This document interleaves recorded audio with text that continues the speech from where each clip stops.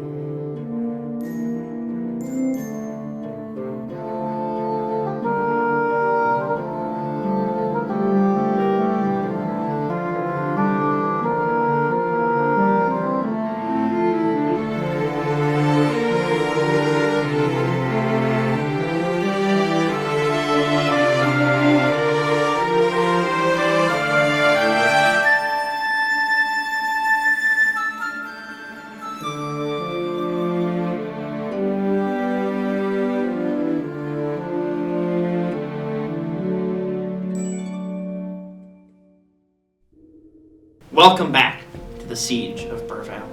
Last we left our woodland warriors, they were celebrating the annual Evensong festival, a celebration of seasons past and of seasons to come. They made offerings to the great spirits, and we saw a little bit of their daily lives in sort of the preparation for this festival, whether that be, training in swordplay, rushing around carrying messages to different places, working in your blacksmith shop, getting very unlucky and suffering a series of unfortunate accidents ranging from paint to combustion, and being celebrated for contributing to the town in many awesome ways, and not feeling awkward about that at all. We got to meet all of our characters, our heroes of Burrvale. We got to see them sort of as they move through the daily rhythm of life in this wonderful little city. And then we got to see them, preparing for the festival in all of their different ways, and having a really wonderful evening, and nothing bad happened. Psych! Nope, that's not true. Actually, a lot of bad things happened, and by a lot of bad things, I mean specifically 2 very bad things.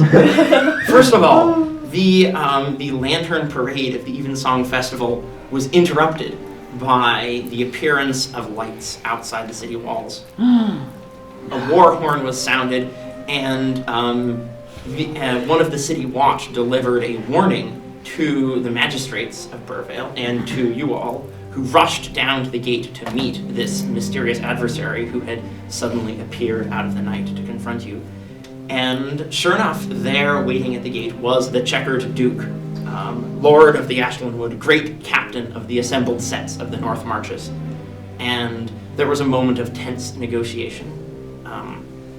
The Checkered Duke demanded that you all surrender, essentially, and that offered, essentially, that if you did, life would go on in Burrvale as normal, with the only change being that allegiance was owed now to a greater cause, to a greater force. I didn't say better, I said greater. Synonyms. Yes. Synonym. Cinnamon. There is no synonym. Yes, indeed.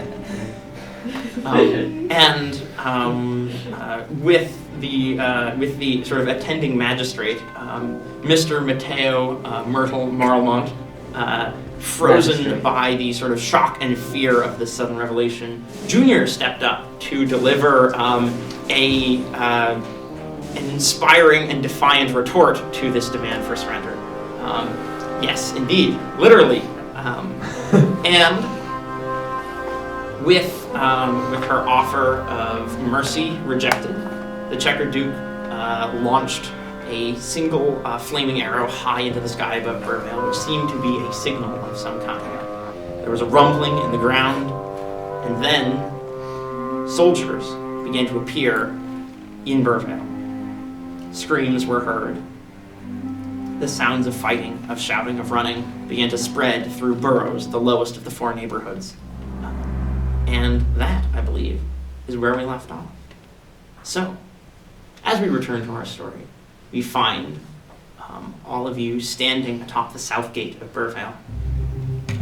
The ramparts are a mix of thorny bramble and sort of wooden hoardings that have been assembled to provide protection for guards, more from wind than from anything else as they make their rounds along the rampart. But perhaps now, for the first time in many years, the defenses will be challenged, because currently standing illuminated by 4 blazing torches in the background, which each illuminate a banner behind them, is the Checkered Duke, this tall badger warlord with a long halberd driven into the ground next to her.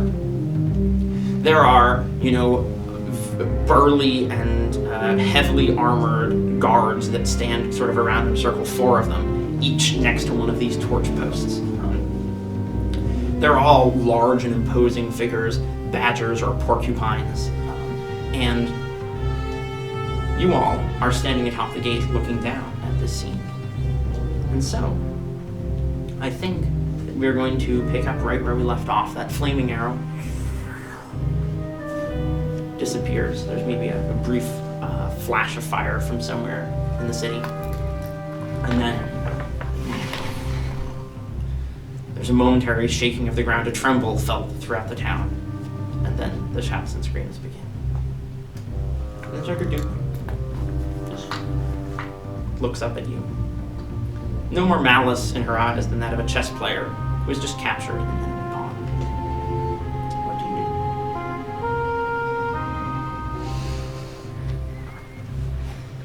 do? Where do we have to go?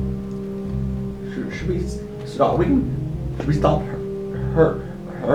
Should we go down? I can't wear this armor. I have to take this off. I have to get my training armor. The fight's not happening here. It's happening there. We have to go there. Yeah. Clive just starts running Yeah. towards. Mom is just like, the magistrate's me. Come on, Mr. M. Caspian is going to linger just a little bit longer than everyone else, just staring at this scene in front of. I'm going to roll a perception check. Would Clive see this? Am I gonna? It's a natural 20. That's I rolled a check for the Checkered Duke. It's my first roll of the day, and it's a natural 20. You're gonna turn around and That's run. great. If they see the Checkered Duke, notice. Yeah, you're sort of looking at everyone else disappears off the rampart, and you're standing there for a moment longer, and you just see. Turn their eyes to be yours. Yeah.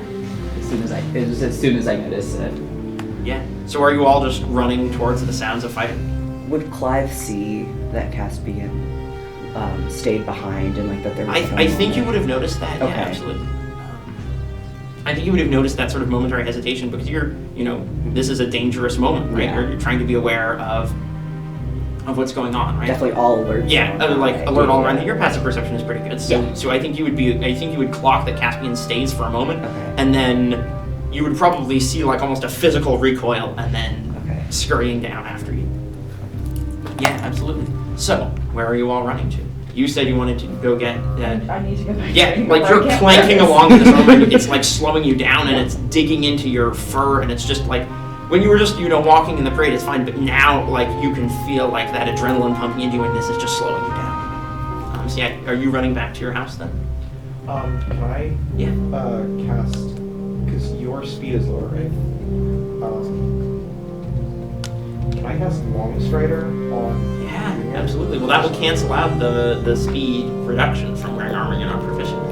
Yeah, so as he was flying, dives back down and grabs a pinch of dirt and just kind of throws it behind you, and it becomes this perpetual, like, little dust cloud to indicate increased speed. And, like, you feel the wind kind of sort of picking up behind you, and Yeah. just a little bit of that heaviness sort of lifts off. Maybe even the cloak that. Oh, yeah, there you put go. on. Yeah, sort of billows out behind you. So you're running back home. Hugh, where are you going? I think I'm gonna try to survey where I hear. Yeah, absolutely. it's from. Awesome. Keep that in mind. Clive, where are you going? You know that your weapons are back home. Yeah, my weapons are back home. Some of my family's also in town. He is going to run as fast as he can to his house, making sure Caspian is with him. And on the way, just in case there's anything, takes out a pickle jar, smashes it against a wall to have an improvised weapon, eats the pickle for fortifying Yeah, nibble. oh yeah, fortifying ferocious nibble. Fortifying, yeah. Yeah, absolutely. So go ahead and roll that. So yeah, absolutely. Yeah. Clive just running, pulls the pickle jar, breaks the jar, eats the pickle. Fantastic. Yeah. I also love the implication that your pickle jars have about one large pickle in I them. think they're like single serving packages. Fantastic. Yeah. Love that. Yeah. Yeah. Oh, they're really he's a small. Yeah, creature, yeah. so they're actually pretty big for him. No, like He it's doesn't a have full-size cucumber for a shrew. It's just. Yeah. It's just it's just one of the Yeah. little tiny ones that Yeah, you yeah. get like as garnishes. Yeah, absolutely. Just eating it along. Oh. It's fine. They get some temporary hit points, and it's just running as fast as he can Yeah, with his awesome. 50 speed, which I don't know how you can keep along with 30. that. Oh. If I dash, I get 60. Okay. Oh yes, because your speed increases when you do a fortifying Yes, it nibble as well. does. So you watch as Clive just boom 50 zips feet. off. Yeah. Yeah. I can do 100 feet in a round if I'm dashing. Yeah, absolutely. I'm probably trying to dash to keep up after Yeah. you. Yeah, absolutely. So you're Yeah. sort of scampering along, winding up some of these, sort of root-carved paths and roads, Caspian. How And- in the name of the spirits does this old man? Pickles. There's the secret pickle ingredient. There's a special seasoning that is extra. This Maserati runs on pickles. It's 4 and 150. Runs on pickles. We gotta keep going. I'm so sorry. I'm so stressed right now. No, you're good. No, oh my goodness, that was. Yeah, no, you're so good. There's an ad read right there. This 4 and Yeah. 150 runs on pickles. That's where his voice comes from. Yeah, absolutely. Runs on Okay. pickles. All right. So, Caspian, you're following. What are you thinking about as you're going? Oh, I'm panicking. I'm freaking out. Delightful. I'm probably just in my head with like seeing flashbacks and just so many things I don't want to be seeing Yeah. Okay. right now. And How trying to- about this? I'm going to offer you a deal. Yeah. You can take the frightened condition and inspiration, or you can Yeah. have nightmare. Yeah, I'm taking that. Awesome. Grab one of those Take you up on inspiration that. points, and until further notice, you are frightened, which means you have disadvantage on attack rolls and ability checks. Currently, usually the way frightened works is while you're within line of sight to your fear, but every shadow is a source of fear for you because every shadow now looks like marching soldiers, maces, swinging out of the darkness, the shape of a tall form. There is no place in the night that is safe for you. I'm gonna try and keep close to Yeah, Clive, absolutely. and I'm going to Clive, I need you to listen to me. Okay. Do you know them? I do. And I know what they will do to this place. Why are you here?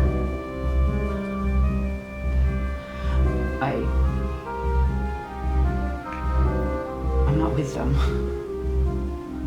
Insight check. Go for it.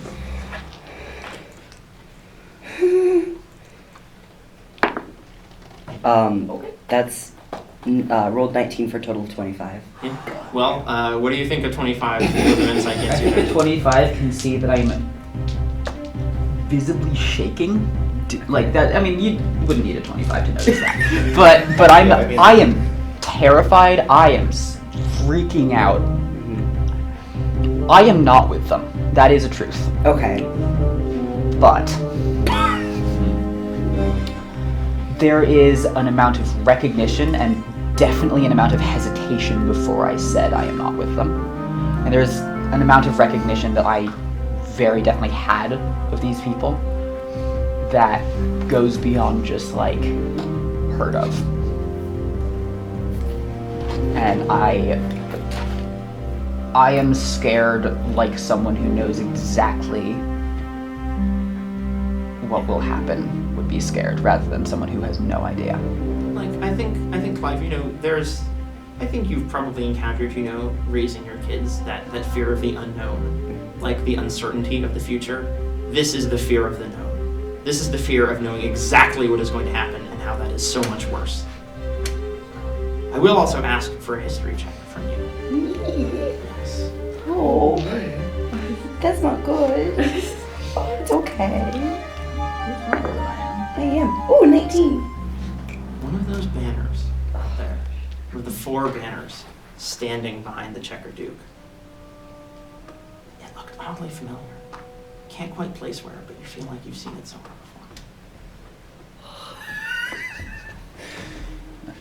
before. So, you're running. So I had. Oh, sorry, did you have No, something it's else? okay. I have a bit more, but it can. Oh, no, go for it, Sorry, I think the conversation that I want to have would work pretty well if we get to your house and have it inside. Perfect. So if other people want to keep going, I'll do. I'm trying to get a direction from everybody, and then we'll come back to. So, Cedric, yes. I think that as much as Cedric doesn't like people and gets stressed out by people, I think under intense situations of pressure, suddenly something comes to them, and I think they think back to what the Roots said to them earlier that day about being afraid, and also of what the Archon said. Would Cedric know if it is supremely taboo in this moment to go into the shrine where the Archon was and try to investigate to see where she went? So, usually people make offerings outside the shrine, but only the Archon ever enters it. It is up to you whether you think Cedric thinks that in this moment it is more important to stick to the way that things have been done, or to seek out the Archon in the hope that she might be able to stop what is coming. Oh boy. I'm imagining this like tiny little frog standing in front of a massive door, just, like, looking up. I think that's what it would be. I think like something would just like bring him there, and it's that moment where you're like, how did I walk all the way across the town and they're now here at the shrine? And I think he'll step in. Absolutely. So there is a moment as you, like Cedric, you're sort of looking around in this chaos, and it's very strange, because you just, like, the chaos is overwhelming you. You're just sort of like, trying to get to where you're going, and you like stumble and put your hand against a root of the tree, and then a moment later, you're standing on the rock in front of the shrine. You don't even remember how you came to be here. You don't remember walking up the path. You don't remember taking the routes that you normally do. You're just there, and you can see it sort of alone, isolated. The lanterns lie scattered and abandoned on the ground. And you just walk up to the door.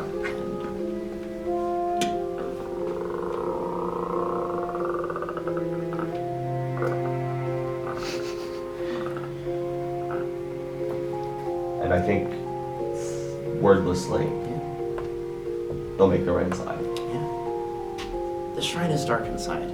There are no windows. There's a faint smell of incense, of herbs in the air. And along each of the 7 walls high up, you catch faintly from the light of low-burning candles carvings and inscriptions. There are offerings and old coins.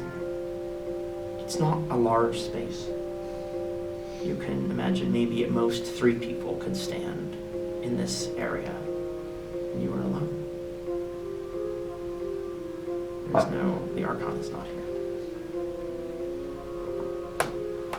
Well, she did have a way of moving around without really moving. I'm just gonna look around to see if I find any just trapdoors. Yeah, make a. I think this is investigation. If you're looking for like trapdoors or secret passages.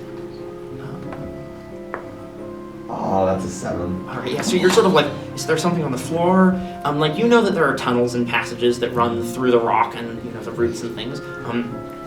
And you sort of are feeling around, and there's just this frantic feeling of like, if I find the Archon, she must know what's going on. And I think probably as you're moving around, sort of looking around, you don't see anything, and you sort of like maybe like a little corner of your cloak catches on one of the incense burners, and it sort of rolls to the ground, and you can see like the vapor sort of drifting up. And for a moment, you just hear, Cedric. And you watch as it shapes the incense, takes a form, and you can see for a moment a tall, thin figure with white fur and a long mantle. Robes of some kind, brown, like yours. And an acolyte of the loam, maybe? With a staff, not unlike yours. And then it's gone, and the incense drifts away. Oh, sorry. Oh, did I interrupt their afterlife? No, that's not. Calm thoughts. Okay. The Archon is not here. She knows what she's doing. You have a responsibility to Burrvale, and the tree needs you, and the great oak needs you, and the spirits need you. So you are going to go to the base where you hear all the fighting, and you are going to kick those badger butts, and it's all going to be okay. I'm just gonna look around at the shrine. Yeah. Thank you, great spirits. Bounce. And I believe silently as to when and Cedric is going to go out and make.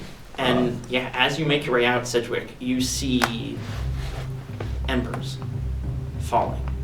Because as you step out and have this great view over the city, you can see tiny winged shapes dropping down and then releasing burning embers and pitch down onto the town. And we are going to jump over to Hugh because you are airborne in the middle of dogfights that are playing out around the tree. As you see some of the other messengers and people who are flying around are like they've got brooms and pitchforks and things. They're like trying to fend off these airborne dive bombers. Burning pitch goes splattering down onto buildings below you, and you can see roofs catching alight as you're just sort of soaring and dodging in the midst of this chaos. It's not much of a fight. It's clear that these sort of aerial assailants are here to burn the town. They're not interested in fighting. Many of them pull away as soon as they're confronted. But the fires are beginning to spread across the root worm, and some of the sort of more structure-like homes of burrows are also catching alight.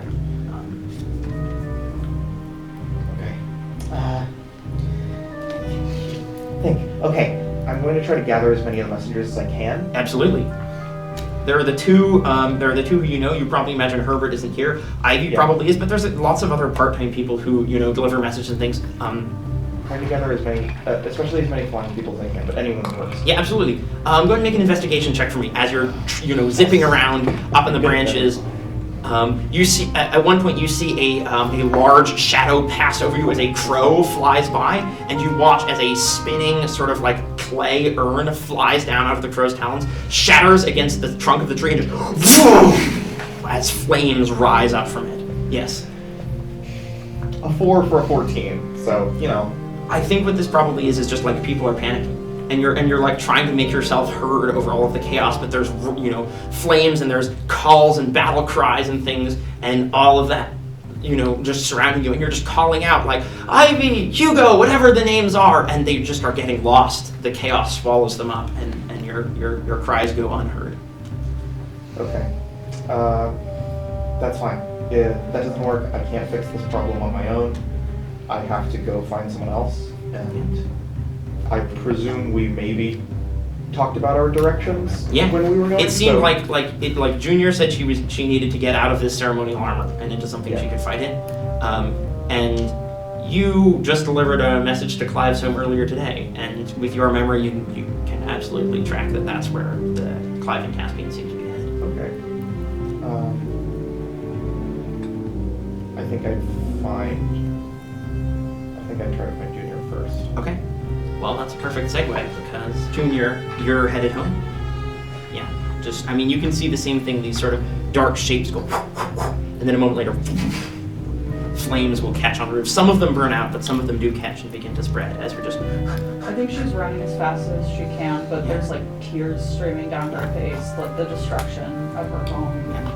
The helplessness of it. In a moment, it has gone from like this wonderful evening of, ceremony and ritual to chaos, fire spreading everywhere. And you just,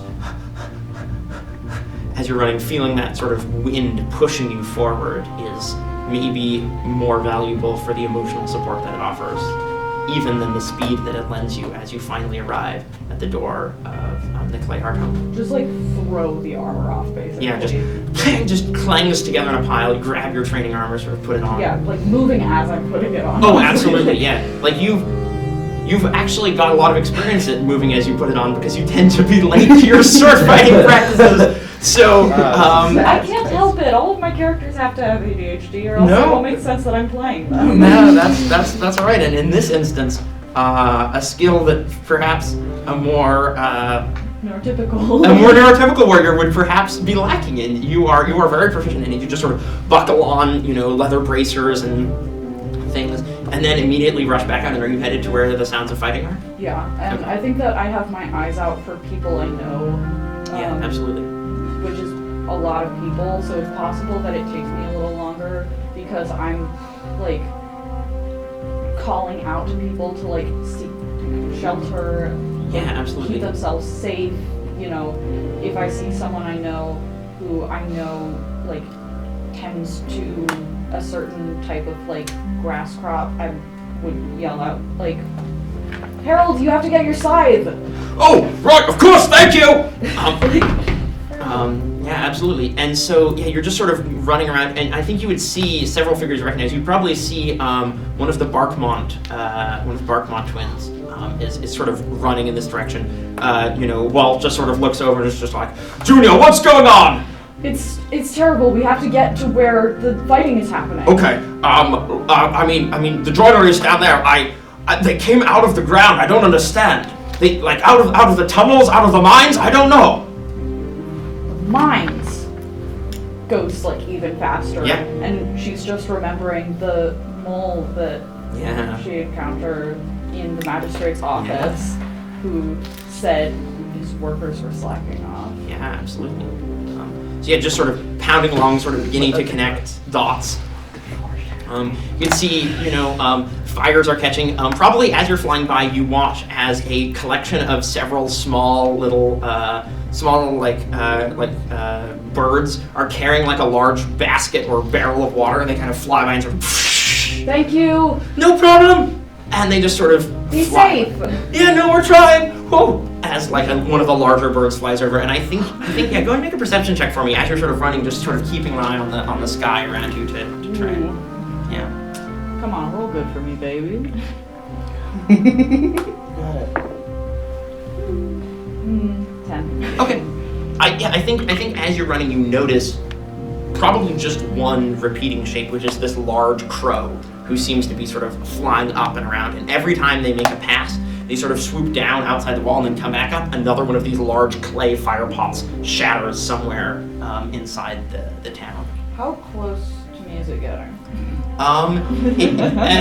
If you wanted to try and follow it, you could probably get pretty close to it. At the moment, it's making passes above you, heading it's mostly how high above me? probably 100 feet. Yeah, because right now you're sort of in the bottom of the root warren. It's mostly hitting buildings and towers with these things. So, would you like to do something? I think as I'm seeing this shape going by, I'm going to cast Guiding Bolt. Absolutely, go for it. Give me an attack roll here. No, that's a first level spell right now.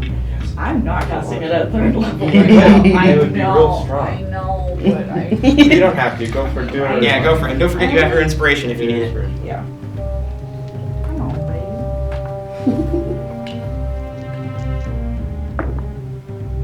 Okay, I'm gonna use my inspiration. Cool, go for it. Yeah. What was it? That was a 3 on the die. Actually, wait, before you roll, I think it's time for Crucible Roll! Did someone get a camera here? Oh, perfect, thank you. Sorry, How do I able to Yeah, there we go. I know how to work technology. All right, let's go. Come on. Old style. Okay, here we go. Well, I well, have well. a +7 to this. Cool. Dirty 20. Hits. Give me some damage. Okay, that is 4d6 radiant damage. Awesome. And advantage on the next attack. Yeah. Guiding bolts are good. Yeah. Yeah. Spellcaster. Yeah. All right, yeah, go for it. Hey, with this character, I get the best of both worlds. It's Yes. wonderful.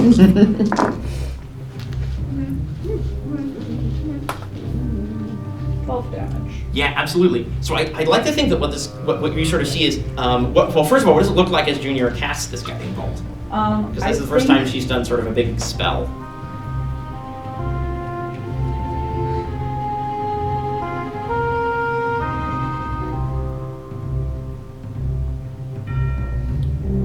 I think as she's running, she looks up, sees the same shape going over, and is just thinking about what kind of person would ever want to do that, and just goes, not here.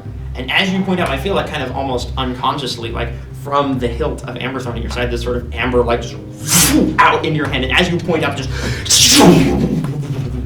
arcs out, and you sort of see it curve at following the path of the crow, and then impact. And it's not a huge amount of damage, but there's this sort of lingering amber aura, and you watch as it follows the crow for a moment, and then an arrow. And you watch as the crow falls out of the sky. Yeah, absolutely. That was epic. Are you just running? Awesome. running. Yeah, All of absolutely. that is happening while I'm moving, by the way. I mean, you put a target on something, and someone is gonna. We're winning. We took down one of them. They're all That was the one main guy. Yeah, that One was guy. that Alright. was the one. That right there, that guy is even more important. Yeah. than Checkered Duke. That's the long snout mace guy right there. Yeah, that's- It wasn't the long snout. It was clearly. It was a Yeah, it was beak. obviously a beak. I was just trying to Yeah. mislead you. Yeah. Anyway, Clive Caspian running homewards. The sea kids. Yes, The exactly. sea kids. The siege. They're older than you. Team Double C. Oh my gosh. Alright, yeah. So Clive, I think you probably make it home first. Yeah. Sort of throwing open your newly blue painted door. And just putting on armor as fast as I can to give me one more AC. Yeah, let's go. Yeah. Grabbing the meteor dart. Yeah. Hammer thing. Yeah, absolutely. I have cool weapons. And just like, probably by the time he's finished donning the armor and getting a weapon, Yeah. Cassidy will probably catch up. Well, light armor only takes 1 minute, so Yeah, it's yeah, super it's true. fast. Yeah, get in through the door, just close it behind us. Sir Greenborough. Did you know this was going to happen? No. I did not. I didn't think it would. I didn't think it would come here. I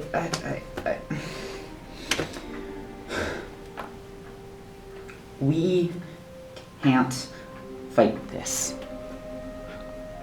We can't win. We're not. We will. But no. That is a legion of well-trained, highly disciplined soldiers. This city, cannot hope to stand against that. My family is here. We have to win.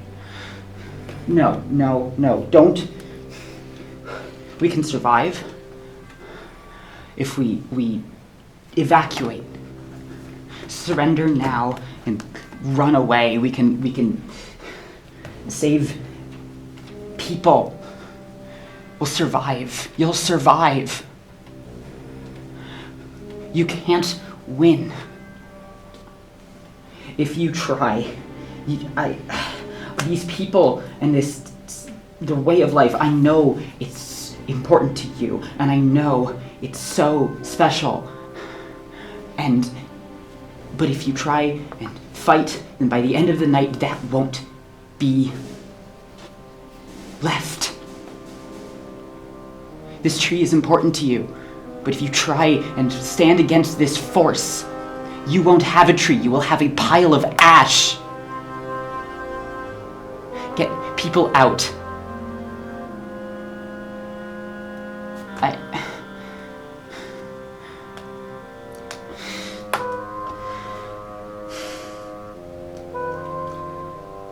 This will not end the way you want it to.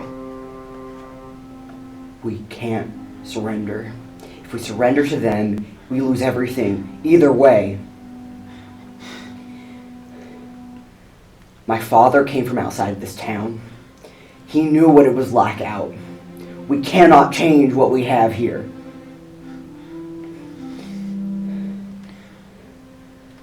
I have to get to my family. I have to make sure they're safe, and then we...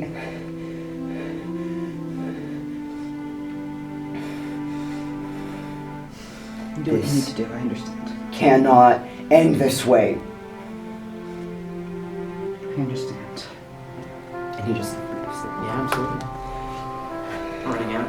I mean, there's that ever-present worry in the back of your mind about, all of your children and how they're doing. But, if there's one thing that you taught them, well, if there's two things that you taught them, it's how to, take a fortifying snack when you need it, and how to hit somebody real hard. Yeah. So, He's What a good dad. he's gonna head first to Elsie as the younger in town. absolutely. and Where does Elsie live? Somewhere in town. Probably, I'd imagine Elsie lives close, but like a medium distance away from Yeah, Clive's absolutely. house. Yeah, well, as you run out, what is Caspian doing? We'll get back to that in just a moment. I'll just watch the door as it slams shut, presumably behind you. I'm gonna take maybe 30 seconds and just standing there, just hyperventilating. Yeah. Go ahead and make a wisdom saving throw for me. See if you can clear that frightened condition. Don't forget you still have the inspiration from it. 17 plus 5, 22. Yeah, you got it. And do you have an inspiration point over there? Okay, I do. good. Yeah, awesome. Okay. These people need help. And I'm going to turn to the coat hooks. Yeah. I'm going to approach and I'm going to reach out for my cloak, this navy blue long cloak that's been torn to shreds at the very end, and I'm gonna lift it up off the hook.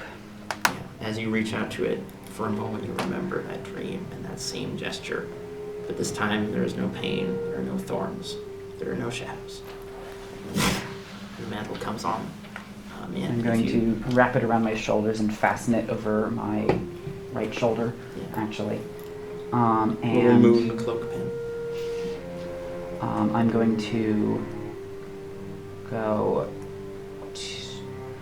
where would the chest of my belongings be kept in Clive's house? Well, you're staying in the bedroom, like the only room that is designated as a bedroom. I'd imagine it would be in there.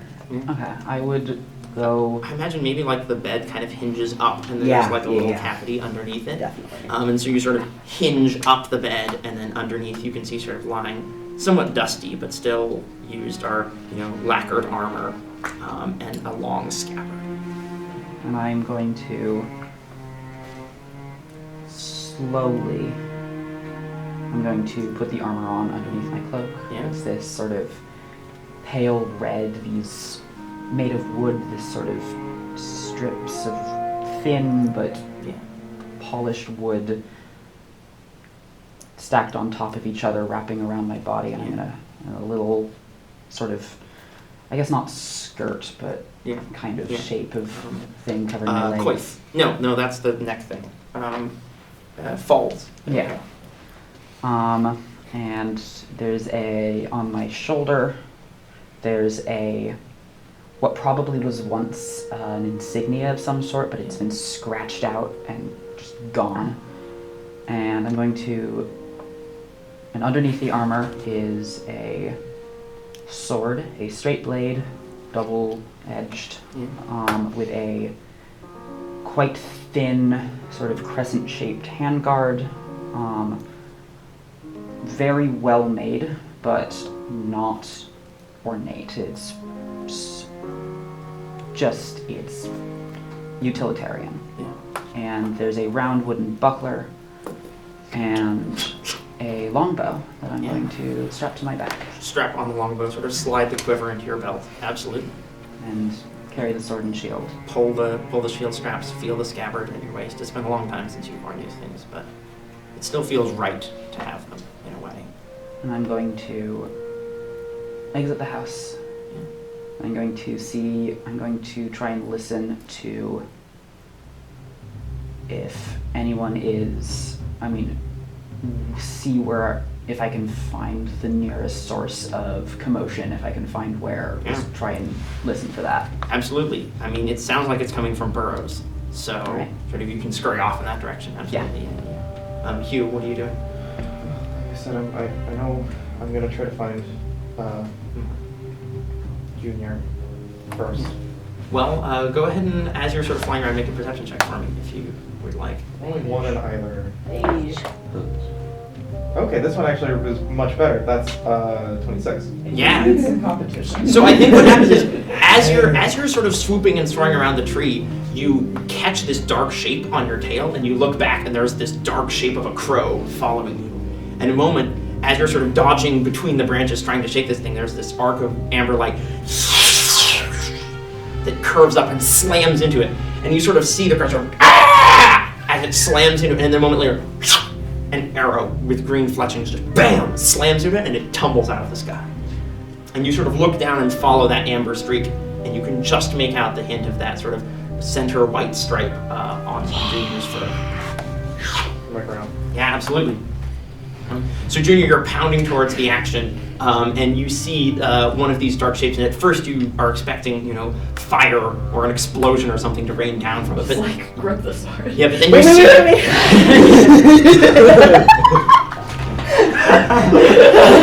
So that's how you died. Oh, sorry. That was really good. Okay. We have to go. Yes. Okay. Let's go. So yeah, Junior, you're running. Hugh, are you going to fly ahead and try and survey what's going on? Yeah, I'm gonna try to look for anyone else. I know we have to do this as a group. We can't be scattered. Absolutely. Well, while you're doing that, I think we're going to come back to Clive because you are going to go find your family. Yeah, I'm gonna find Elsie Yeah, first. absolutely. How old is Elsie again? Elsie is in the second youngest litter. Okay. So about like shush. How many? 8 Kids are children. litters. Children.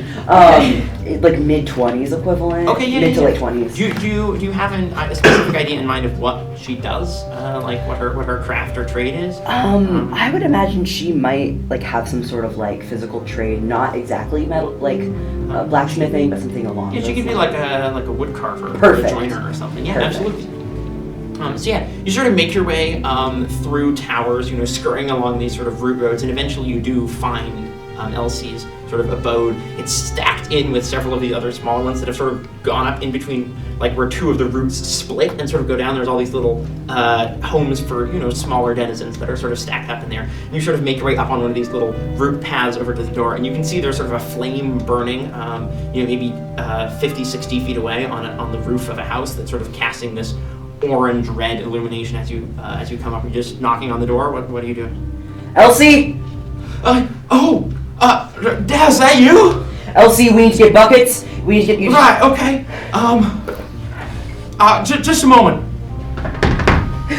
You hear some little, shrew legs moving, and then Elsie comes out with this massive barrel, sort of like, and it's just like, Yeah, she does. I was working on this for the Coopers. Is this good? Should I go get water in this? Water. Are you okay? I'm fine. There's a fire over there, but Do you know where Beatrice is? She one of the magistrates came by, Brightleaf. She said they were falling back to the tree. They were gonna hole up in the magistrate's hall. Okay. I need you to go there. I'm gonna deal with this. Okay, do you want this barrel? You should take the barrel. It's just like, be safe out there, okay? Yeah. I'll be okay. Grabs a broom. I'll be fine. And she runs off. I'm just gonna try to put out the fire. Yeah, absolutely. Go ahead and make an athletics check for me as you're, running with this heavy water barrel and then trying to climb up and throw it on this fire. Yeah. Oh, it's a little. You climb up, you sort of splash the water, but the fire is just getting out of control. You're like trying to put it out, and you realize that your efforts would be better spent elsewhere. You sort of quench half of the flames, but there are other people who can do this, right? You can see fire brigades sort of beginning to be organized. People are slowly, like small groups of people are beginning to get organized to try and fight many of these fires. And the wind is also picking up, which is both a good thing and a bad thing, because some of them are blowing out and others are spreading. So, I think you would recognize that maybe this is not like one person alone can't make a huge difference here. Yeah. Then he's gonna try to find probably find Junior. Yeah, absolutely. Thank you.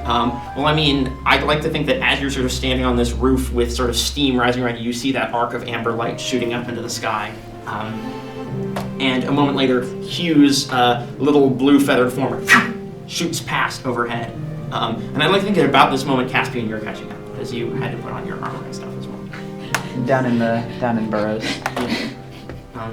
Yeah. So we have Junior and Hugh who are together, and then Caspian, you can join up with them, and then Clive, you'll be just a little bit behind. All right.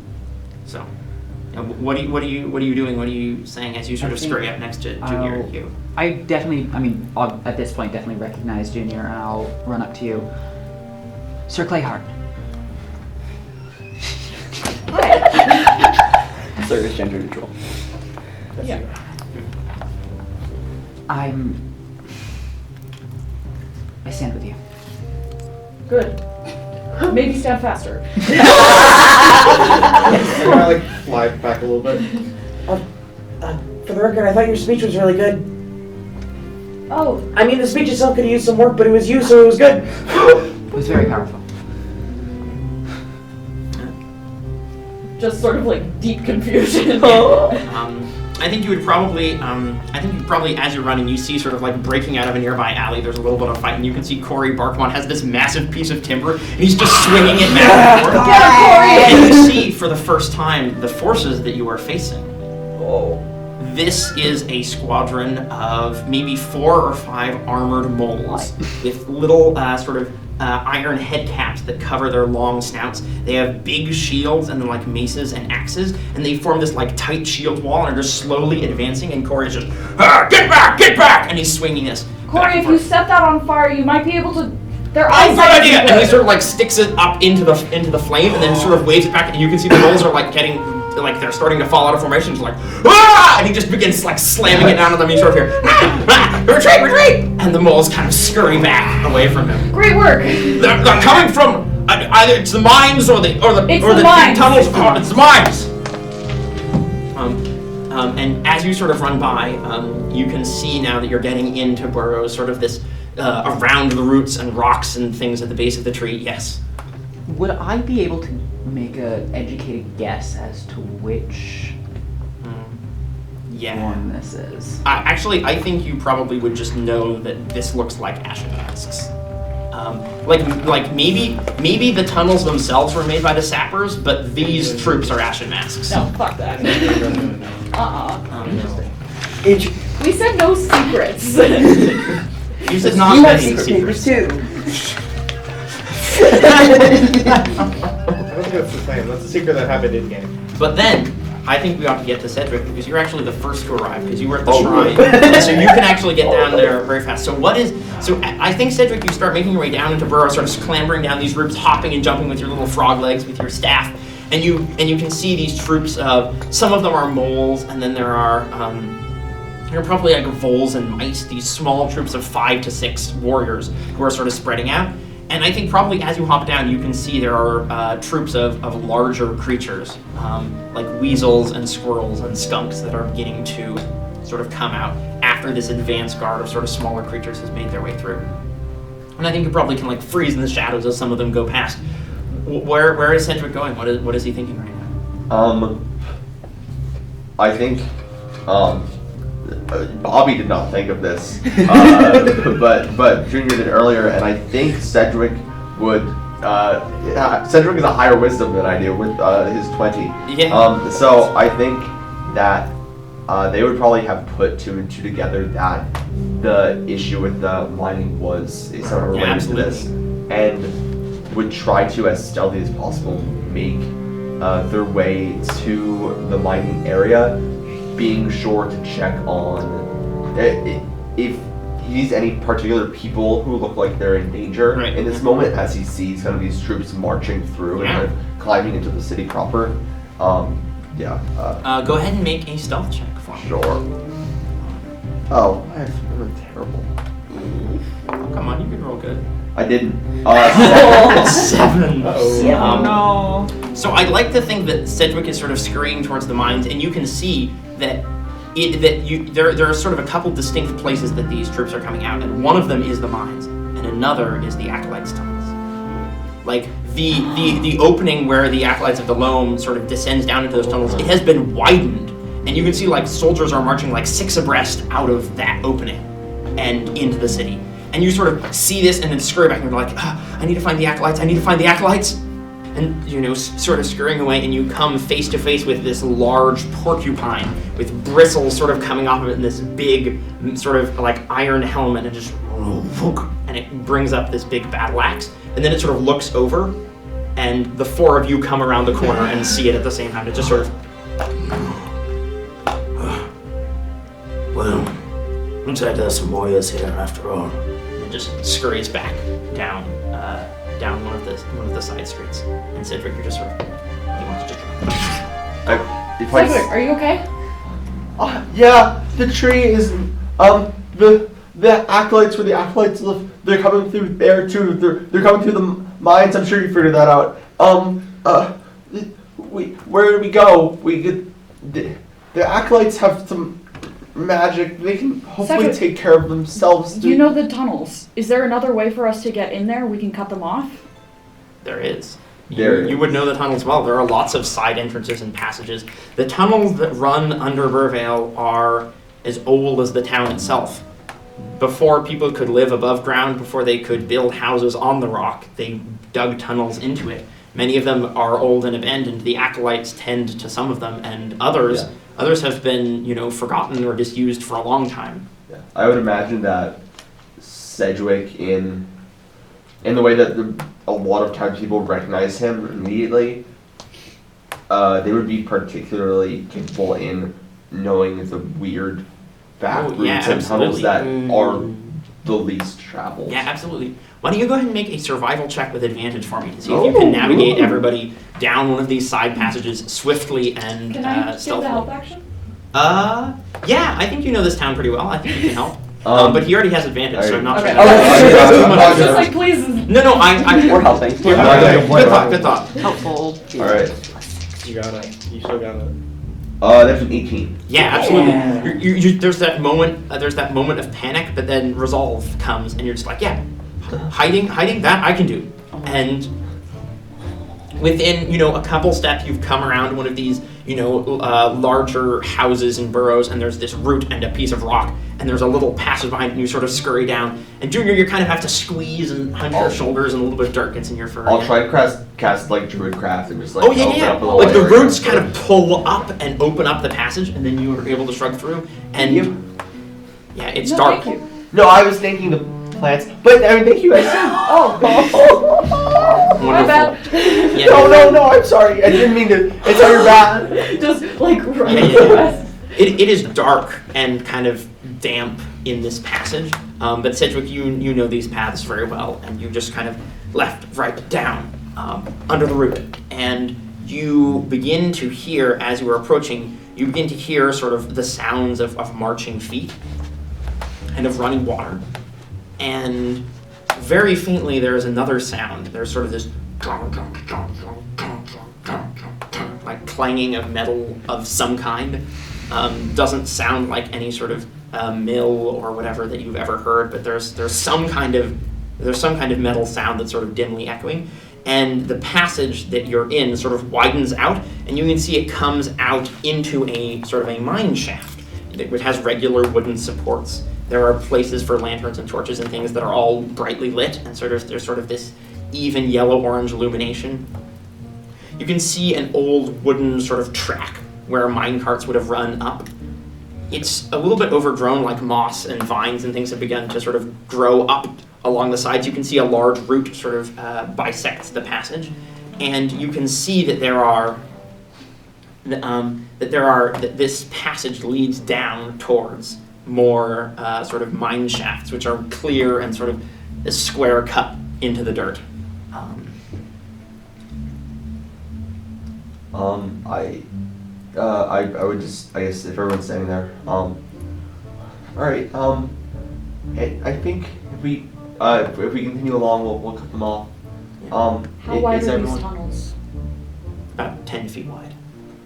So, wide enough for two normal people to sort of pass each other. Most of the people who work down here are moles, but there are other sort of digging creatures that come down here. I think I have something. As you're thinking about that, Hugh, you sort of glance around quickly. Like, being in an enclosed space is not great for you, but your senses are still very keen, and you can see that there is the faint light of lanterns or torches of something moving along the passage that already passed you, like a company moving along this tunnel past you ahead, and you look down the tunnel and you see bright lights coming, like there's another one approaching. We're about to get closer. Okay. Okay. All right, everyone, take either side of that tunnel. Stay quiet. Either side. I'm going to jump when they come through. I would like to Yes. prepare an action. Absolutely. Which is, I would like to prepare hypnotic pattern. Oh yeah, absolutely. So, are you going to stand in the center, or are you going to like Caspian? You're already like pulling into one of these sort of side shafts that branch off. Are you going to try and hide and ready and prepare this action, or are you just standing there and just gonna hit them with the spell? I think I'd like to hide because I'm hoping that we can surprise them and make it harder for them. Absolutely. In that case, I'm going to ask for a stealth check from everybody. Ooh, I'm great at those. Who feels least confident in their stealth check? Probably. I'll give you. What's my stealth? Guidance. Ooh, thank you. That's a D4. It's a D4. Right? Okay, okay. What was your stealth mod? My stealth. Where is it? Hello. Hello. Dexterity. I mean, I'm assuming I you have have a a positive score index, right? Stealth. That's true. Yeah. Mine's Well, negative not 1. Dex. Dex I have Well, you have, 0, but Oh, I okay. have the yeah. yeah. Okay. All right. That's not very good at all. Okay. 5. That's okay. See, everything all right? Oh. No. Ah, well. I mean, It's fine. Hypnotic pattern has a range of 120 feet. I don't think it actually impacts your plan that much. It's just, Yeah. I mean, it kind of makes sense. Junior is big, and these tunnels are unfamiliar. Very, like- Clive, did you add your D4? Yeah, 13. Cool. What? It canceled out my. Oh. You canceled out your negative 1. So I rolled. Okay. Yeah. Yeah. And 16. Caspian 16. And I also got a 16. Excellent. And Bobby, you had a thing? Before this all goes down, you see Sedgwick kind of spin his staff around, plant it into the ground, and you see as the kind of bramble hand that's climbing up their face kind of releases these spores as kind of brambles start floating around him, Yeah, and kind of various shaped pieces of bark, thorns, various items. And I'm going to use my symbiotic entity. Yeah! So I think most of you would never have seen anything like this because this sort of white sort of hand of root and wood that's clawing Sedgwick's face, sort of grown into the frog skin there, begins to like peel open and and like these green motes of light and pieces of bark and thorn just sort of appear and begin to orbit their head and just sort of swirl around them. Yeah, absolutely. And I will gain 28 temporary hit points. Nice. Forgot about that. And for as long as I have those hit points or until 10 minutes, whenever I deal my Halo of Spores damage, which is whenever an enemy walks in past me, etc., I get to add extra damage, and also whenever I hit with melee attack. Yeah. Awesome. And because of that, I'm going to position myself as close as I can to where they're coming from. Absolutely. So when the first one comes through, I'm gonna... you see Cedric sort of very uncharacteristically sort of bravely scurrying up and standing with their staff ready. And It's possible that the reason Junior fails the stealth check so badly is because she's like, yes. And I think that as this all happens, and as you all sort of take your positions of cover, you can see the first sort of one of these, soldiers of this troop sort of comes around a corner. There's a little bit of daylight sort of shining down through an opening between some roots, and you can see some water flowing there. And as the soldiers sort of come around the bend and face you, you can see there, this is a troop of weasels. So all of them sort of have brown fur, they're sort of long, sort of slinky bodies and tails. They have shields, they have spears, and they're marching in this tight formation. And they come around the bend. And before you cast your spell, before your ready to action goes off, I think that we should get our map set up. All right, you should all be able to see the map. I've sort of positioned you more or less where it sounded like you were planning to be based on what you described. You can see that there are these troop of 6 weasel soldiers who are making their way down this path. To just briefly give some context for the scenery that you're seeing, the mines beneath Burrvale are not very deep. You know, they're at most maybe like 20 or 30 feet below the surface. And in this place, the roots have kind of split open above, and so there's a little bit of dappled sort of torchlight that's filtering in. Obviously, it is sunlight on this map because it's not a perfect map, but it is a pretty darn good map, and I think it is actually worth mentioning that this map comes from 2 Minute Tabletop. I've been using I've been using 2 Minute Tabletop maps and tokens for years. They are fantastic. They made DMing during COVID so easy because all of the battle maps were gorgeous and fantastic. Every game that I've played with, I try to use these maps because they are fantastic, and I highly encourage you to check them out at 2minutetabletop.com. Now, getting back to the business of our encounter here, these sort of square passages are supported out of earth and sort of rock using wooden sort of square mine posts, but there are also natural openings that have been eroded by the water.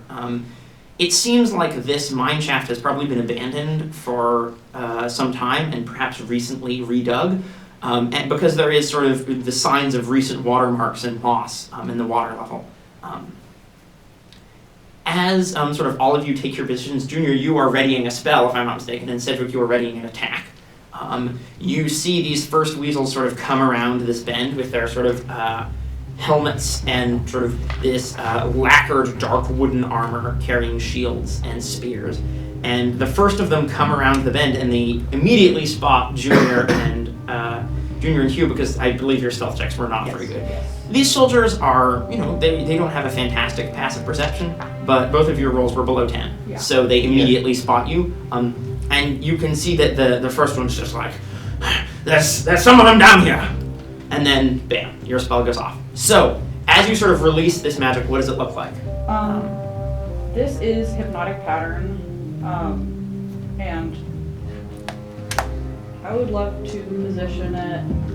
Yeah, I believe it's a 30-foot square, yes? 30-foot cube. Okay, just a sec. Would it be possible for me to center it? Yeah, pretty much. So you're not going to technically you can go... Oh no, it's 30 foot, so it'll actually have a 15-foot radius because we're talking D&D size. So you could put it like that, but you probably want it like that. Yeah, so that I want to make sure that I get the first people, but however many people I get is... You can get the whole troop, it looks like, and you just missed Sedgwick right there. Yeah. So, absolutely. Awesome, yeah. I want to 15. wreck all of them. Yeah. So, sort of, what does the actual magic look like as you cast it out? I think that Junior puts her hand on Amber Thorin and not out of the hilt, but out of her throat, her vocal cords, comes this golden amber light that turns into visions of stories of the clay hearts that came before her and of the majesty of the town. Yeah, absolutely. And the idea with Hypnotic Pattern is to stop people in their tracks. So my thought is that people are hopefully stunned basically by the beauty of the stories. Absolutely, yeah. I think it probably starts as sort of this soft amber gold glow and then intensifies as it rushes down, sort of sending these rings of light shooting down along the passage and mixing with the torchlight coming down from the night sky above, and then just sort of blasts into the front ranks of the weasels. And I'm going to roll some saving throws here. So I have to make 7 wisdom saves. I'll do the 6 mooks first. These are just Checkered Legion soldiers. They have +0 to their saves. So 2, 18, 10, 13, 2, 17. So I believe the 2 successes? I think it's 2 successes, 4 failures. Yeah, okay, 17 and 18. So I believe that was the second and the last one who succeeded. So everyone else is going to get this little hypnosis token to show that they are currently under the effects of the hypnosis. And does that last there? Yes. So Junior, you were concentrating. Yes. So incapacitated and has a speed of 0. Yeah. The spell ends for an affected creature. For an affected creature, if it takes any damage or if someone else uses an action to shake the creature out of its stupor. Yeah, and then I also have to roll for that guy at the back, who is the Ashen Mask Vanguard. Oh, good. Also has a +0 to this save. That is a 7, so the Ashen Mask Vanguard fails. Whoa. That was crazy. Good spell. That's a really good spell. Thank you. Yay. I'm gonna mark off one of my 2 third level slots. And I will give you a concentrating token, so we know that you are. Let's see what we go. This little flag for concentrating. Yeah, absolutely. So this wave of sort of gold and amber energy, and you can almost hear like the echoes of voices of Clayhearts and of heroes of Burvale, of ages past, sort of slam into the weasels. And as sort of these soldiers, they sort of start looking around. You can see that their sort of movements, which were very sort of jerky and rigid, soldiers' movements, slow down, and they just sort of look around, seemingly entranced by whatever vision is playing out. I think all of you just sort of see this faint, like, amber pollen dust glow hanging in the air around them, and it's not clear exactly what visions they are witnessing. And then, Sedgwick, you also have a ready action. Do you want to jump out and attack this person? There's one who has not been hypnotized right in front of you. If you I wanted to go for believe what I said pre-comment was my action was to activate somebody like Envy, and I was going to hold or just do my reaction, which is just when they come within 10 feet of me. Oh, perfect. So it's when they move. What you can do is essentially, just to clarify, if you damage a creature under the effect of hypnotic power and the effect ends, there is one who has come within 10 feet of you who is not under the effect of hypnotic power. If you wanted to hit that one, can you tell me how this works? Then I will. So I will cast out my Halo of Spores. So you have to succeed on a DC 16 Constitution saving throw. And this is just a regular guard. They got +1. Nice. That is a 20. Yes, that. So I believe they'll take half damage on this. I'm not completely certain. Okay. This is just an ability for myself. Yeah. But That that's makes okay. sense because it's kind of a it's kind of All a of cantrip another. amount of damage, so it makes sense that it would. Yeah. So Sedgwick, you sort of thrust out these spores, but these are trained soldiers, and the soldier brings up their shield, and they just kind of spray against it, and you can sort of see them, the green and brown, sort of clinging to the black surface of the shield. I think Cedric is partially,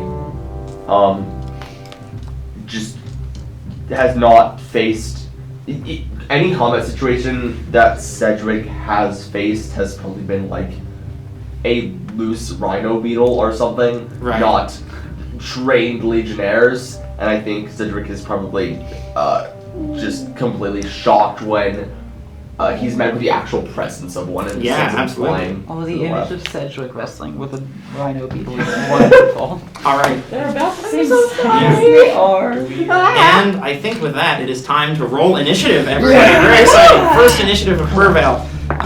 So roll your initiatives and then hold them for me, and I will put them in. Another excellent tool for any DMs out there looking to level up their combat game, D&D Beyond. I'm sure you've heard about it, but it really is great. Everyone wouldn't be talking about it if it weren't awesome. So I highly recommend you try that. What's this D&D thing that you're talking about? Is that Beyond part? Yeah. Is it like beyond? What's More the than N? What is the end? Yeah, what does What's the N stand for? It's just that a lot of people spell it like that and they're wrong, but You would think that. What? all right. So Hugh, your initiative. Is the stat. 9. Go ahead. Wow. Junior. Oh, 12. Okay, 12. 12! Clyde. 16! 16. All right, we're going up. 16! Staying the same. 13. Oh. Okay. You probably go first. And then I have to roll for a couple people back here. Oh. That's a 18, Oh, You can okay. fight. Oh. a 7, and then these guys have advantage. What? 19. Huh? There are 3. No, there are 2 things on this. There are 2 types of things. I don't know. I'm only rolling 2 That's initiatives. weird. Yeah. Weird. That's a little That was scary. 11. I don't like that. Okay. Maybe the 18. It's probably our is gonna allies. help us. Yeah. Yeah. Your allies are going to show up. All right. Oh, perfect. Okay. Right at the start of the combat. So, as these soldiers come down, as these Checkered Legion warriors make their approach, during you blast out this magic and sort of enraptures them with memories and tales past. And then Cedric, I think you're probably the only person who can see this, but you notice a scrabbling across the way from you over here, in sort of near the water and the roots. Ooh. And you can hear that is a place where one of those, and you can sort of hear that that sort of metallic sort of sound is coming from. And you watch as poking out from behind the rock over there is a mole with big goggles on and a bunch of like gadgets and gears and leather belts and straps. And We have a mole in our operation. Oh, they're so Using cool. moles for evil. They might not be That's- evil. and it's going to attack you. It's great. Oh, Do you think it's evil! So I have a question. We heard sappers before. What's with a S? That is an hardly. 15, 20, 25. So I That believe was a good joke. this first one of the sapper set engineers is going to run up, and you watch as they pull out like a little clay pot, and they just kind of throw it at you, Cedric. And I need you to make a dexterity saving throw. That's They the are funnel. evil. That's the music for the. Um. Sorry, I keep saying the thing. Oh, that's a natural one. No. Oh, You roll just- 4. Maybe. No, that still fails. You sort of look up just time, and the pot shatters on you, and just like sap gets all over you, and it's like pitch. It's almost like tar, and then it's very sticky and gloopy, and it just gets all over you. And then you watch as the sapper set engineer pulls out like a little match and just, and they're going to throw essentially a bunch of flaming coals at you and try and light you on fire. Oh no. That's so Make an good. attack here. Does a what is this attack? Does an 18 hit you? Yeah, that's me. Okay, so you're going to take 1d10 fire damage, and then you're going to be on fire. Oh, so good. You take 8 points of fire damage, and you are on fire. So Stop, drop, and roll. Stop, drop, and roll. Luckily, that You just have eats 10? into my temp hit points, but I am on Yes. fire. Find a appropriate fire On symbol. fire. You're Alright. on fire, Sedgwick. Thank you, citizen. If you got that reference, good for you. How about that one? That one looks like fire. Yeah. So essentially, Sedgwick, you sort of attack, and then immediately the sapper pops out and sets you alight, and then is going to use the remaining 10 feet of movement to duck back in there. Oh! Um, So it sounds like when Cedric's burnt by fire. Yeah. Oh! Then it is the soldiers' turns, the legionnaires. There are only 2 of them who are currently sort of working. The others are currently enraptured by the hypnotic pattern. I'm actually going to roll for them to see if they can figure out. They look at the moment confused, like they can't quite understand what's happened to their comrades, and it doesn't occur to them to try and shake them awake. They're in combat mode at the moment, and so what they do is they're just going to charge forward, sort of jostling and pushing through their comrades, so 5, 10, 15, 20, 25, 30.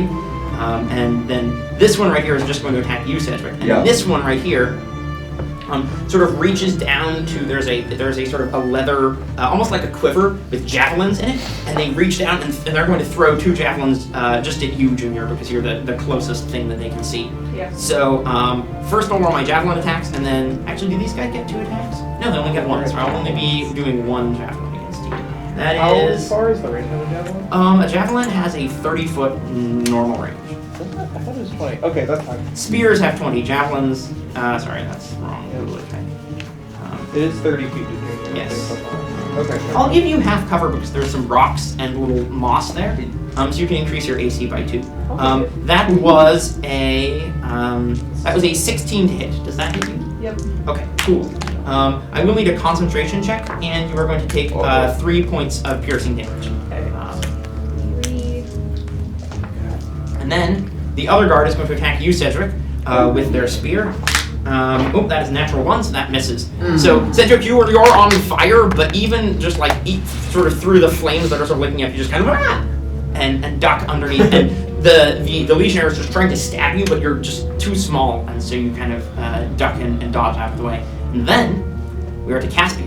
Concentration Yes. is Constitution, right? Yes. Yeah. 12. Yeah, you're fine. Just DC 10 for So I'm going hypnotic pattern to stays. briefly turn to Hugh and say, you're fast. Go up and around these passages, see if you can flank them from the side. And I'm going to step out. Yeah. And I'm going to raise my longbow. I'm Yeah, going to absolutely. take, and as I'm sort of running forward, going to take a couple shots at the nearest weasel, and Would you like me to move you? Where do you I want just to moved everyone. Oh, that's right. Well, I would recommend Control Z. I don't have Control Okay, Z, I will put that's everybody back. Woo! That's right. Our apologies. You move your just move yourself to where you want to be, and There we go. yeah. 1, 2, 3. Be there, I think. perfect. Yeah, just sort of scurrying forward. And pull out as your I'm longbow. as I'm running, I'm going to take 2 shots with my longbow. And who are you targeting with these? Just the two guys in front? Furthest forward. Furthest forward. All right, go for it. First one to the furthest forward. Cool. That's a 14 to hit. Unfortunately, does not hit the legionnaire. Raises up their shield, and the arrow thuds into the black wood. All right. Attack 2 with same person. 15 to hit. That does hit. Yay! Good job. I found their AC. And you don't need to roll damage because these guys are minions. So you sock this guy with an arrow. Bam! Falls backwards, dead. And I'm going to shout. Alrighty. And I'm going to call out. Get away from him! And I'm going to cast Sanctuary on Cedric. Oh, Sedgwick! Oh, wonderful! Very good. Yeah. You see the mantle sort of flaps out for a moment in your direction, and you feel sort of a cool mist setting in around. And as I'm sort of running ahead of people, those of you who are behind me, is this okay for me to ask to call for a potential perception check? Absolutely.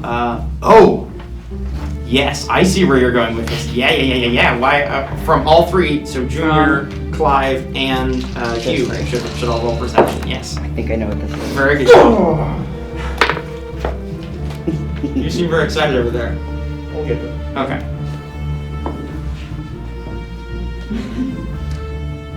Clive? 23. 6. Cool. Crit for 28. 28, alright. Whoa. Well, I mean, Hugh, you were one of the first people to sort of look out over the Checkered Duke's forces when they were originally arrayed before you in front of the gate. And Clive, you've had a nagging feeling in the back of your head that you recognize one of those banners from somewhere. And so, of course, what both of you see as Caspian surges forward, drawing back their bow, is a dark blue mantle with an emblem on it of a crescent moon, 3 diagonal stars, and a long straight sword beneath it, which was one of the 4 banners hanging behind the Checkered Duke.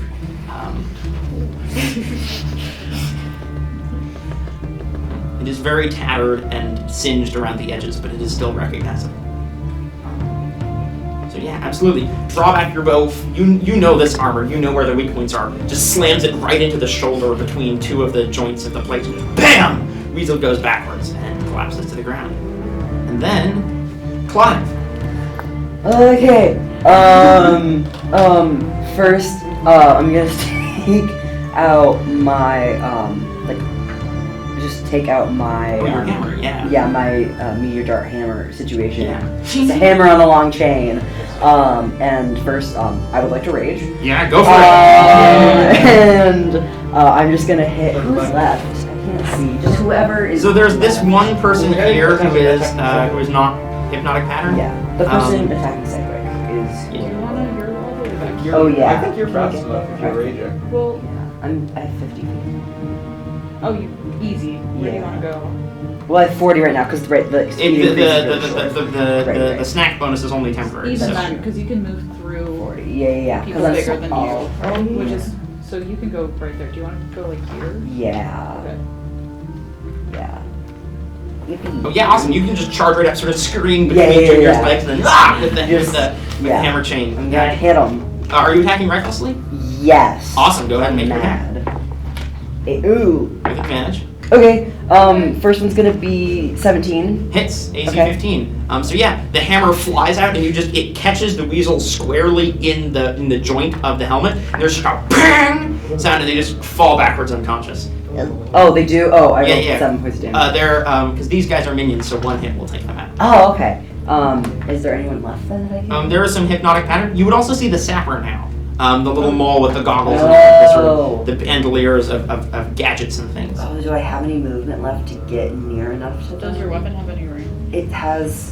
You can. So you use 35 10 feet of your movement to get Okay. there. So I think you. If I go 5 forward and I have 10 feet, I don't think I. No, you're just out of range, unfortunately. So what you could do is you could just knock down one of the people who's hypnotic pattern, if you want That's to. true. I'll do that. I'll do that. Because if you hit them, Yeah. Yeah, if you hit them, they're out, and you And have advantage because they're And also- under the pattern. Okay, I do, and I don't have to do reckless for that. Well, you get the reckless anyway. So Okay. yeah.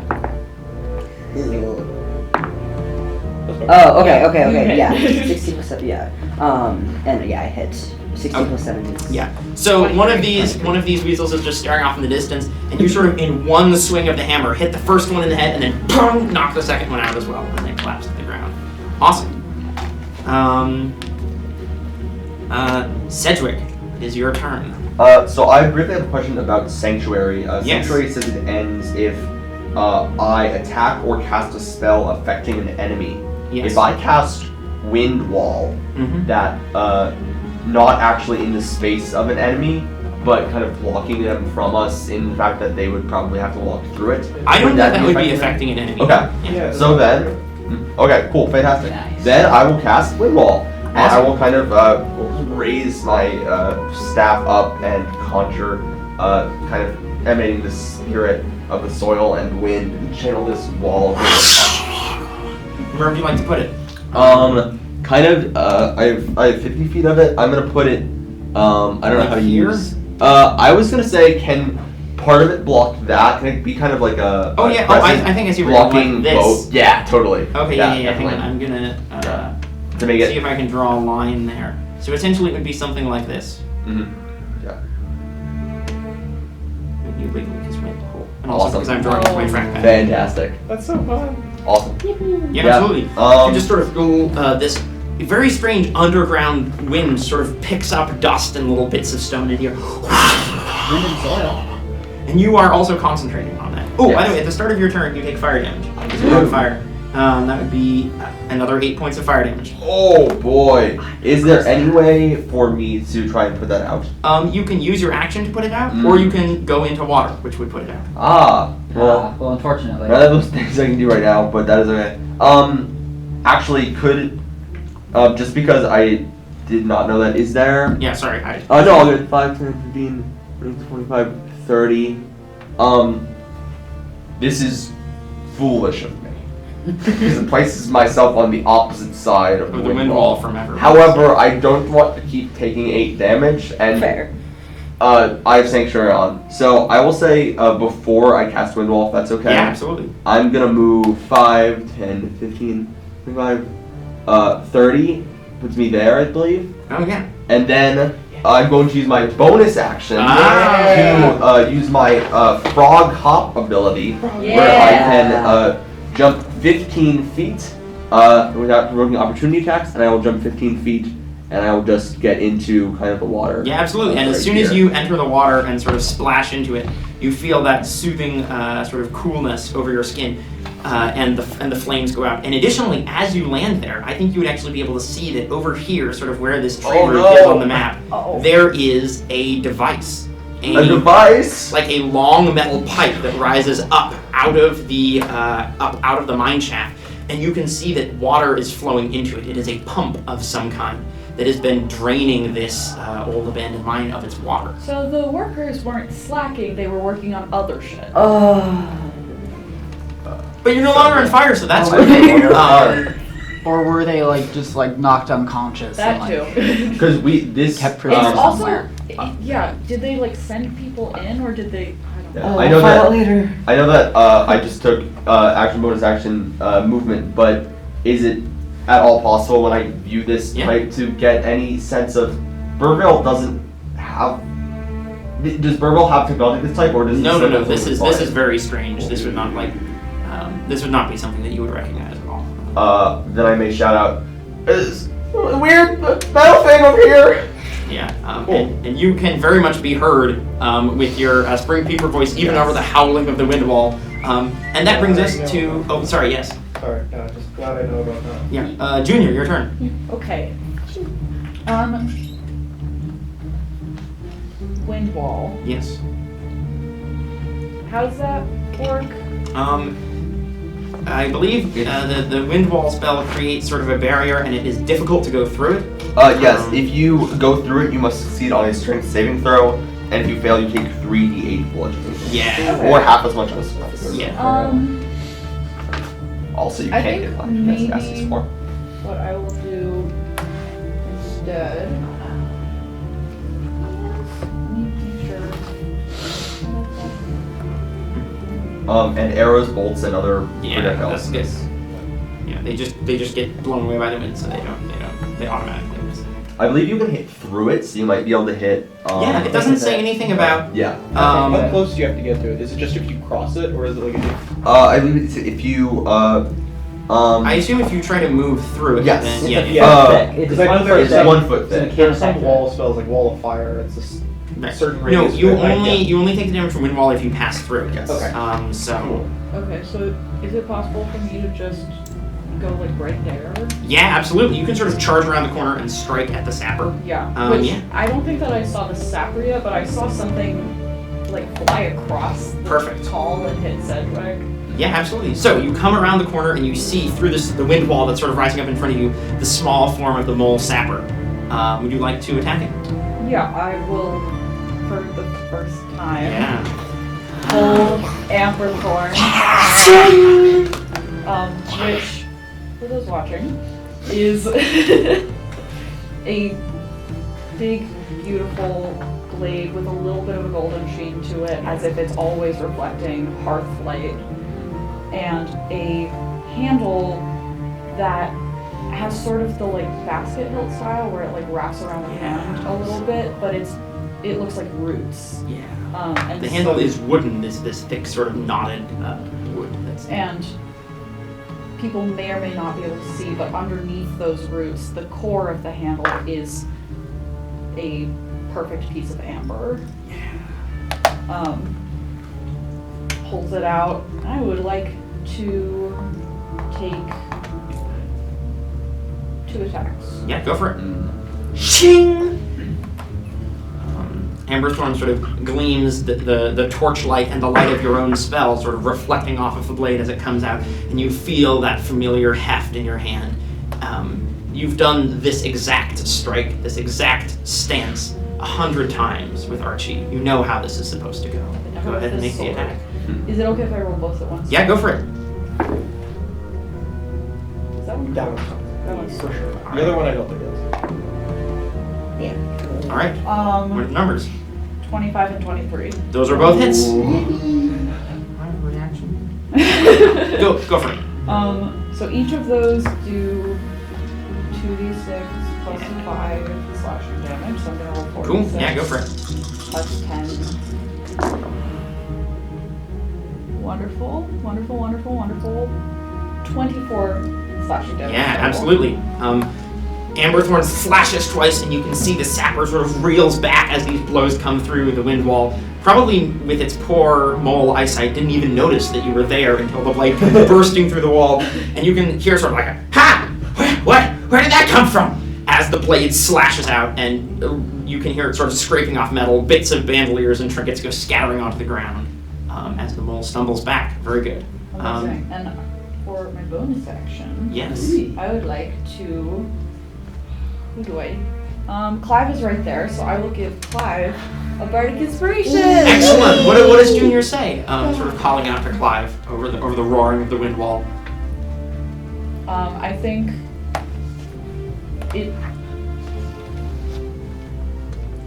as she runs past, maybe before she takes the strikes, she taps you on the shoulder and goes, "Come on, Clive.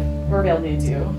And there is a warmth and a weight behind those words that that maybe makes them feel as if more than one voice were sort of echoing them in your mind. And then, if that is your turn, it is time for the Ashen Mask Vanguards to act. And yes, I said Ashen Mask Vanguards plural because as you That's silly because come there's on, one there. you did the hypnotic pattern. That there were going to be. There's more! There's another one! As you watch as 2 more of these Ashen Mask Vanguards round the corner here, they sort of come into the corridor. They see the sort of combat playing out in front of them, and you can see one of them calls out this sort of large badger. What's wrong with you? Move! Fight! And the other one is like, they're under some kind of spell. Come on! 5, 10, 15, 20, 25, 30. 5, 10, 15, 20, 25, 30. So they essentially charge up here, and this one is going to use her action to shake awake this other guy here. He won't get his turn because he's hypnotic pattern, but he's shaking awake. And then this one here is going to probably just shake awake one of these soldiers. here, so that they're awake. Wasted turn. And then Hugh, it is your turn. Yeah, okay, my plan comes with a question. As the best plans do. I don't know if I use my normal action and then my bonus action, if I have enough movement to get through this tunnel above me and then get to the other side. Like, The wind wall. like around Yeah, the wind that was wall. my plan. Yeah, exactly. you I'm do. so glad that You do. you realized I that. counted it. You can get to the last Because space, if I like action in the bonus mouth. action, I have Right. 100 feet of movement. Right, so it's 40 feet Oh, to I didn't there. know. In your And then- flying 50 feet, you can get to the very mouth of that tunnel with one movement. That's so cool. No, I want to get fully into the section where like Sedgwick is, but Yeah. just So it's through 40 that way. feet there, then you have Bonus 60 action feet. dash, Yeah. moving. Okay. So you can. I don't you need to can- get all the way to Sedgwick. I want to just get to like here. the Or edge of the water. Oh yeah, Edge of absolutely. water. Okay. So you can end up right Near the here, machine. essentially, if you wanted to, right next That's to this perfect. large pipe that sort of goes up, That's and perfect. sort of kinks back and forth as it makes its way up the sort of the rocks I'm so in between the dope. roots. I'm so glad that you said there was a machine Mhm. and that you said to go through this way because that makes so much sense for my turn. I'm gonna cast Shatter on the pipe. Oh, yeah, absolutely. So, sort of flying forward, you see this sort of pipe rising up, and you just launch the shatter out. It's, Go ahead and roll damage for me. Yeah. It's a bunch of I have this little piece of mica that has been clearly broken and then resealed, Yeah. and I throw it into the pipe, and it explodes in a burst of little wind, which carries a bunch of blue jay sounds. Oh, that's Oh, fantastic. yeah. So there's a bunch of like the pipe sort of echoes for a moment, sort of, and then you can hear like chirping, and then go ahead and give me a damage roll. I believe. 3d8. Yeah. Come on, baby. Ah. It only counts as a... Okay. Oh my god! So Mhm. That's not fair. What is it? 3 damage. Oh, yeah. I rolled 3 ones. Minimum damage. You know what? Good craftsmanship. Excellent craftsmanship. No. So what happens is I think the shatter flies up into the pipe and sort of bursts out some of the sides of the pipe, and water begins trickling out of it, but it just isn't quite enough. Like, it's a thick pipe. It's probably, maybe 6-8 inches in diameter. And so water is beginning to trickle out, but it just hasn't quite blown all the way. You can see it's like tearing in the middle, but it hasn't been completely destroyed. And the sappers are being like, "Hey, no, not my pipe!" And then I have a bunch more movement, right? Yeah, I think you have, because it was 40 to get there, and 40 to get there, so you have 20 more feet of movement. Wow. Would I be able to go up and... This is potentially silly, and maybe you don't use rules like this. Could I go give Junior flanking with the sapper by going right up behind Yeah, absolutely, I think that makes sense. Oh, The no. sapper, if anything, you're distracting the sapper just by attacking the pipe. Yeah. I think that makes That's perfect fair. sense. Also, pass one of the inspiration coins down for Faith, because Yeah. 41 to 38. That was such a cool turn. Cool. I'm pretty happy with it. All right. So, Hugh, that was your turn? Yeah. There's one more turn before we go back to the top of the initiative. Oh, that's okay. But, No. because from down the hall, Oh, over no. the pouring of the wind wall, down this sort of passage, you can sort of hear this echoing of a single heavy pair of footsteps. And Caspian, realistically, there's no way that you should be able to see through all of those shapes, through all of those people, through that wind wall, but somehow you know. You're doing this to me now. I'm doing this to you now. Doing this to you? Somehow you catch, maybe it's just a flicker of something on the wall from one of the torches, maybe it's just a hint of torchlight or flame from above that casts just the faintest hint of a shadow across the ground. And you know, it's him. He's coming. He's coming again. He's here again. And then we'll go back to the top of the round. It's your best Engineers, friend. sappers, they're gonna... It's my former lover. Polycule with a Checkered Duke. Yeah. Hmm. Mace guy. That's Mace guy. Let's see. Yeah, okay, I think this works. So this sapper right here, the one that is surrounded by the two of you, just sort of looks around,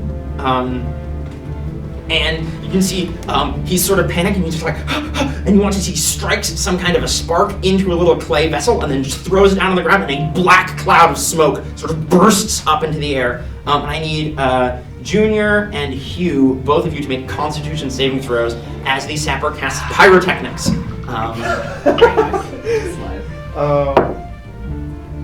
Yep. This is about right. Con save? 10. 11. Both of you are blinded as the smoke gets in your eyes and you are just coughing and choking. Very nice. Now, I imagine this is a magical effect, so it Yes. probably works, but I will point out, Windwall does specifically say, strong wind keeps fog, smoke, and other gases at bay. Yeah, absolutely. So I think what that means is that this smoke cloud would have lingered in the air and continued to affect people, but essentially it bursts into your eyes and mouth, and you begin choking, coughing, and then the wind wall immediately carries it away. So it won't remain to continue that effect. Okay. So good call on that. This is not damaged, so you don't need to roll for the hypnotic pattern. The sapper is then going to disengage as a bonus action, and 5, 10, 15, 20, 25, 30 is going to run back over to their precious pipe. Question. Yes. We're blinded. Can we still try to... I believe you cannot make opportunity attacks if you can't see, so maybe I don't even need to disengage and I can do something else with my bonus action. Thank you for reminding me. I'll use an object. Okay, here we go. This is hilarious. Okay, Hugh, your passive perception is very high, correct? Yeah. Excellent. So I think you would hear a faint sort of ding ding ding sound next to you because the sapper is going to drop a bag of caltrops into this 10-foot square right here. That's so curious. I'm flying. You, but yes. Thank you for reminding everybody. That's curious. I'm flying. They're actually special air caltrops. Oh, really? Yeah, They on the ground float there? in the air. Yeah. That's fun. A fun story. You I know, so like. that when you step on them in the air, it hurts. Oh. Yeah. So the sapper is just like from one of their little belt pouches, it's tossing out caltrops that they sort of scurry on their little mole legs back over there. And then the other one, which has been hiding over here, is going to scurry forward.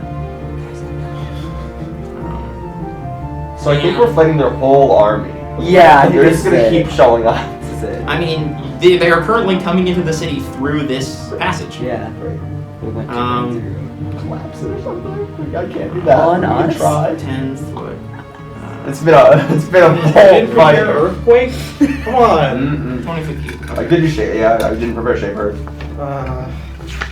So there's a 10-foot square that I believe is catching 4 people because I think no, Hugh, you're kind of in there as well. Okay.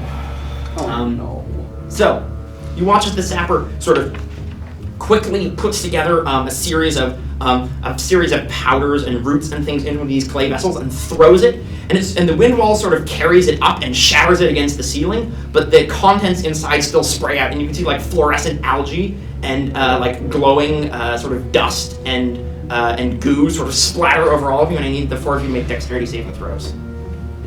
So that would be Caspian, Clive, Junior, and Hugh. And Hugh, Dexterity? You're just in the area. Yes. Dexterity. Dexterity saving throws. Okay, that's, alright. That could have been worse. 18. Success. Oh wait, no, sorry. 21. With Still a this- success. 7. Failure. Would this count as an effect I can see? Yes, absolutely. So Yippee. danger sense will apply here. Ooh, that's good because that was a nat 1. Okay, that's a lot better. That's gonna be 14. That is just a success. 25. Yes, that is a success. So Junior, you were the only person affected by fairy fire, I'm afraid. Ooh, fairy. I also have that. I'm gonna put more tokens on you. So- Just gonna keep piling up the Decorate tokens me. until they don't fit anymore. The sapper throws this out, and that is their turn. So then we are going to go to the soldiers. And this soldier right here is just going to shake awake another comrade, slowly but surely getting them out of the fairy fire. Sorry. Yeah. Come on, get a hold of yourself. That one doesn't move, right? And then that one doesn't move. So yes. And then Caspian is your turn.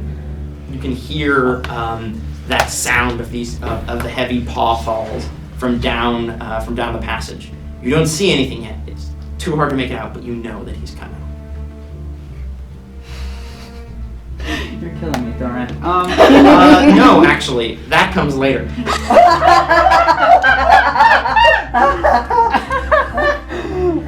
Okay.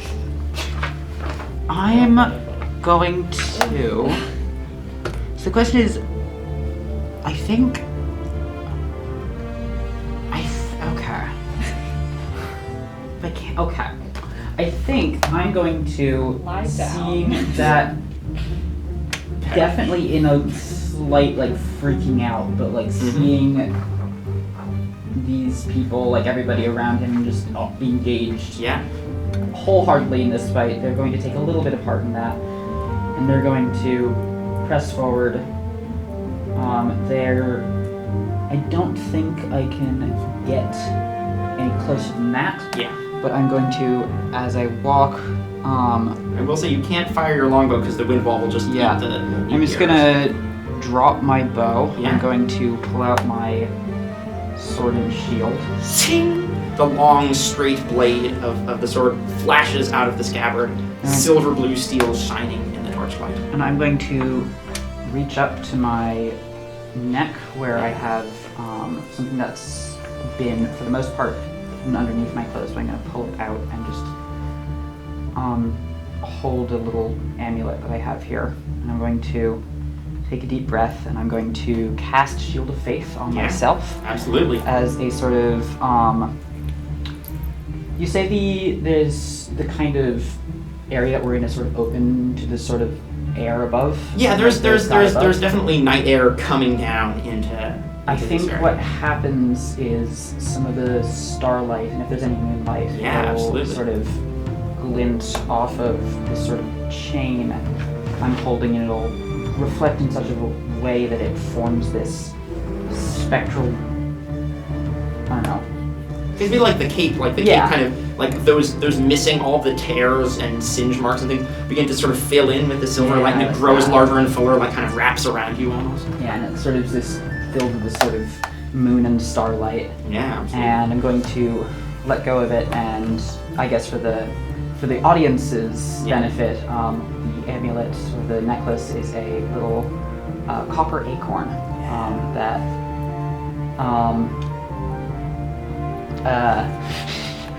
it is I guess I can say it is a little gift from Clive that I was given at one point. And I imagine, Clyde, you see it now just for a moment sort of flashing.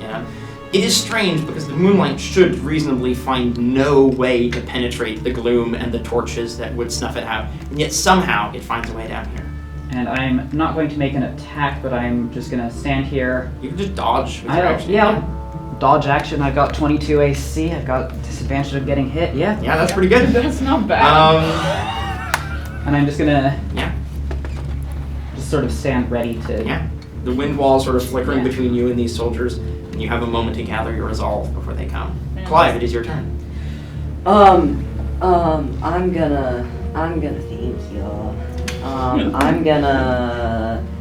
thank you. I'm gonna so getting through the wind wall. I believe you have to make a strength saving throw or take 3d8 bludgeoning damage. Oh yeah, I'm fine with Or that. half as much on the success. Cool. Do you?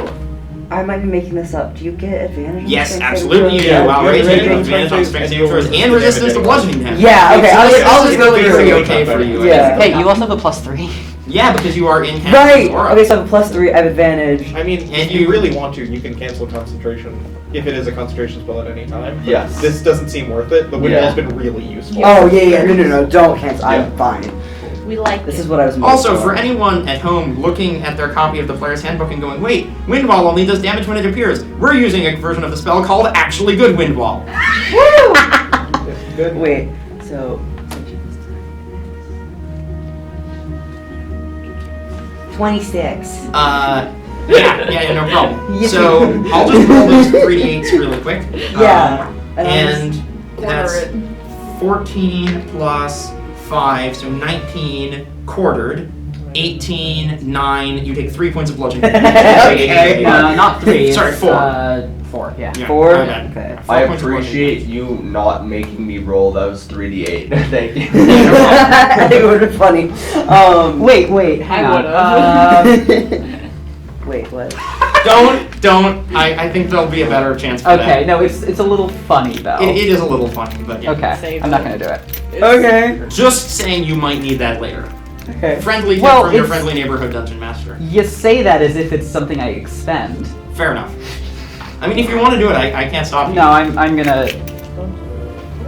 I feel like it's the thing I was gonna use it for is a You're gonna little hit these cheesy, up? but Yeah. Okay, I'm gonna hit This one because this one is still. that one still. Hit the guys that are awake. Still hypnotic. There was I'm only just trying one to get person those still up. hypnotic kind. So Clive, you just come barreling through Yeah. the wind wall and you see like 6 soldiers. And this is actually the first time that you get a good look at these Ashen Mask Vanguards. They are pretty tough-looking, large, bulky creatures. Badgers, beavers, that kind of stuff. They have sort of small, sort of curved shields, which have a blade that sort of sticks out underneath them. And then they have like maces and axes, big, heavy, crushing weapons. And they look nasty. Well, I have a hammer. Yeah, you so sure do. I'm gonna hit those first 2 Yeah, that are like absolutely. right in front of me. Just You have advantage on the attack against the one who is incapacitated. Oh. I was so- gonna do reckless anyways. So. Okay, perfect. I'm gonna do Yeah, you reckless get the with advantage anyway. those. Okay, that's a total of 24. Yeah. On You the probably first just one. come rushing right through the wind wall and just Yeah. upwards with the hammer. Bang! Yeah. Knock him out. And then just gonna use that momentum to get that one Yeah. diagonal from me. Cool. That one, the front of like that little curve. That's Yeah, coming. absolutely. Go for it. And that's again a 24 to hit. Was that Yeah. a 3 and a 17 both times? Yeah. Yeah. Look it up. The hammer lashes out and it just kind of like smashes the helmet, and you hear like a crack as the weasel's neck snaps back, and they just collapse to the ground. That's my turn. Cool. Yeah. Alrighty. Oh, if I have any more movement, I will move up to the next. Oh yeah. You which I do. just like right there. Yeah, I'll just yeah. Perfect. Just Hi, folks. And with that, Cedric, it is your turn. Yeah. I am. Where exactly is the pipe? Is the pipe in a place I can hit? Here? If you look at where the route is on the Yes. map up here, the pipe more or less follows that course. Okay. Then. If only I could swim. Oh wait, I'm a frog. I have a 30 feet swimming speed. Are you gonna swim over there? I'm gonna go over here so I don't provoke opportunity attack, I believe. you still got sanctuary. I still have sanctuary. Not so concentration, so it doesn't go as a. and the sapper will probably attack me, but that is totally okay because I care more about this tree than anything else, and I want to destroy this pipe. So I'm going to bonus action cast Shillelagh Yeah. on Harvey. Yeah! You see the hand on the top of it with the amber kind of slightly grows bigger and kind of gnarled. Yeah, like almost like thorns are coming out of the knuckles of the little frog paw. And I'm going to swipe out at this pipe. just the idea that your staff is like, put them up. Yeah, go for it. Hey. Make an attack roll for me. Put him here. Shillelagh uses Your spell attack. Spell attack, so Yeah. it's stage. That's pretty good. That is pretty good. It's a 16. That hits. Thank It's a pipe. It's a Let's be honest, pipe. it's a pipe. It's a And The pipe scoots out of the so way. this does 1d from Shillelagh, but because it's a melee attack, Oh, yeah, you're gonna I get extra will necrotic damage. add, yes, a d6. Yeah. So that is, it looks like this. Dice are hard. Yeah. Whack it.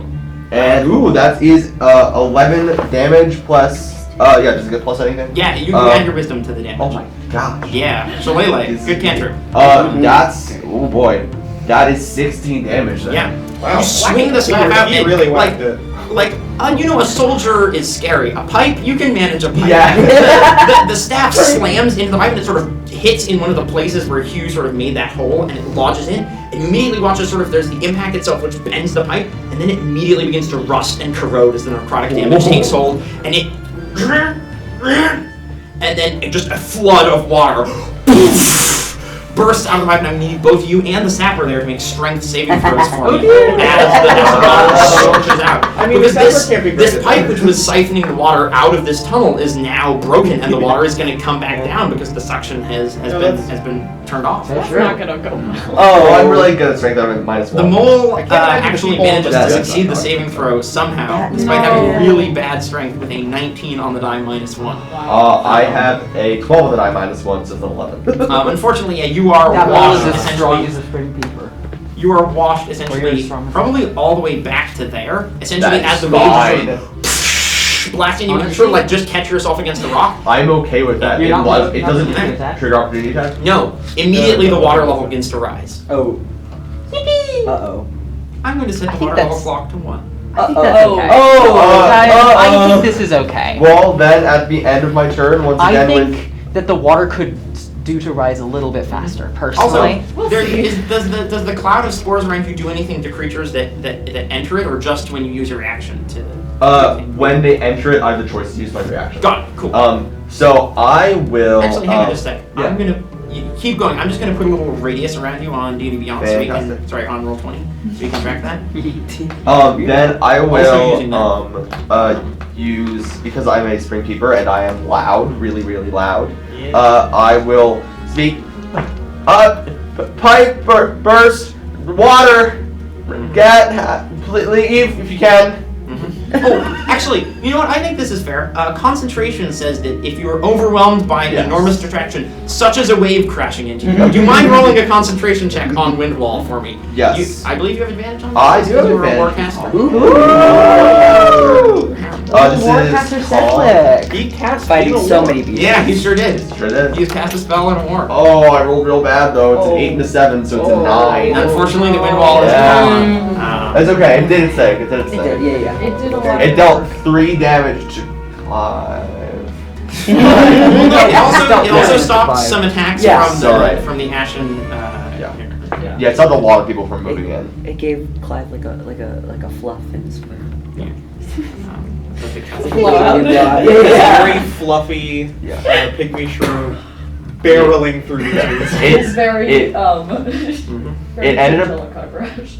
It ended up giving us time, which I think is what we needed to actually stop the advance of the army. Yeah, absolutely. That's And now, Junior, it is your turn. The wind wall goes down. You can see that this pipe is immediately flooding water. No, That's sort can't of. see that. I forgot. You cannot see because you are blinded by the smoke. It is just until end of turn because the effect was dispersed by the wind wall. Would I know that the hypnotic pattern, all of the people are dead? Yeah, you can feel that. So if you wanted to drop the concentration, then you I could would do love that. to Are drop dead. concentration on Yeah. my useless, my yeah. now useless, but Very good. You can also feel a tingling on your fur, like sort of a harmless sort of like chill as the sort of the algae and bioluminescent sort of dust that has coated you has set in there because you are currently under the effect of fairy fire. I see. Blind and visible. Very visible. Let me Giant glowing badger. think. I can't see. Mhm. You But have a I'm vague idea of where glowing. everybody is. You just have disadvantage on attack rolls. Like you would know the direction that the sapper retreated. For example, if you wanted to pursue them.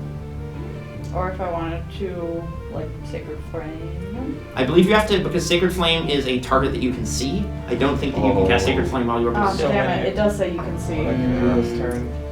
That you can see. Mhm. Come on. Unfortunately, many spells that don't require attack rolls stipulate that you have to be able to see the Yeah, target. which is frustrating. Mhm.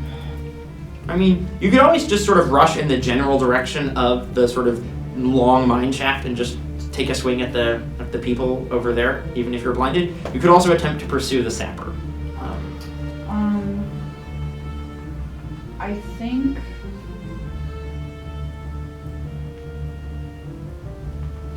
Oh my god, what do I want to do? I think that Mhm. I want to go toward that sapper. Yeah. Because I know that the machine got broken, Yes. and I am worried that they're gonna fix it. Okay, yeah, absolutely. I will say that as you make your way over here, I'm going to have to ask you for a dexterity saving throw with disadvantage because you walk right into the caltrops that the sapper threw out. After they launched. Yeah, I'm sorry. I appreciate you going for it because even though you, Cease, obviously know there are caltrops there, Junior would have no idea that that's happening. 6. Alright. Well, you're going to take a little bit of piercing damage and you're going to have to stop moving, essentially, is what that's going to be for the turn. That's fine. Which is 4 points of piercing damage. As these sort of large pointed caltrop, you're sort of walking and all of a sudden they're digging into the sensitive sort of pads of your paws.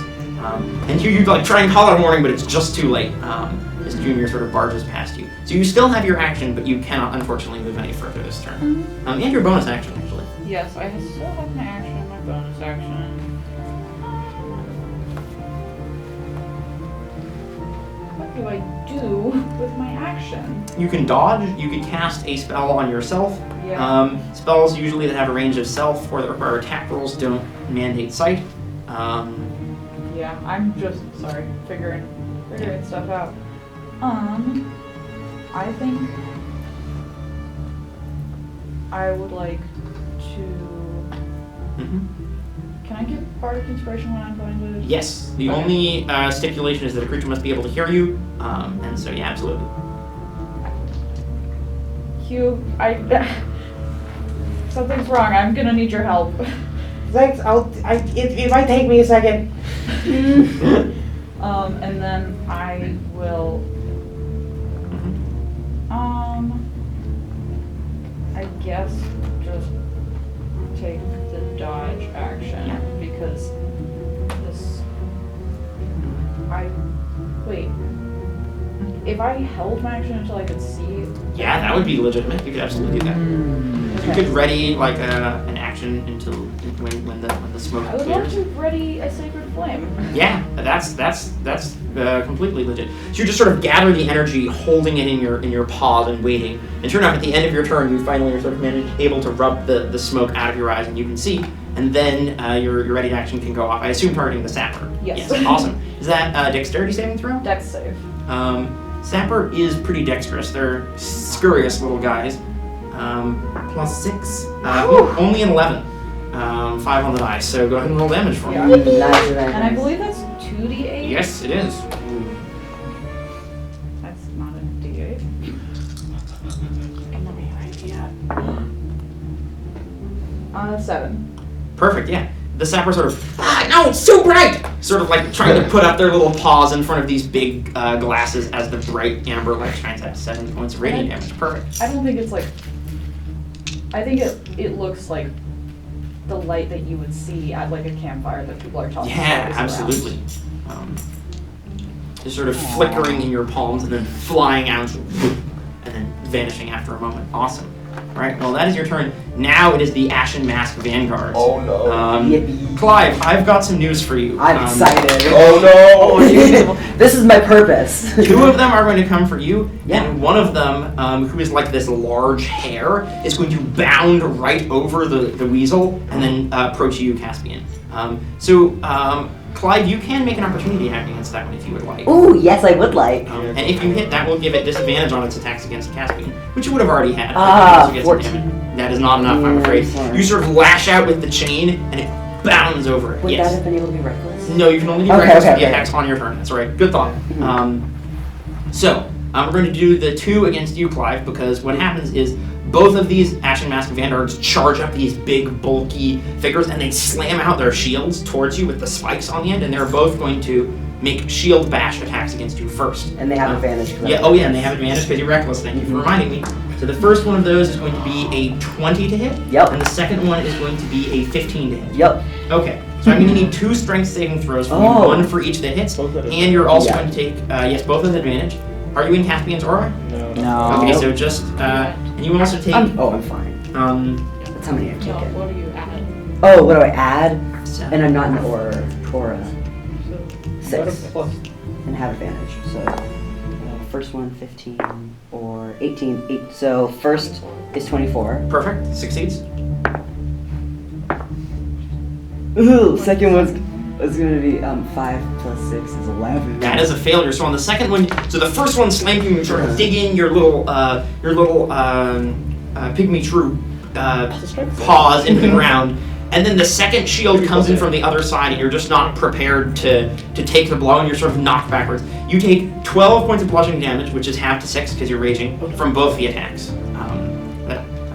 I think maybe you should actually be adding +7 because your strength is 18. Oh yeah. Oh, I didn't change those! Yeah, no worries.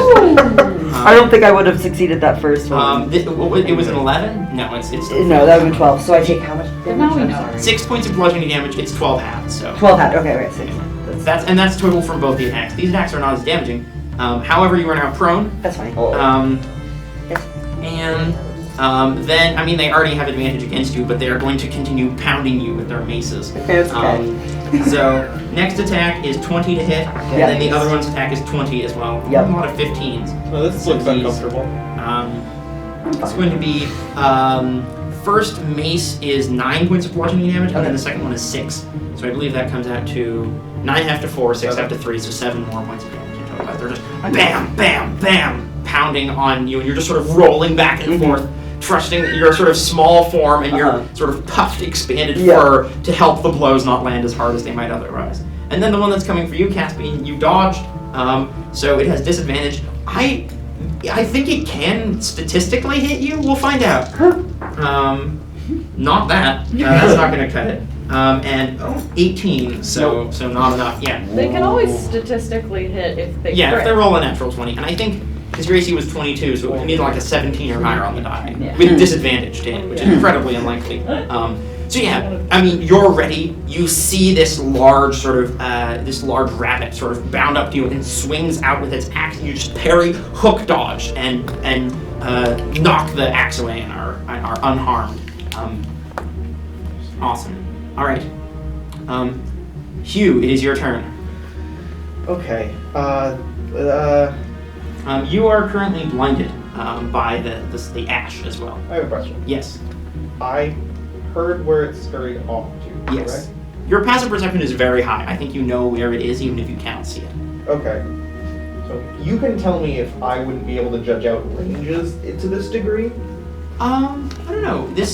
Judging range and distance with minimal information is one of the things that you've trained in under the Range of Meridian. So, what are you thinking of doing? I'm just trying to be as fair as possible. I was thinking of moving to the edge, right kind of in front of Junior. Like here? And I think being... Or there? Oh, there. Yes. And I think I'd be within 15 feet to hold my action for lightning lore.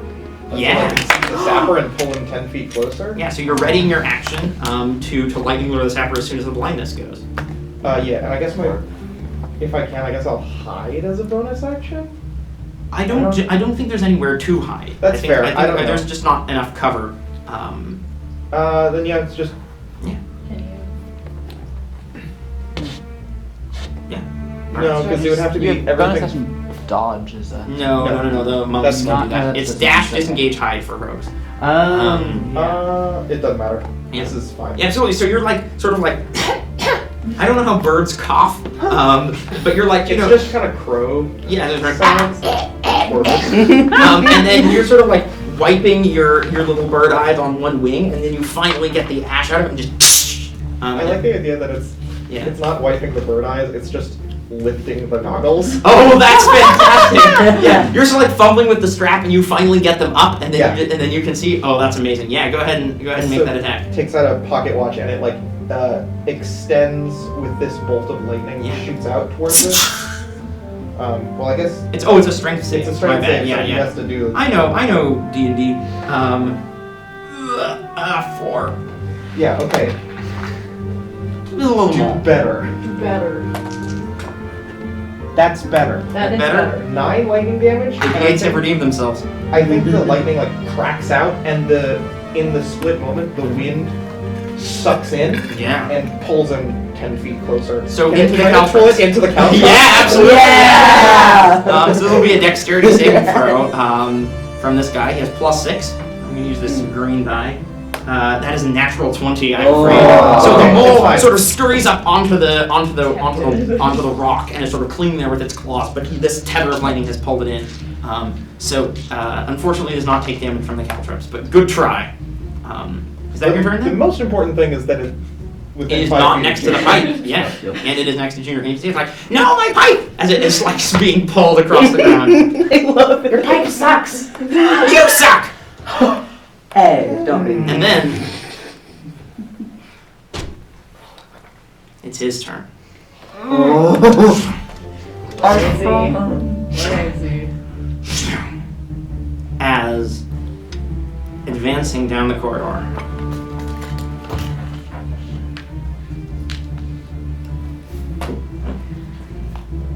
Oh. Hello. Is Vorten Clonk. Is that what you're scared? Fortune Clonk. Warden Clonk's gonna kill us all, I hope you know. And you see, Well, excuse me, it sounds like a rage. No, go ahead. a massive shaggy raccoon with a long snout and a helm that covers the back of the head with the ears poking up on either side.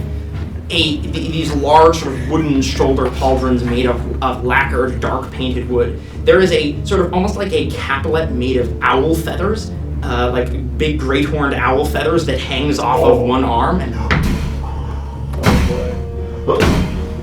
as he advances, and you watch as you can all now see for the first time this massive, shaggy silhouette.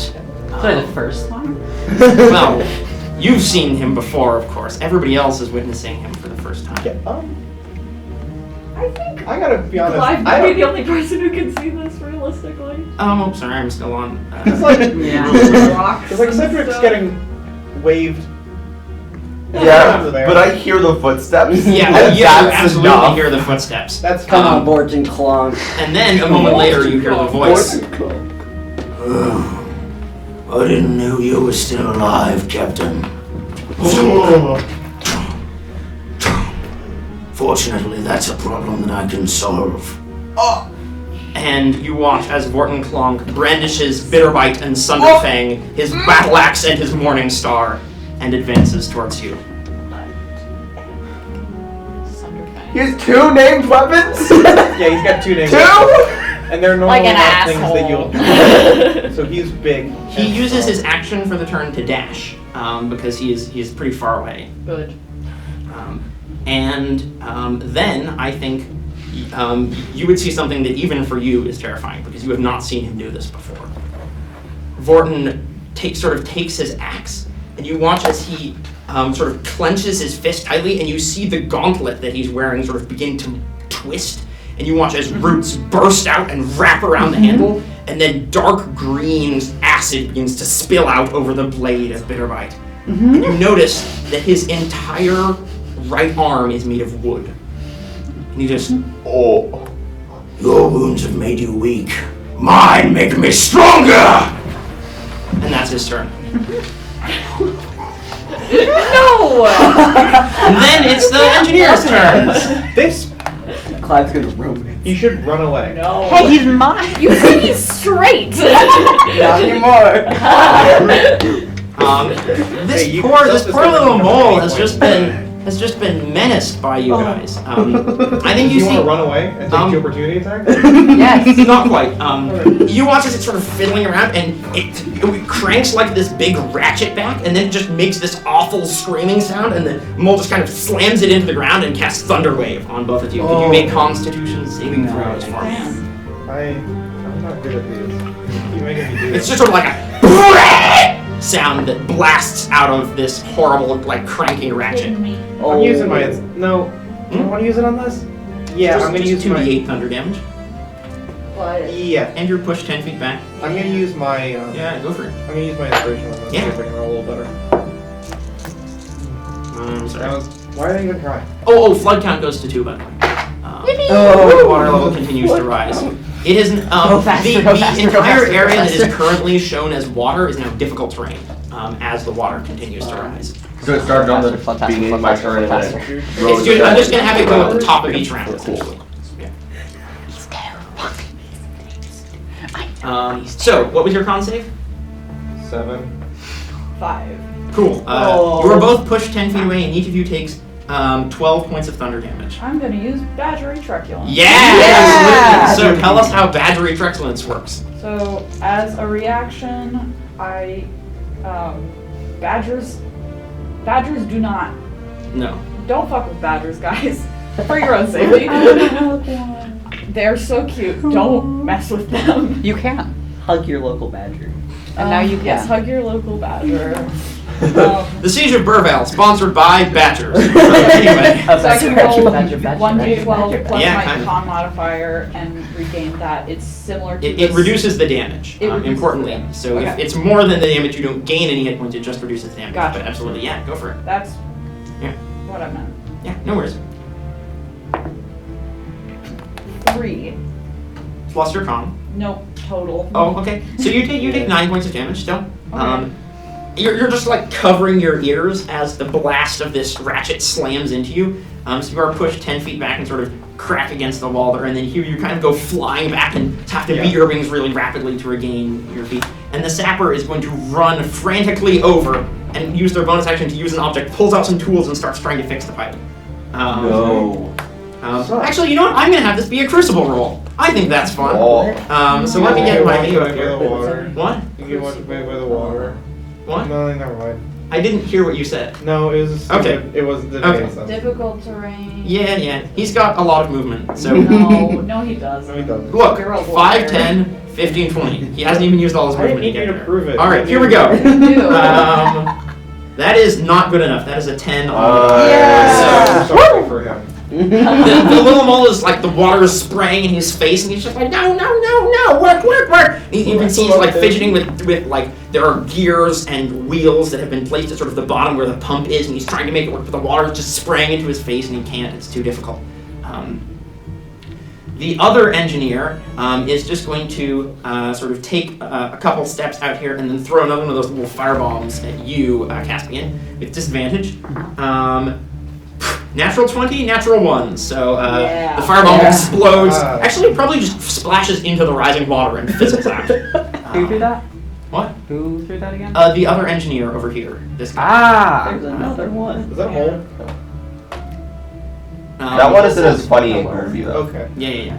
It's just sort of like a dumb. And Oh, then- I wonder if there's a pipe over there. There's precisely one regular Checkered Legionnaire left. You want to use them? No, they'll probably just attack Clive because you're right there and you It's reckless fine. attacked. So, advantage, and natural 20. That's Oh. I roll that on this. How much can this guy do? It'll be 2d8 plus 3, so 8, 9, 12, half to 6 points of Yeah. damage. It sort of stabs out towards you. 17 plus 6 is 23. 23. Yeah, alright. And then, Caspian, it is your turn. Alright. Come on. Can I make a wisdom saving throw? Absolutely, you can. Oh, Yeah. don't fall for that. Yeah, if you want to, I will never, I'll That's never say no. a 7. Alright, frightened condition, it's back. As just, it's like, his shape isn't even completely clear. Like, there's this clashing ranks of, like, Clive fighting the other people, but there's a torch right behind him, and his shadow is stretching out towards you. Long snout, the mace and the battle axe in each hand, and you just remember seeing that shadow sweep beneath your door a moment before it flew open. Can I try and hit this guy in front Yeah, of me? you will have disadvantage on the tackle, but don't forget you still have that inspiration from earlier if you want to spend it. That's a 13. Unfortunately, that does not hit. Just shaken by this, you slash out, and the Ashen Mask Vanguard catches it on the arm. And attack 2. Also a 13. Yeah, no, do you want to use your inspiration there, or are you gonna? Nope. No? All right, that's fine. Just shaken, trying to slash out. That sort of cool, collected stance has collapsed into panic as you're just sort of slashing out. Bonus action. You are still concentrating on Shield of Faith. I am still concentrating on Shield of Faith.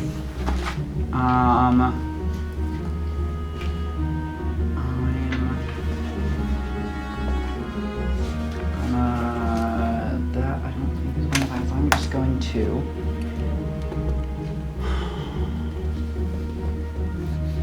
I'm gonna stay.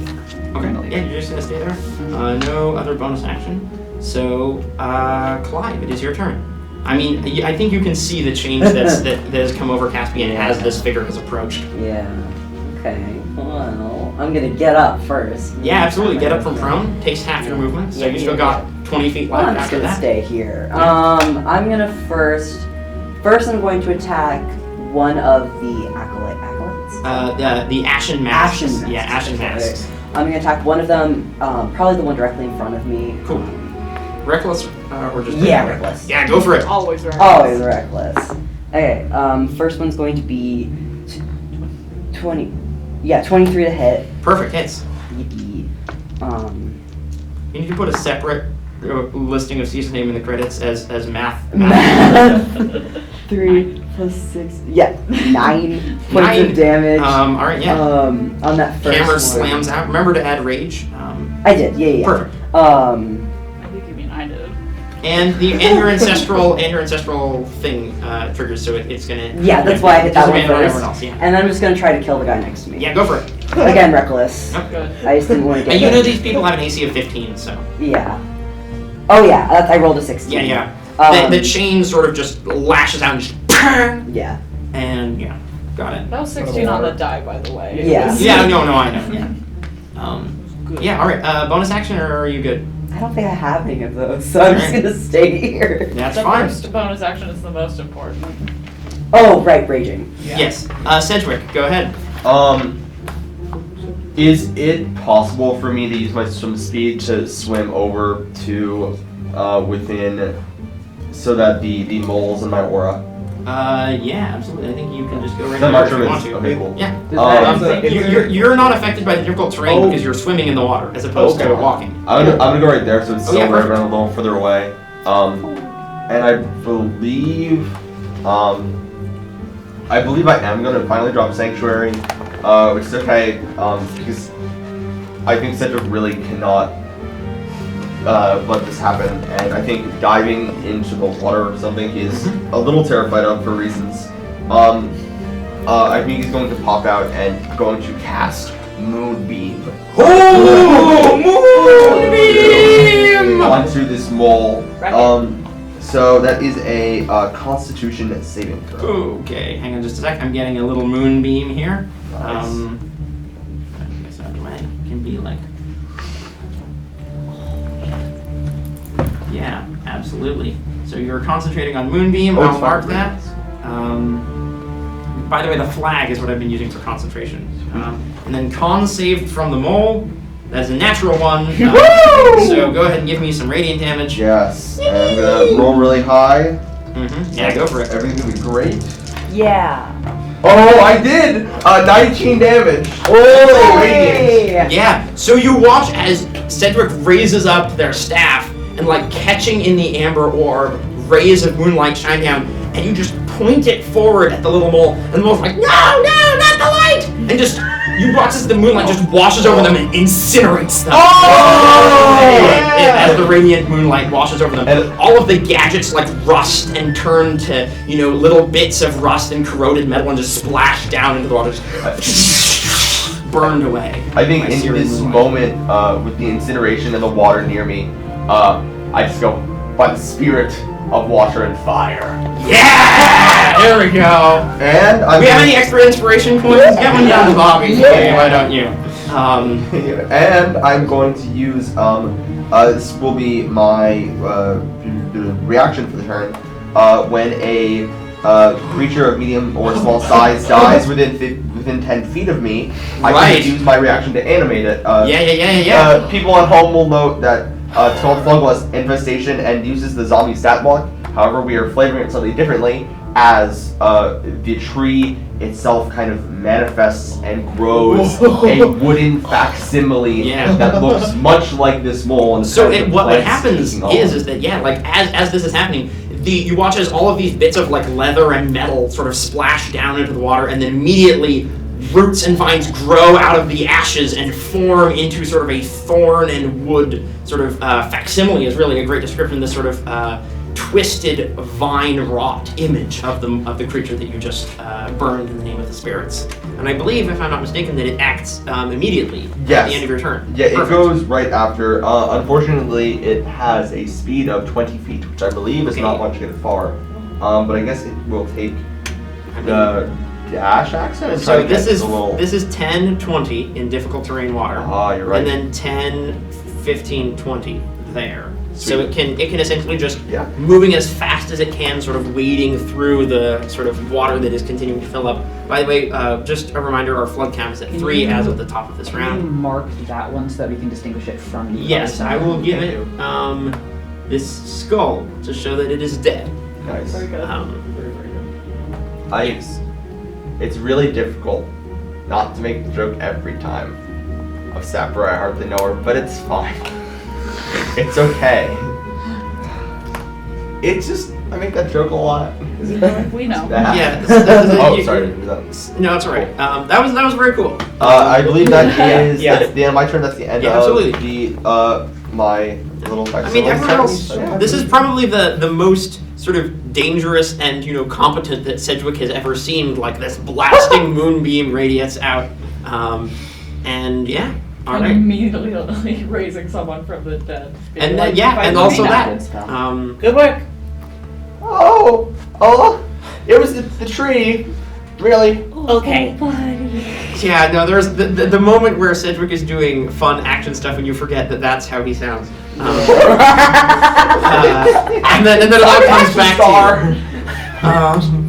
you. Junior, your turn. Junior, is it? Yeah, it is. Okay. I believe Longstrider is still cast on me. Yes. If I have 40 Yeah. feet of movement, can I make it to Caspian? You can absolutely make it right now. You only need 25 to get there. Yeah. Very nice. I would like to do that, and then I would like to cast Heroism. Oh, very good. Do you want to send that spell card over, or do you want to hang on to it? Yeah, I'll send it over. The hero. So, Thank you. Heroism, I believe you gain temporary hit points at the start of each of your turns, equal to Junior's Charisma modifier, which is +4, yes? Yeah. And you are immune to the frightened condition, which is Oh. the very relevant thing here. So, what does it look like? Junior sort of bounds forward on these big badger feet and places a paw on Caspian's shoulder and casts the spell. Yeah. I have Amber Thorn in this hand, so and I imagine you're looking forward and not necessarily at me because of the I'm not frightened looking at condition. I even think that like the Ashen mask right in front of Caspian doesn't have their attention. Like it's just all the way, all of it, everything at Vorton. I know you don't think you belong here. And I'm telling you right now that if you need to earn it, this is the time. Very good. And as Junior speaks those words, you feel a surge of warmth. And for a moment, it's not one hand, but many that are on your shoulder, urging you forward. And you feel some of the fear, not all of it, but some of it, recede and pull away into that dark place from which it came. And then as a bonus action, I'd Yes. like to use Healing Light Yes. to heal, I think, Sedgwick. Yeah, absolutely. No. No, you actually don't need to. It's Oh, been 'cause you have eating. the temp It's been HP. eating into my temp. Oh, temp it's the HP. You temp could give it to HP. Clive. Yeah. I'm fine. Shit. Is it? Yeah, cute. I'll say, Yeah, certainly fair take it. Fine.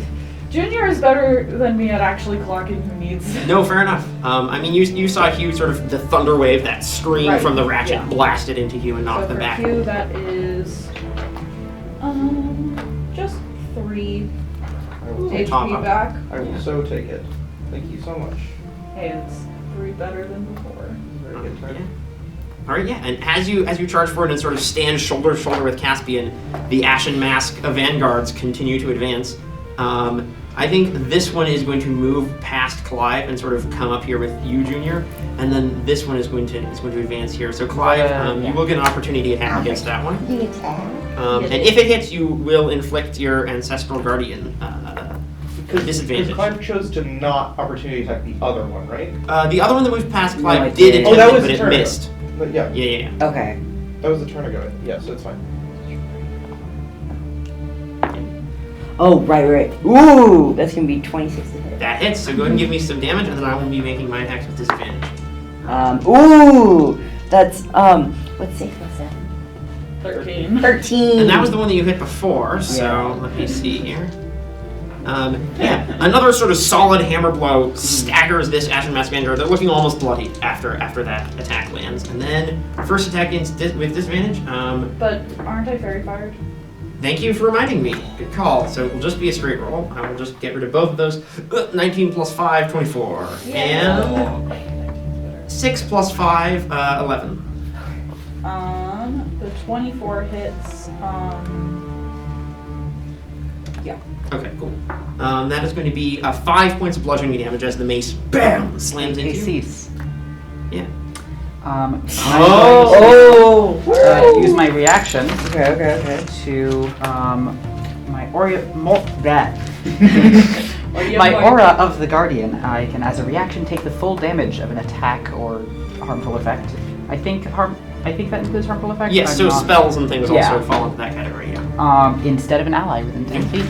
So I'm going to. I think what this looks like is you urging me on. I see this Ashen Mask, Yeah. whoever, approaching, and I.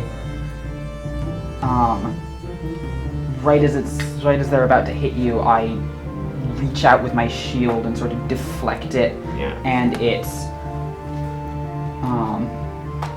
in that moment my cloak sort of billows up, and the sort of moonlight just kind of shrouds around me, and it uses the special ability of Turn Cloak's Banner, Yes. where I get. Why don't you read that out for us so we know what it is, Yes. because the first time you're using this magic item. So it is. It's part of it is that it's basically a cloak of protection. So it gives me a +1 bonus to AC and saving throws. And in addition, whenever I take damage meant for another creature, I gain temporary hit points equal to 5 plus the number of allies within 30 feet of me, up to a max of 5 before I take the damage. So I think that looks like 8. So you're sort of netting 3 temp HP. out I'm of netting this. 3 temp feet. Very nice. Yeah. Your cloak sort of wraps around you, bring up the shield, and the blow that was meant for Junior lands on you instead. Excellent. No, that's on your turn. Yes. And then, Caspian, I'm going to make 2 attacks against you as well. And I believe these are just straight rolls. Yep. So, 14 and 24. 24, 19. All right. And then where did my D8 go? That's going to be 5 points of bludgeoning damage to you as well, Alright. as another mace strikes at you. Making a concentration check. Check on the Shield of I Faith. am just fine. Cool. And then 5 one. points, you said?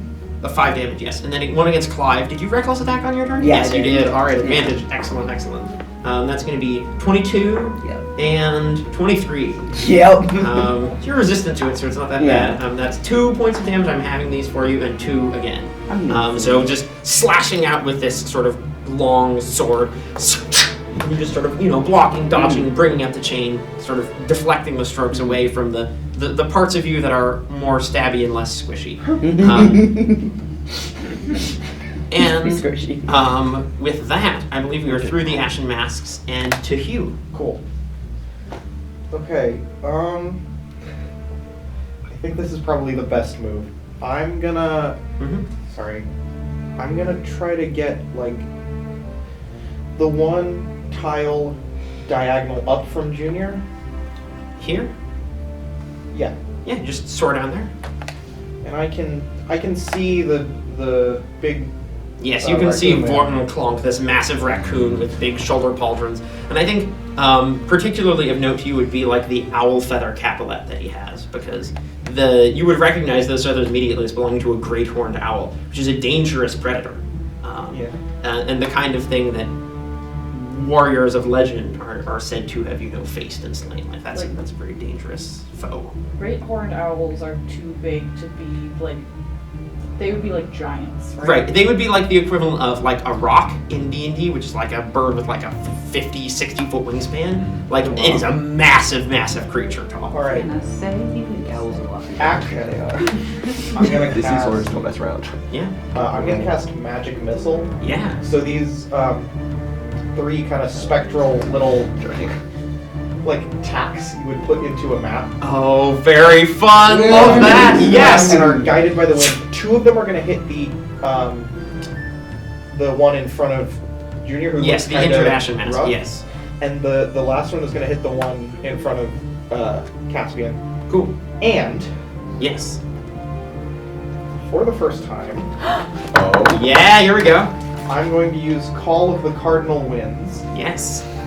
So when you cast a spell using a spell slot, you can invoke one of the following winds, and I'm going to use the South Wind. Yes. When you call on this wind, choose one creature you can see within 60 feet of you. The big, Vorton. yeah. When that creature moves on its next turn, anywhere exposed to wind is considered difficult terrain. Yeah, absolutely. Well, fortunately, there is this opening above you, so the air can rush down. So I guess I roll. It's all the damage is rolled at the same time. Like all. I seem to remember the magic. You just roll. roll 3d4, 2 for the Okay. first one and 1 for the second one. Yep. And if you're mad about that, rolling dice is fun, so shut up. That's not bad. That's not bad. They're being nice.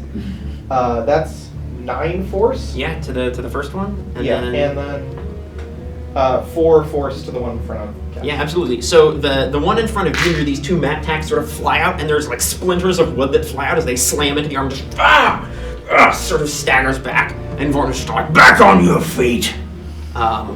as the weasel sort of staggers back for a moment, and then the other one sort of just takes it on the shield. That one, first damage for that one. Excellent. Okay. And then it is Vorton's turn, and the wind picks up. Yes. Oh, you have another thing. Sorry, my bad. Yeah, I don't know how much of my movement I used to get there. I was. Oh, I'm sorry. That's 25, so you still have Oh, half. okay. Oh, my If bad. I can go kind of down to this little. I wish I Here? could. Yeah, and if I could hide. Yeah, go for it. Yeah, fair. I You know don't what? need sight. That's the correct choice. I'm gonna This attack, one. but I'm also gonna leave. That's the Yeah, correct yeah. choice Go with ahead, this go guy. ahead, I'm gonna be stealth check so for me. real. Okay, 16. Yeah, you think that you're hidden from most of the people here. Cool. All right, and then it is Vorton Klonk's turn. On his last turn, he used his Bilious Blight on Bitterbite, his battle axe, and it is now dripping with acid. And he is going to advance, and he strides right up here, and he looks directly at you, Caspian, and then flicks the battle axe out to the side and is going to try and hit Clive. Yeah. And he has advantage because he would have direct Oh no. Fine. Highest of those is a 9, plus 9 is 18 to hit. Yeah. Oh, for sure. So, here we go. It's going to be D8 and then 3D10 acid damage. Yeah, fine. Acid damage, yeah. Okay. Gonna need help with That is going to be 8 points of slashing damage, half to 4, Okay. plus 31. 10 points of acid damage. Okay. For the 41. low roll. And your speed is also reduced by 10 feet as That's the fine. blade cuts into you. It's fine. I'm right where I need to be. And you immediately feel like this burning liquid sort of spreading onto your fur and sort of beginning to sizzle. And it just really stings, and you're like trying to rub it off, and just this horrible caustic sort of slash mark is getting into the wound and fizzing and popping. I think even though his knowledge of metalwork and injuries, he doesn't try to touch it. Oh, so yeah, it doesn't good spread. Just leaves it there. Yeah, absolutely. Just gritting your little pygmy shrew teeth. And then he's going to make his other 2 attacks. Oh. What? His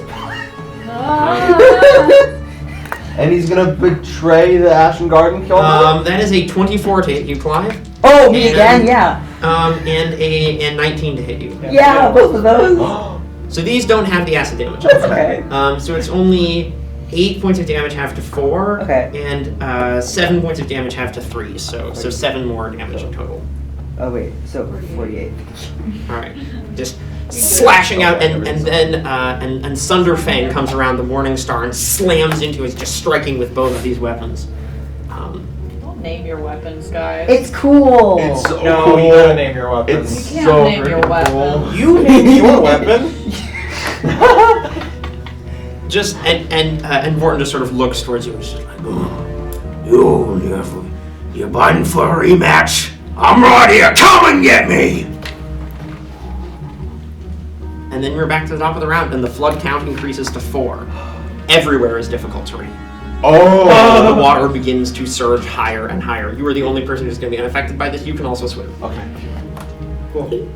So unfortunately, I don't have some help to which would be really fun right now. It is now the engineers. Well, the one living engineer.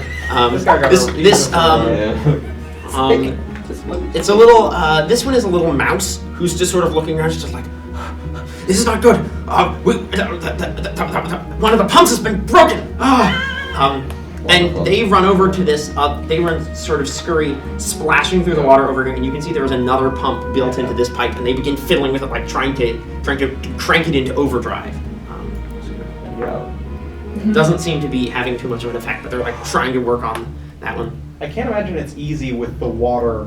Yeah, with the water rising, you can see they're like having to sort of climb up and like work on this, and the pump is partially submerged. It's like, we should probably withdraw. This whole place is gonna flood. I don't retreat. Yes. Are these tunnels usually filled with water? You don't know. This was an old sort of abandoned mine shaft. It's possible that the reason that it was abandoned is because it filled up with water. Well, I thought it said that these were. Sorry, never mind. Yeah, what is it? I had thought you had said that these were pumping water in. No, they're pumping water out. Oh no, they're pumping water out. That's why right. it's flooding. And then when you break them, the water starts coming in. That's right. That's right. Yeah. It's possible that what the sapping team did is drain out these passages so that then they could be used to advance. Gassing the water out of the tunnels. Indeed. The other one is a zombie and or a root woven amalgam, and so will not I like that. be doing anything else. Okay. Here we go. Just a sec. At the top of this turn, you watch as another squadron of 6 soldiers and another Ashen set vanguard come rushing down the passage, and so they appear there at the start of their turns. We're fine. I don't know. I mean, they've been coming through at regular intervals. You missed one, you ran into another, and The pipe's going. Caspian, it is your turn. What are you doing? Just how do we get out here? All right. I have a +5 to acrobatics. Yes. I'm a little nimble still. Yep.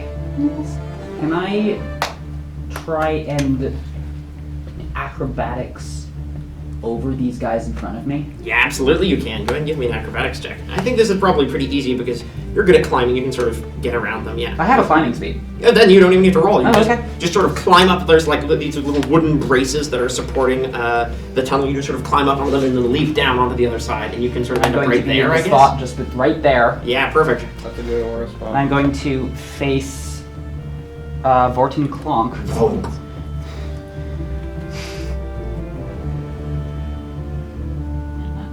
Yeah. Let's have a rematch. And I'm going to cast Searing Smite Yeah! at 2nd level. Oh boy. Okay, yeah, go for it. And I'm going to make my 2 attacks.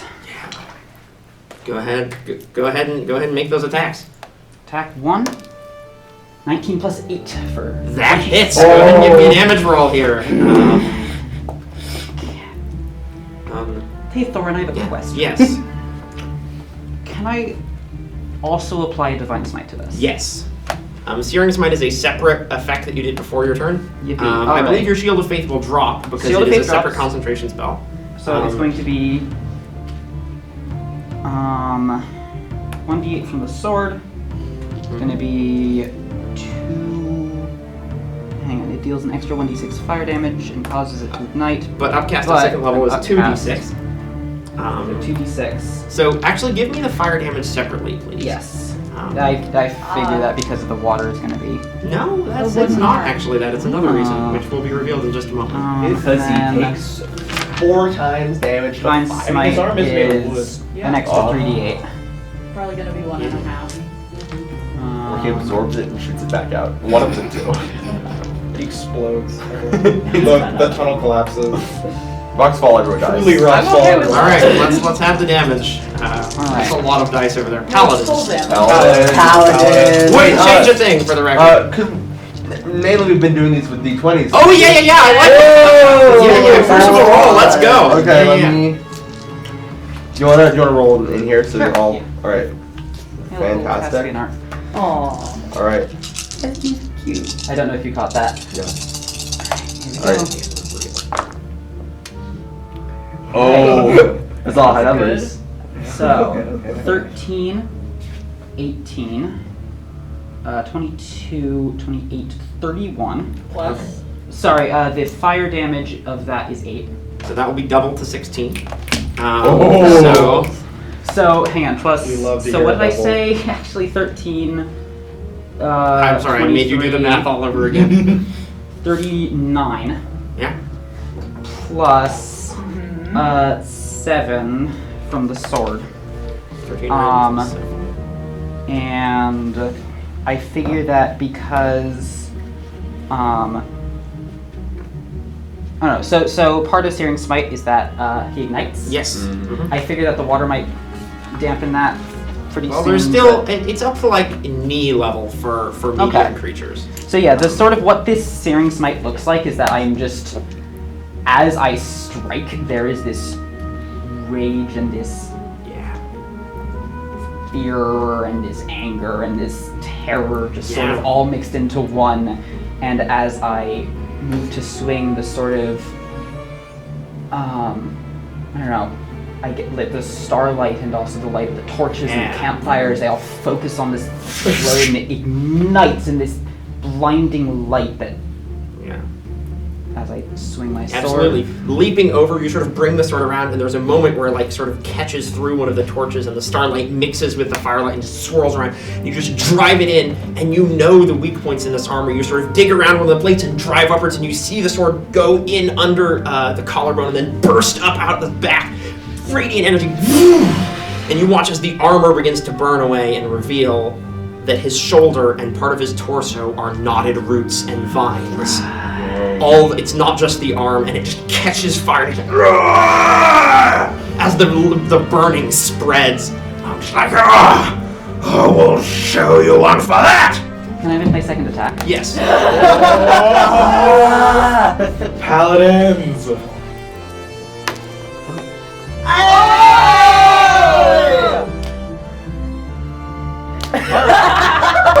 If you couldn't tell, it was a natural 20. I kind of figured it was a natural 20. Crazy. The absolute silence.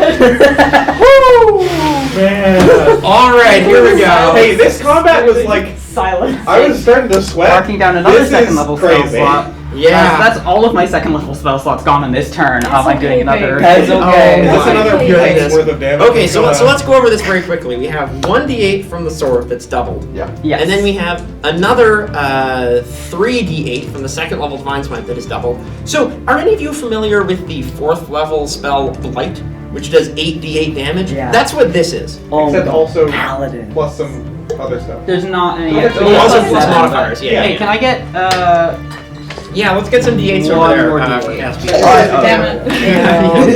got the Clyde Wait. D8? Just Come on, baby. Yeah. It's an unfortunate amount of ones. Oh. Oh well. So that is 10. Well, the first one was 12. 46. Yeah. boy. You know. He only This has is like what 20. 50 This is points? only 30 points of damage, unfortunately. Only 30 points of damage. Yeah. Well, Huh? with that massive strike, the first blow drives in, and I imagine you probably don't even need to pull it out. You just grab it with both hands and just pull down, just tearing through the roots that sort of make up this portion of his torso and ribcage, and the flames bursting out in all directions. And now, and I would like Yes. to, as my bonus action, I'm going to disengage. Yeah, fair. Do that as a step. Smart. However, To- yeah. Yeah, go ahead. And then there's another thing that. Uh-oh. Can I just grab me? Maybe I'm gonna Okay, stand. you grab That's- Clive too, but yeah. You're just gonna move to there.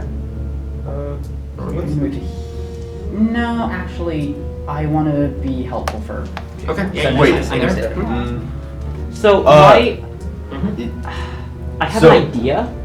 If you I apologize if this is too many. Yes. If you do move, I can move Moonbeam onto this square. If not, I have to move here. It's fine because Junior goes right after me and the advantage is really good. Yeah, you can dodge out of the way. Do I think that Vorton Plonk would follow me if I moved? After what you just did, yes. Yeah. I don't think there's much question about that. I am going to Oh!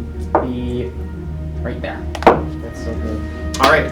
So good. I have some bad news for you, unfortunately. Vorton Plonk has been reduced to half his hit points or fewer, which means that his Rootgast Rage triggers. Oh, So yeah, sure. you watch as this gash that you tore through the wood that he has here just explodes and vines just shoot out, just lashing at everyone around him. And so each creature within 10 feet of him. So that is going to be a number of his allies plus Caspian before you moved, Clive, and Junior. All need to make dexterity saving Question. throws. Yes. This happened when Caspian was still over there, so Yes. they probably still get the aura. They still get the aura bonus. Oh, Yes. thank you. So Sorry. my negative one becomes. Yeah, so I can So- roll 3 dex saves. Wait, for so my- My 0 becomes a 3? Okay, Yeah, plus three. okay. Whoa. Oh, you can do the I healing. have a plus 9. I have a plus 9 to dex saves. I can't do that, but I can move you. Where'd it go? You'll be okay. Yeah. All right, dex save. Oh no, you didn't have to make one. Junior, 9. 9. 19. Oh, Nice. Good. Caspian, what was your dex save? 25. So you two succeed. So you take half of. Wait, did we move that far? Half of 8. Yes, I think so. It's So, That's okay, one, because two, I had three, my, four, because five. I used my climb speed. Does that take away from You my? you just can't climb more than 20 feet. So you used 10 feet of climbing, and then you can still use 20 feet of walking. You just can't climb more than 20 feet on a turn. I'm here then. All right. So that is 8 points of piercing damage halved for people who succeeded, and 6 acid damage again halved for people who succeeded. So I think only Junior, you take the full 14. And what this looks like is these long thorny branches just burst and explode out of Vorton's chest and just tear into everyone around him. And that actually means that the one of the vanguards is just fully dismembered by the vines that just BAM! Splattered against the wall. And the other 2 take 14 damage each. Have I used my reaction yet this? Did you? I don't think so. I don't think Because so. I might use Badger Truculence again. Yeah, go for it. That's a good idea. That's a very good idea. Yeah. So 14 damage reduced by 1d12 plus your con. Plus 2, so Yeah. there's a chance it's all of them. Yeah. 12, so... Yeah, that's pretty good. So Just sort of raise up your thick, furred forearms as they take the brunt of the attack. And it's not just the vines and sort of thorns that dig, but then immediately that caustic burning acid that spills out of them onto your heads. And we're just like, "Grrrr!" roaring in rage and anger as these things burst out. And Sedgwick, you actually have a line of sight now to Vorton. Yeah, I can see this guy. And what you see, it looks like what you have. The way those roots and vines grow into the skin, the way they meld with the flesh and tissue, that is your gift. That is what saved you. This same magic is now, for the first time ever, within your view, wielded by another. Oh. I don't think he knows how to react. I think he just stares blankly at it. And is there any chance, I know it is far away, and it's a chaotic scene, can I tell what type of wood? Because clearly the gnarl on me is from this tree. Is this... Make a nature check for Yeah. me. That is exactly what that skill is for, so. Only a 10. You're looking and just like that acid dripping out of it, you have never seen a plant so vile, so bilious, so toxic to life. And you do not know where such a plant could grow, nor would you imagine that anyone would want to go to such a place. Yeah. That was all on Caspian's turn, so Clive, it is your turn. Okay, I'm gonna. I can see from here. It's okay. Well, I mean, I can't roll. Oh my god! Sorry. Love you. I'm going to. Okay, so what I'm gonna do. Oh, thank you. What I'm gonna do is I'm going to. Yeah, I'm just gonna attack Vorton. Vorton. I'm gonna attack first with my first one. Yeah, absolutely. Just to give him that disadvantage against. Reckless or not? Yeah, reckless. Cool. 'Cause I feel like he's gonna get advantage anyways. Well, no, he's not. What the heck? Oh no. I rolled a 4 and a 5.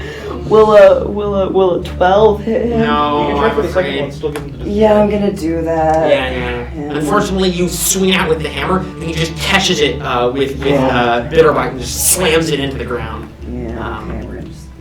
First one... Come on.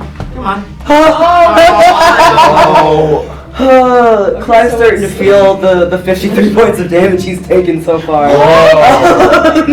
I rolled, that's an 11. Yeah. So, I like the first attack, you sort of swing out the hammer, and this is just a ferociously strong foe. Like, you've never faced anyone like this. And he catches it with the hook of the battle axe, and then twists it around and slams it into the wall, and the hammer just crack. Nice try, little creature. I'll show you. That's his voice. Please cut that out. No, it's okay. It's alright. I forgot his voice. Just keep going. You right? Yeah, this is cool. That's fine.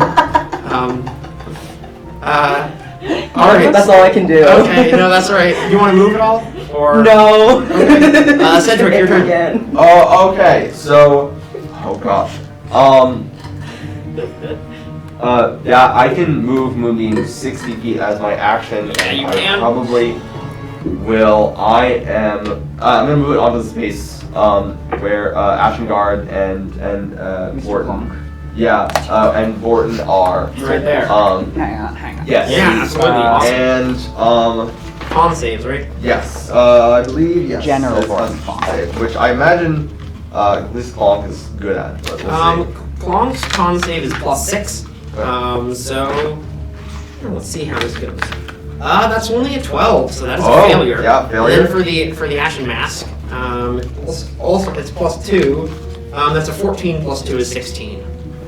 16 if it hits it. Yeah, it does. Yeah, so it succeeds. The Ashen Mask succeeds, but Klonk fails. So go ahead Well, and roll damage. I got that.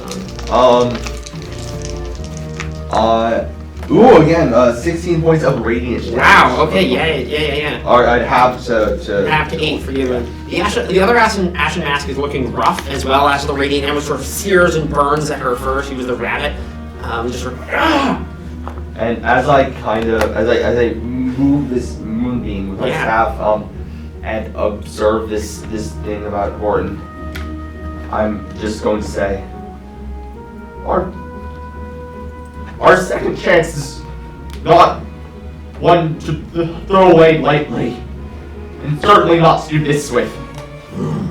You think I've got only 2? This will be your last. And I'm so gonna, cool. I'm gonna spend so cool. the rest of my movement to now. Now you have the terrain advantage. I completely missed what Thorin said in response to that. I'm gonna move there, and then that is.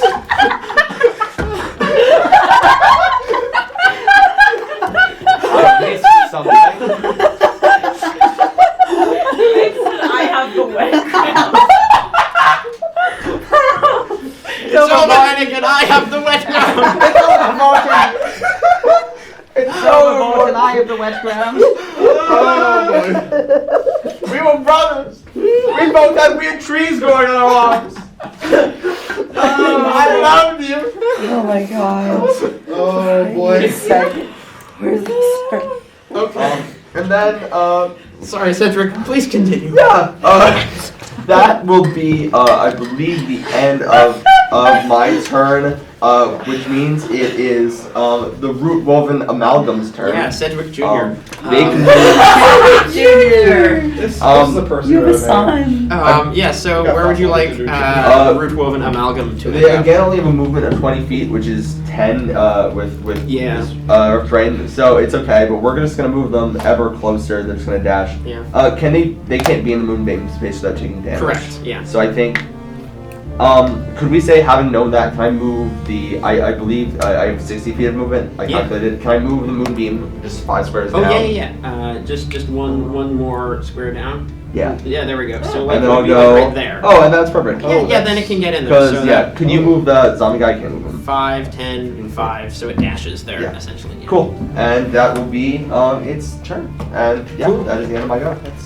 If you wanted to, you could actually move it to that space, and then Junior could get in there if you wanted. Oh, because it gets to cut the diagonal. Yes, there. I agree. Um, Yes, thank you. Awesome. Yeah. Benevolent DM. And whoa, what a transition! It's Junior's turn. Woo! I have a question. Yes. What material is the floor in here? For the most part, it's soft earth and stone, but right here there's sort of this wooden plank bridge that seems to have been constructed by the sappers to allow their troops to move through here swiftly. So the space right below me looks like it might be soft earth. Yeah, absolutely. Can I use my burrowing speed there to get into the water and dash over to the wall under the bridge? Oh yeah, like burrowing into the ground. Yeah. Absolutely. Burrowing You're sure like speed? yeah. So you're just gonna head towards to the sapper over here. Yeah. Oh yeah, awesome. Yeah. I still will have 30 The feet long after that because strider. I still have long strider. Yeah. So if I Can you burrow for a longer time and kind of like how deep is this? Is it? Is there any The, way that Junior the can water burrow through here that? is probably only maybe like 2 or 3 feet deep, so you have to go down maybe 5 feet before you start going over. Yeah. But yeah, how can pop far up is it water. from it is from you to the sapper over here. It is 35 feet. 40 if you count the 5 feet you have to go down in order to get there. which I think I have Because I have 40 total. yeah, 40 total because it's Exactly. 10 burrowing plus 10 long strider. So yeah. Yeah. So yeah, sort of like with water sort of splashing around your legs, you sort of dig down, sort of sheathing Amberthorn for a moment and digging down into the earth, feeling your sort of powerful claws tearing away. Oh wait, and is the pipe near that? Yes, the pipe is within, is sort of this rock here is where the pipe is. Ah, damn it. Well, it does take your action to dash, I believe, to get Yeah. there. But essentially at the end of your turn, you sort of explode up out of the water. Well, not quite the end of my turn, Oh. because at the real end of my turn, I will use one of Amberthorn's charges Oh yeah. and cast Thunderous Smite and get ready to wreck that Oh pipe. yeah, absolutely. You burst up out of the earth and Amberthorn just explodes out of the water, crackling with energy. Awesome. I believe I make an opportunity attack against you, but I do so with disadvantage, correct? When you burrow away from Yes. the Ashen Vanguard there? Yeah. Excellent. That is going to be a 7 to hit, so a miss. The Vanguard is just not expecting it, and just like, where'd you go?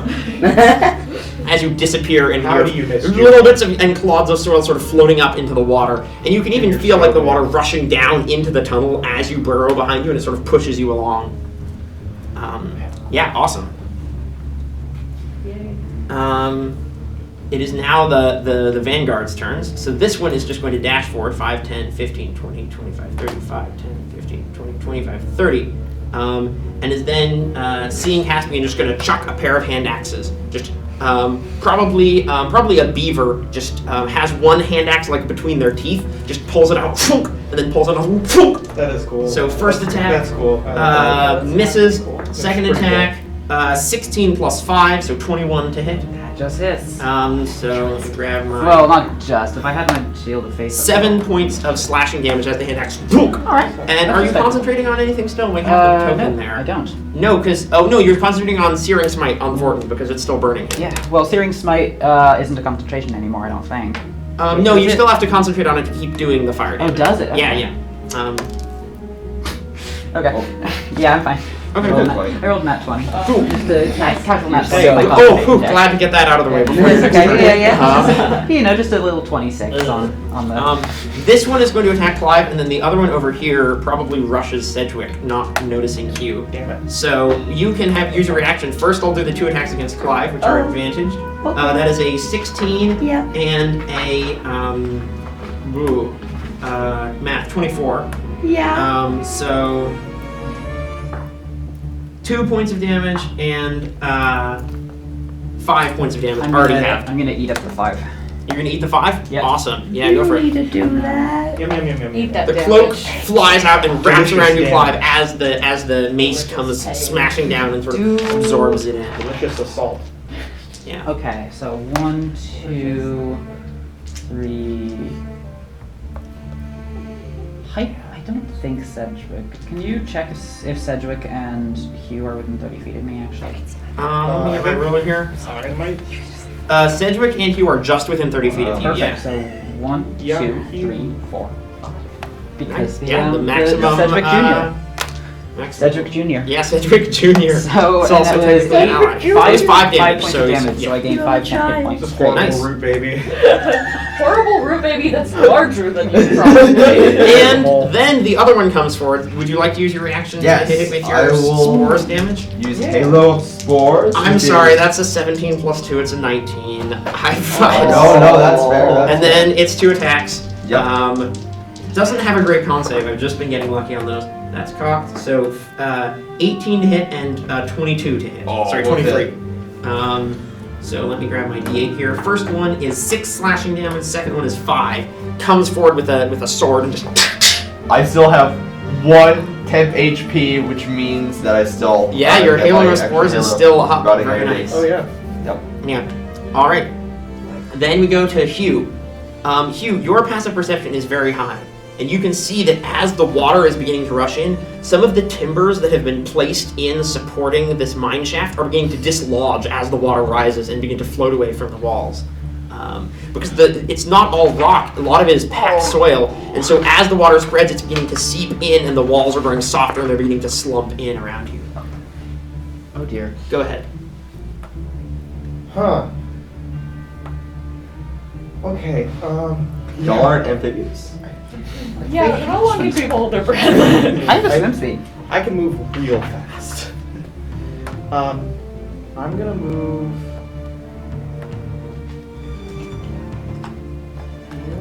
Yeah.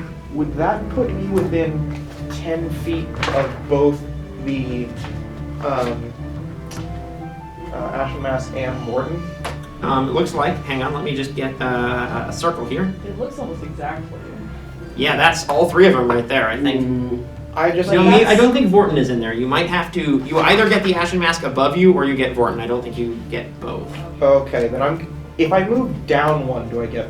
Yes, I think you do. 'Cause Then then that's you're here, Far more important. and I'm gonna use. the radius very clearly includes him. I'm gonna use aggressive swoop.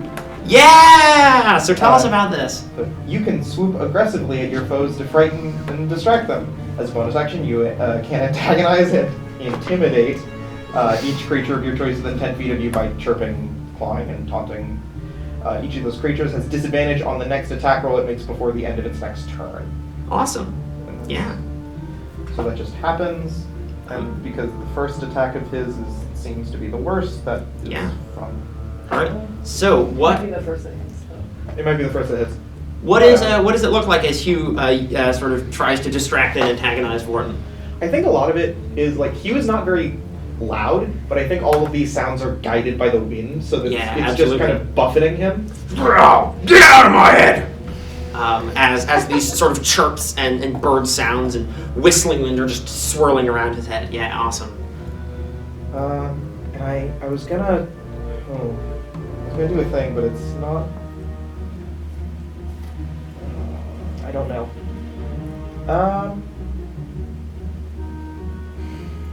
I'm sorry.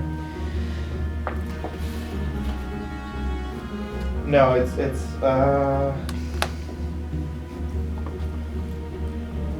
You still have your action. Yeah, no, I know. Sorry. No, sorry. We got this. I think magic missile's the way to go in this Yeah, absolutely. scenario. Go for it. I'm gonna throw 2 of these at. Actually, you know what? I'm throwing all these at Morton because Cool. they just kind of Yeah, go for it. do it. How's Thornton looking? Not great. Okay. I mean, most people can't be stabbed in the chest multiple times and still be alive. He seems to be doing pretty good considering No, the this circumstances, is gonna but be- not great. This is gonna be 2nd level, so Yeah, go 4 for it. spectral attacks. Yeah. All launching towards him. He's distracted by the wind and just doesn't see them coming. Blasting into his armor, setting more Cool. splinters flying. Okay. 3, 7. I think it's literally average. That's 14 force damage. Not bad at all, yeah. Looking very bad. And then Mhm. I'm gonna use the rest of my movement, which I think is like 40 feet. Yeah. To not the rest of my movement. I'm just gonna go to the opposite corner because I don't want to be close to him. Like over here? Or down there? Yeah, no, actually, over the first place you moved me is actually better positionally. I will tell you that nobody has seen this yet, so you had no way of knowing. But as you begin to fly away, Vorton's root-woven arm lashes out, and with his increased reach of 10 feet, now that it is half hit points or fewer, he's going to make an opportunity Totally against fair. you. In question, does the distracting swoop, is it the next attack or the next attack on their turn? On their turn, I believe. Okay, so this attack Yeah, will next not time have on disadvantage. its next turn. Cool. So this attack will not have disadvantage. It'll be the first one on his turn that does. That is 17 plus 9, 26. Whoa. Yeah, that's fine. So, I'm going to make this. This is probably with his Morning Star Sunderfang, and I think he probably just knocks you 5 feet to the side and you kind of recover. And then the damage is plus 5, so 6 plus 5 is 11 points of bludgeoning damage. Okay. Just bam! Slams into you, and you sort of catch yourself and flutter away as fast as you can. You're not getting away from me! And then it's his turn, of course. Ah. So the first thing that he's going to do is he's going to use his bonus action to call forth a bilious blight. Is there anything that happens when he starts his turn in the moon? Yeah. Is it start or end turn in the Moonbeam? Also, I think he is a. When does Searing Smite do it? Starts its turn there. When a creature enters the spell's area for the first time or starts its turn there. Perfect. So, con save. Con save. That is a 17 plus 6, 23. So Start of half each of its damage. turns, it takes 1d6 fire damage. Start of each of its turns? Yep.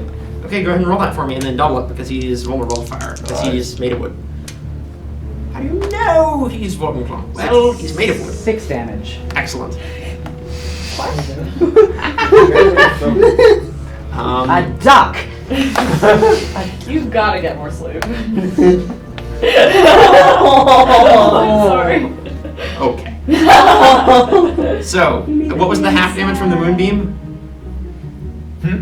He still takes half damage. Yeah. Moonbeam is a half damage sort of thing. Good spell. Yeah. That's like the simplest way to say that. 4 radiant damage. Cool. Yeah. I mean, just all of these things like the Moonbeam, the magical tap striking him, he just doesn't know where to turn. Everyone is lashing out at him. With his increased reach, I think he just probably wants to strike at the people who are near him. So I think that's probably just Clive and Caspian, unfortunately.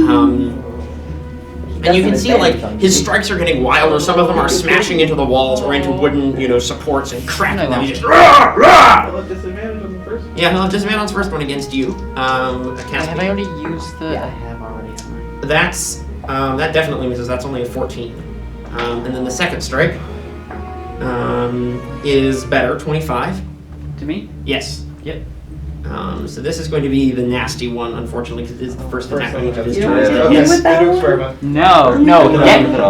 Get me with it. No, get me. It is I going dare to be, this is probably with Sunderfang, his Morning Star, so 9 points of bludgeoning damage plus 20 points of acid damage, searing into you as the acid splashes and sprays. And then he will make his last attack against Clive. Sorry, 29. It was 29 total damage, yes.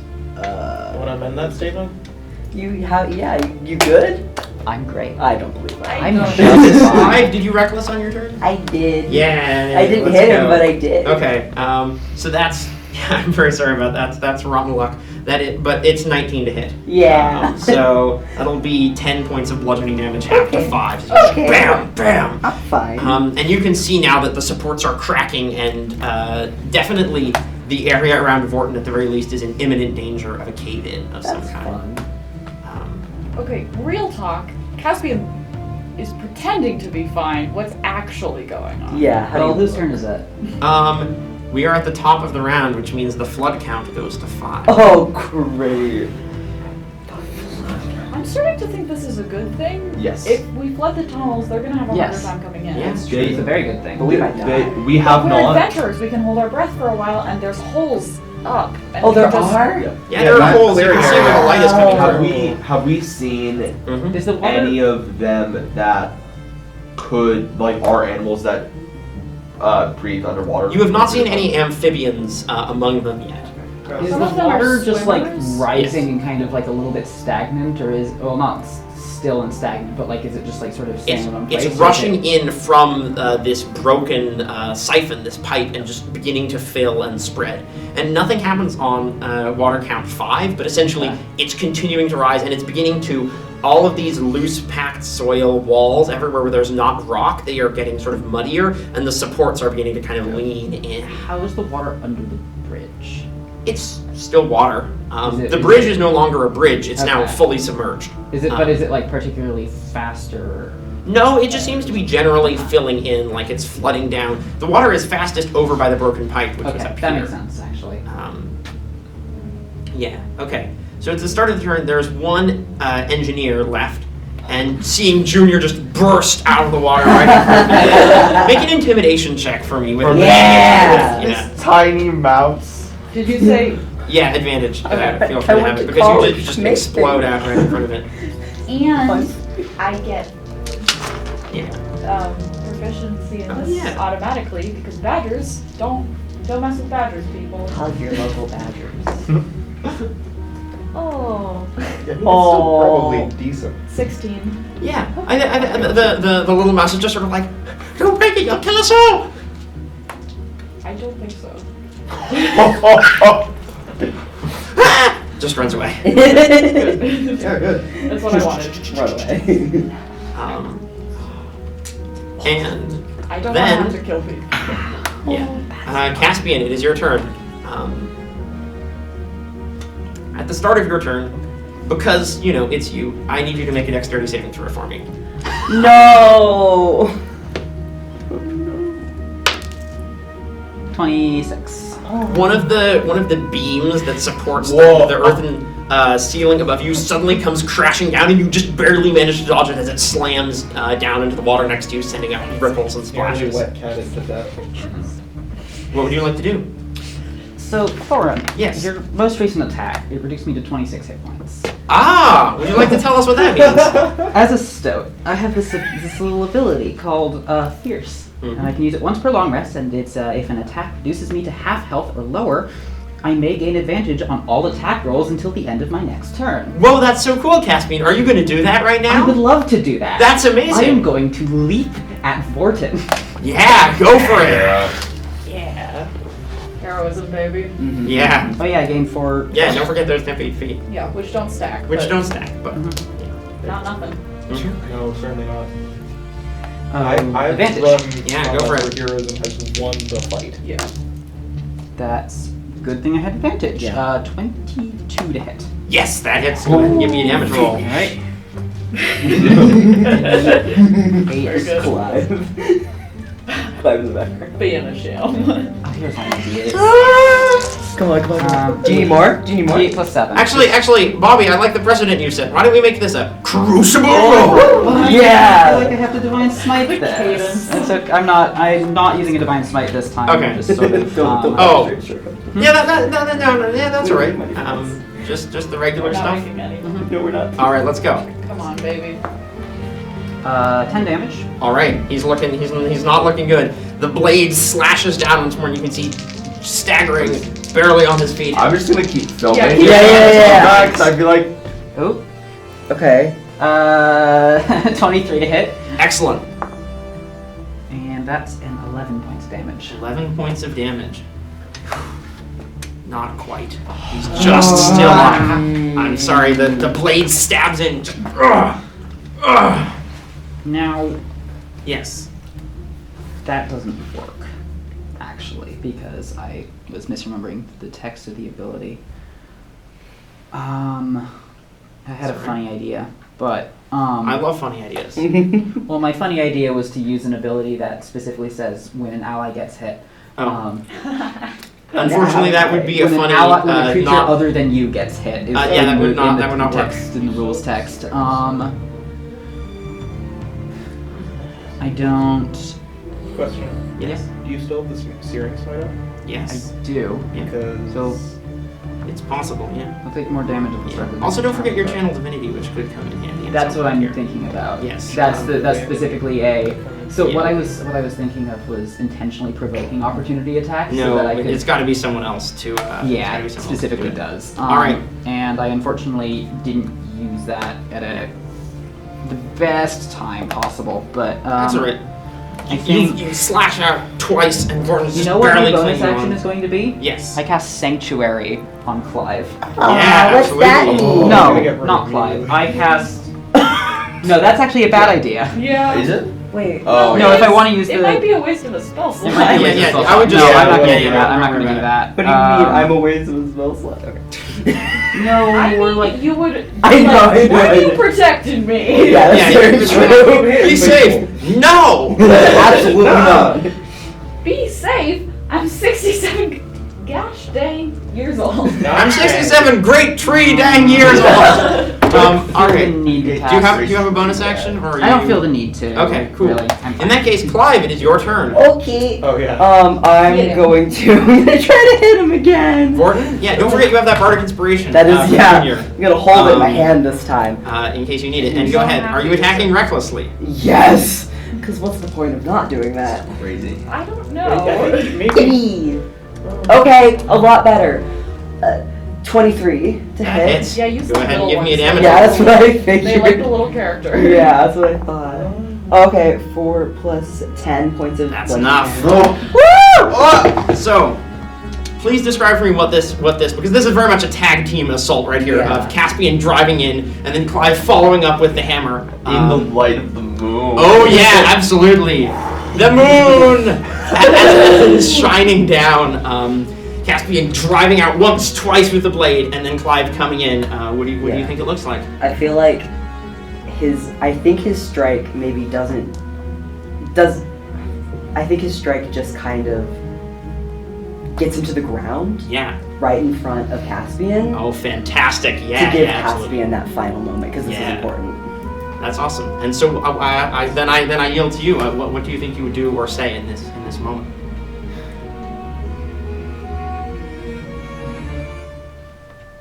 General. You are relieved of command.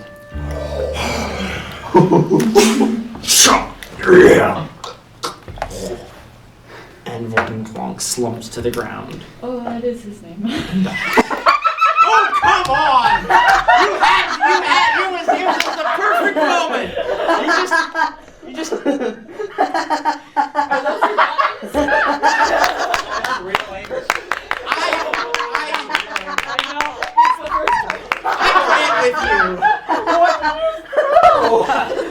Oh my side. See, I have never seen you be angry before, and I'm so proud of myself. I hope you know that just because you said that, Warden Clock, who has already said he has canonically come back to life several times, is gonna come back again. What Just have to you kill done? me, the real person. Try me, bitch.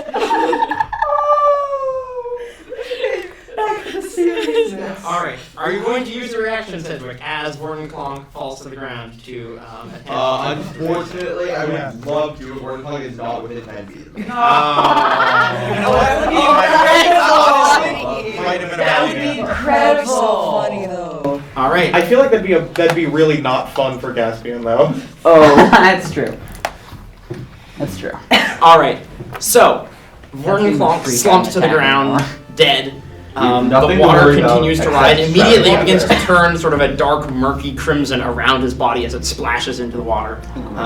Clive, you actually have your second attack still, if you would like to use it. Right. No, wasn't that my second? No, that No, wasn't. your first No, one. your Yeah. first right. Let's who's- get the Clonkster out of here. Yeah. Clonkster. Yeah, I'm gonna get that guy. The Clonkster. The one to my right. Well, Yeah, absolutely, go for it. reckless.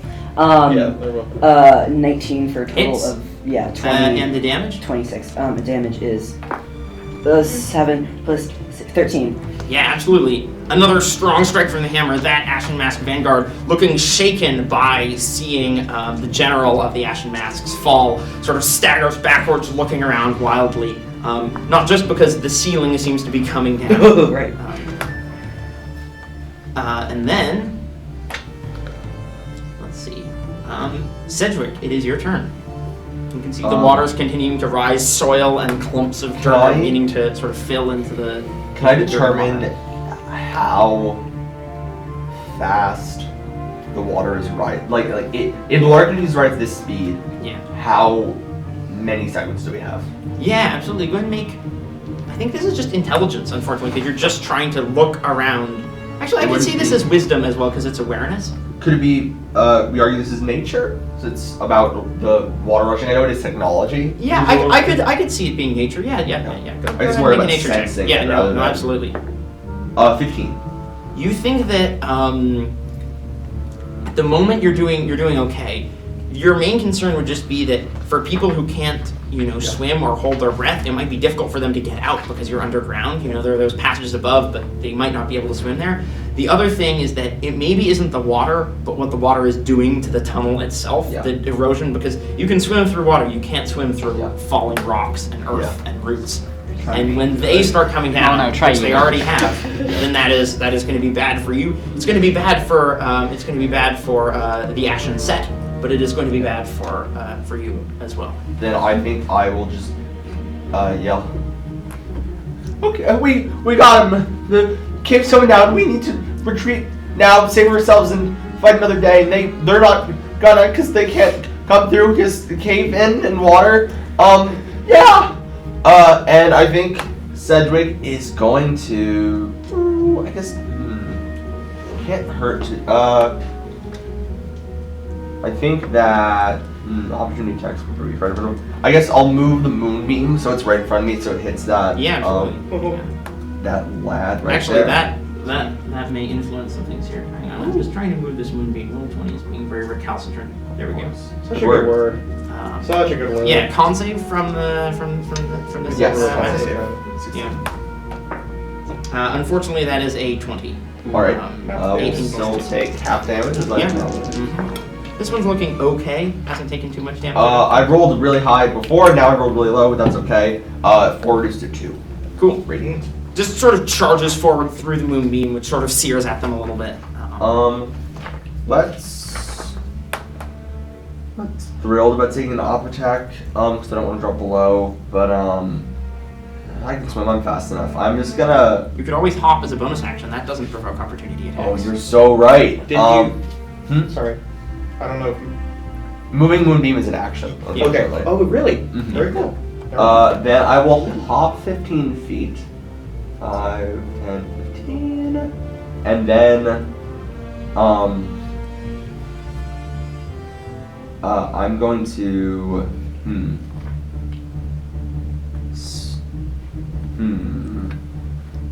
I guess I'm going to, there's stuff to be done. I don't want to leave those weapons on the ground, but hopefully you two can grab those weapons before everything caves in. Yeah. So I'm just going to move 5, 10, 15, 20, just try to go as close to the entrance. Clonk weapons? Yes. Yes. the weapons. All right. And then I'll have my Yes. root woven amalgam. I guess I'll just have them grab the two weapons. Yeah. The Rugo of Amalgam reaches down and picks up these two heavy weapons in its sort of gnarled, thorny hands, and then can just sort of slowly be waiting. Yeah, waiting 5, 10, towards 15, me. 20, 25, 30. It basically gets there as it wades through. Alright, yeah. And you can see this ashen mask here just sort of, Those belong to our general. Not anymore! What? And that will be the end of my go. Okay, cool. Well, it's the Vanguard's turns. And this Vanguard right here looks for a moment like she intends to follow up on the threat that she just made. And then there's sort of and part of the ceiling collapses next to her and splashes into the water. She just sort of looks, Oh, this whole place is coming down. I need to warn the Duke. and she is just going to use her action to dash and just go 5, 10, 15, 20, 25, 30. Does she take damage if she starts a turn? Oh, yes. Yeah, there's a con save. Good. Good call, good call. Kill. 15 on the con save. Failure! Kill. Yeah! Kill. 16 is the DC. And it's 8 radiant. Okay, not dead. Oh, yeah, Unfortunately, she's taken the Yeah. least damage out of all of them, I think. That would have been cool. Rushes this way. Oh. Will provoke an opportunity attack from both Caspian and Clive. Now kill her. Yeah. Yeah. Reckless, darn it. Okay. and I believe ends We up don't need you there. doing any more reckless attacks. 5. 20, See, that's what I 30. do. There we go. Do I use my reaction? It's up to you. I think it's worth using the reaction on this. That misses. I'm afraid. Wait, inspiration. Yeah, bardic inspiration. There you go. Inspiration. Oh, 19. Hits. Woo! Roll damage. Very nice. Please be high. Please be high. Okay. 11. Still up, but not looking good. Alright. Yeah, Caspian, you make your attack. 16? Hits. Okay. Just good. 15. No, 13. Yeah, 13. done. Yeah. She tries to dash past and sort of leaps over. Clive wraps the chain around her leg, pulls her down, and you just BAM! Strike out with a sword. Dead. Whoa, boy. Man, for wholesome little woodland creatures. We incinerated a mole. You sure? Yeah. I mean, I guess I wasn't gonna Well, this we makes like sense. knock things out mostly. I mean, you know, not all of these people are dead. We but- don't know that they're dead. Well, we don't know a lot that of the Barton soldiers Kronk is were dead. explicitly knocked out. For too Yes. long. Yeah. Like a lot of the too long. guys. So there are a lot of bodies. It's unclear how many Yeah. of them are dead. And they are rising in the water. Yes. Yes, they are drowning. Some of them are spluttering to consciousness. Others are not. Okay. We don't have to talk Well, about that Yeah. part. All right. We can be like, I don't know, all those shows that are like, wow, the hero, look at them, they don't kill anyone, and it's only they don't kill the main enemies, and they just like do massive, Yeah. just sweeping AoE attacks against every little mook. Yeah. Did all those Checkered Legion soldiers die? Well, I don't know. It was really unclear. This Ashen Mask in particular is going to disengage and retreat 5, 10, 15, 20, 25, 30 down the passage, sort of turning to his comrade there and being like, "We need to pull back. We need to pull back." I mean, better to flee. Yeah. And again, the cavern is beginning to come down. Like these mine supports are caving in as the water is rising. And with that, the other one can move as well. So we'll sort of get them over there. And then Hugh, it is your turn, I believe. Okay. Oh, wait. Easy. Okay, cool. Yeah.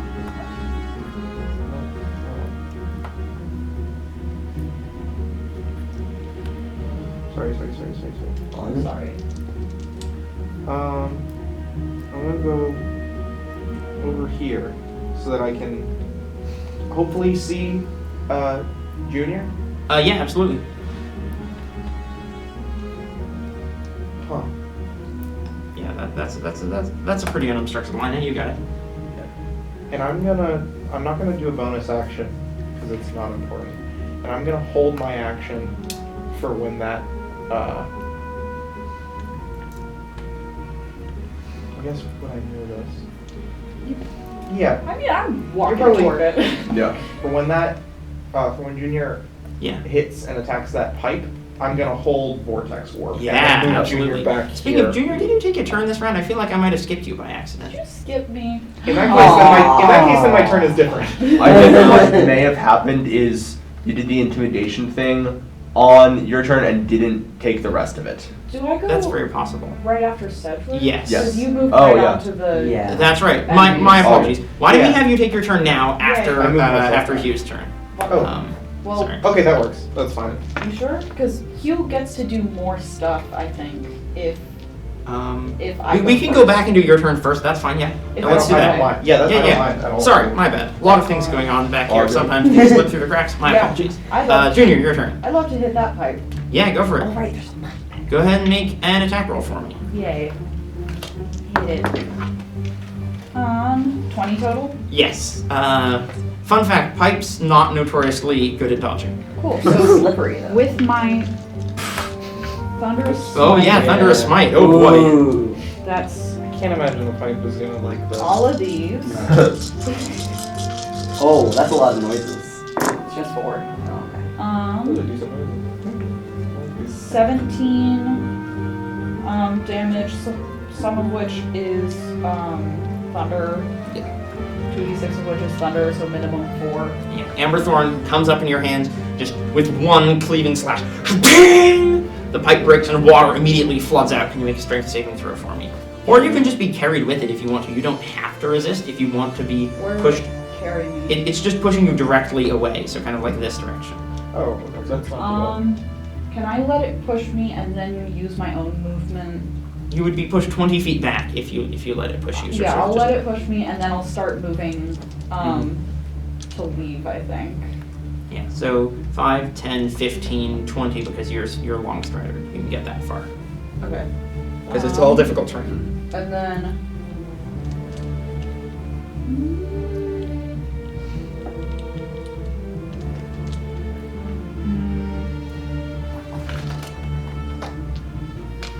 Bonus action, healing light on Clive, Yeah, absolutely, go for it. which is just a d6 heal. 4. Thank you.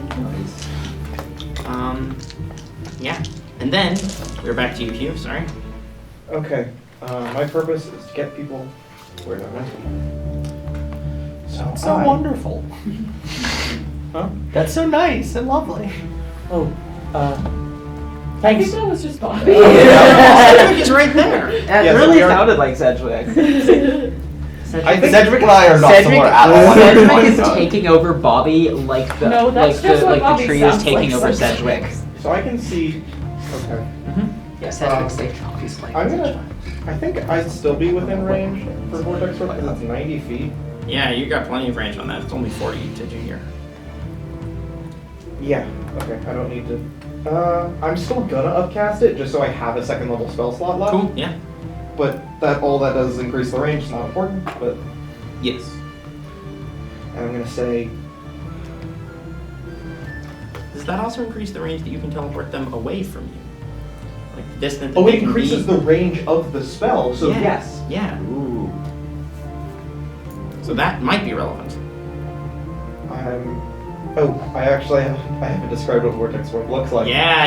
Here we go. Ooh. I take out this little drawing compass and kind of flick it, and this large spectral version, the pencil point just kind of taps Junior, and then draws around. Yeah. Awesome. Sick. And I'm gonna say, no matter what, the city still needs its guardian, and I'm gonna move you to the other edge of that tunnel. Yeah. So like right here.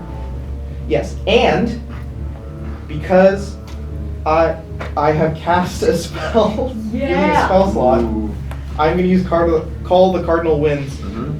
and because Clive, you can immediately move a number of feet equal to 5. So you can immediately move 15 feet if you choose to. And please do, because otherwise I'm not going to use this. Yeah. Do it. Clive wants to kill the rest of the people. You're gonna die. Clive really wants to kill the rest of the people. They're right actively now. running away. Yeah, but. Everything's gonna. Oh. I'm using it either way. You feel the Doesn't winds wisdom of pulling 16. at you. You don't have Yeah. to. You don't have to. No, I'm going to. Could you zoom in? I didn't know exactly, but I told him to get out. Yeah. And then- Okay, I'll go back. I'll do this So it's like 15 feet. Yeah, so you could get there essentially if you wanted to. That maybe looks like a hesitation. Fine. Oh yeah, there's a visible hesitation before. Yeah, before just, whoever like, applies. just looking at the other people and then just starts. Yeah, retreating. Kill, survive. Already they're beginning to disappear simply because like the earthen walls are caving in, the support pillars are falling, the water is rising, and they're already not clearly visible as they withdraw. I feel like as he's hesitating, he hears a familiar voice in his head just saying, "Don't be stupid," and he starts going. Yeah. I mean, like, That's I- yeah. I, Anything else on your turn, Hugh? yeah, I'm moving. Like, I'm gonna move. Yeah, go for it. just a little ahead of. Who's that? A little ahead of Junior, and I guess.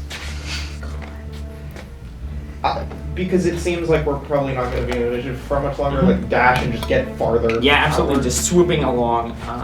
At the we're back to the start of the round. The flood count increases to 6. Actually no, because both pipes are broken now. It goes up to 7.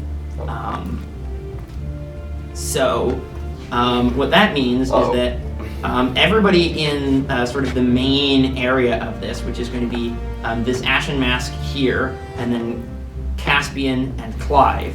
I need all of you to make strength saving throws as the water and With advantage, I'm good. as the water and the beams supporting the ceiling all begin to close in on you, trying to trap you. Of course it's Caspian. Of course it's Caspian. What was that over there? 14. Okay. Natural 20 for a 27. Very nice. You can see the Ashen Mask is struggling, pushing through, barely succeeds. Caspian, you are going to take some bludgeoning damage. Oh. Just I don't like 3d6, not a lot. 7 points of bludgeoning damage as, clods of earth and a beam slams down on your tail, which is still sore from where it was singed this morning. I'm actually, could I do Spirit Shield? To Yes, reduce that? absolutely you could. Go for it. Yet. How much did you take? I took 7, I believe. Was it? Yeah. Reduce that by 6. You take Yes, one you're point one of point damage. Yeah. Rock just kind of boom. Well, Clive, you reach out with the hammer and chain, and you can smash one of these beams out of the way as it's coming down, and break it so it falls around Caspian instead of on them. Dang, old man. It's like a little thorn.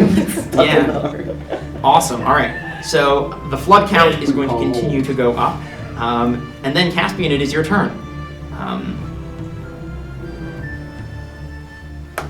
Please. What are you doing? Oh god, what's gonna happen? I don't like that How face. high up is the roof above me? It's about a 10-foot tall tunnel.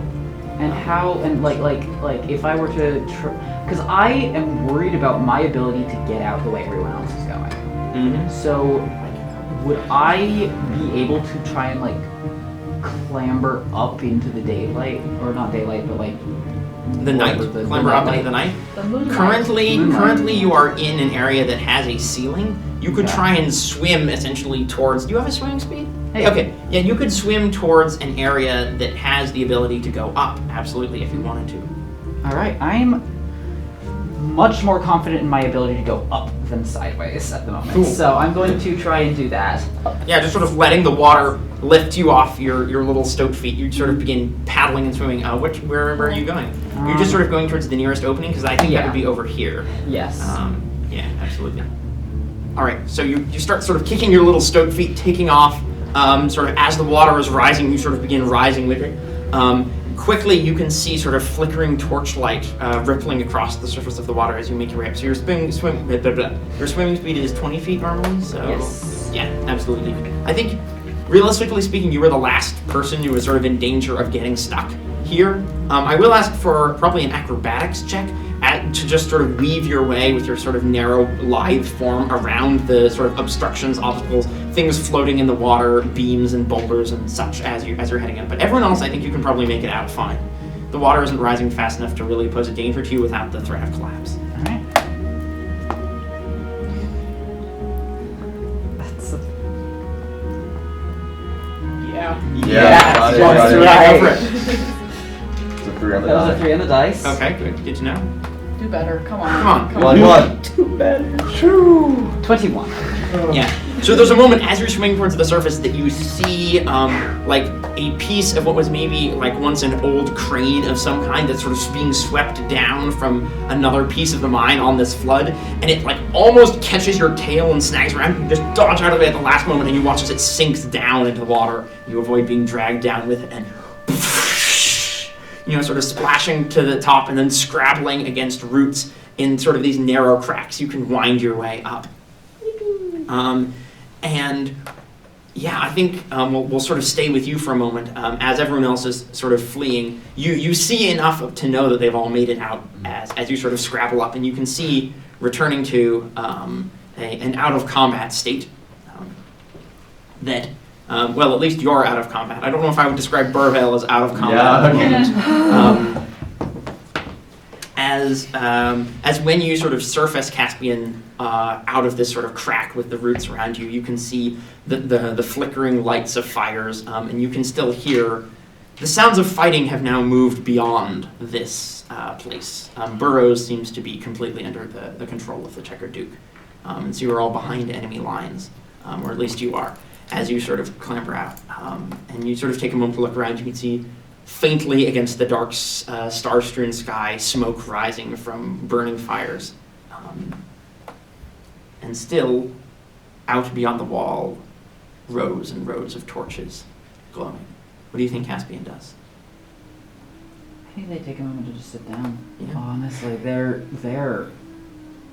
freaking out. Yeah. Still, they never let go of their fear during that entire fight. They're just bolstered by Junior's spell, just managed to push through and Right. just now they're worn out and they're Right. taking a pause to just sit down, and I think they're going to use 15 points of lay on hands Yeah, absolutely. to boost their remaining Yeah. life force, and they're just gonna sit for a few seconds, breathing heavily and maybe clutching at, I don't know, wherever that really big hit got them, just sort of. Yeah, the sort of stinging acid still burning in your pelt. Yeah. And as you sort of just sit there for a moment, I think you hear a quiet sound behind you. You turn around, and there are 3 soldiers standing just maybe like 30 or 40 feet away who have sort of come around a bend. And they don't look like they were rushing anywhere. But these aren't Ashen masks. These are soldiers of the Silent Moonset.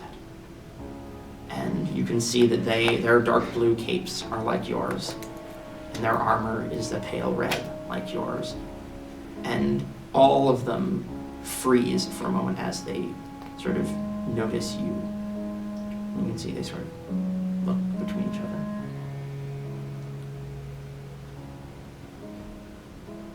There's just this moment of silence. Do I know any of their names? Absolutely, I think you would know. I think you know at least who the person who seems to be the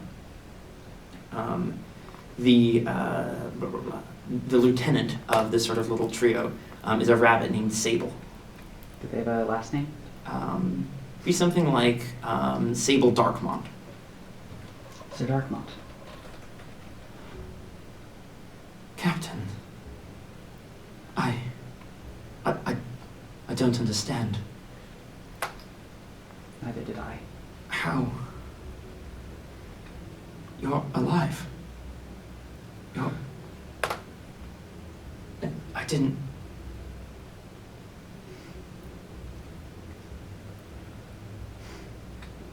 I'm alive. And I was wrong. What do you mean?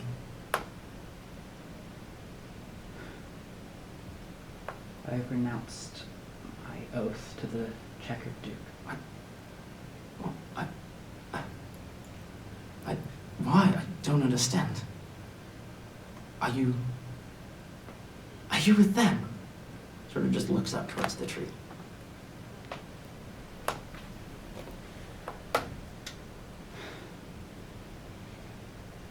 I am. Well,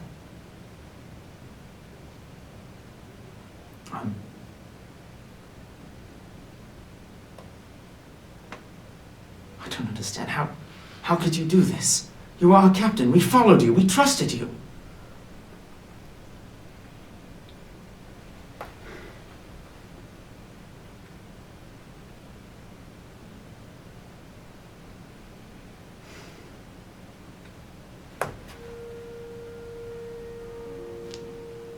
Well, I trusted our Duke once. The betrayal's done. I understand. No, she would never. You were her favorite.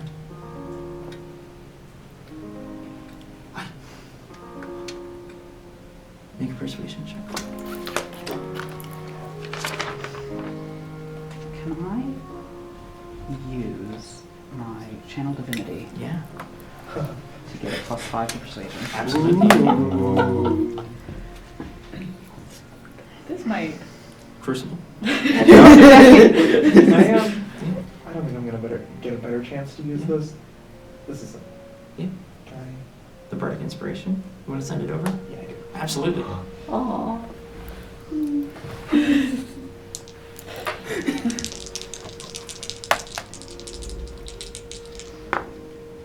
Oh, I needed that. Oh. That's a 17. Wow. With the 3 on the die. Oh my goodness. You see Sable just sort of one ear sort of cocks, and she just.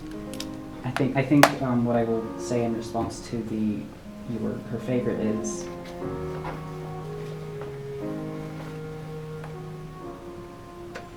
when you make a decision that challenges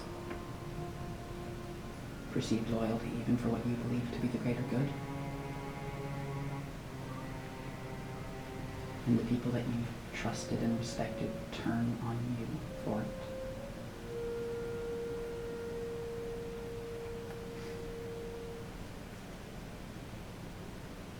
I did not leave because I felt like I should. I left because if I stayed, I would be dead. She just sort of steps back. And you see one of the other soldiers raise his bow. And I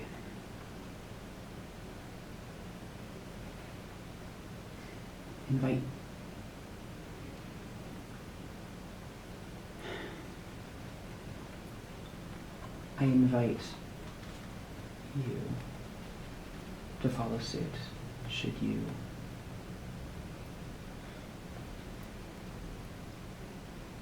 find it in your heart to respect and care for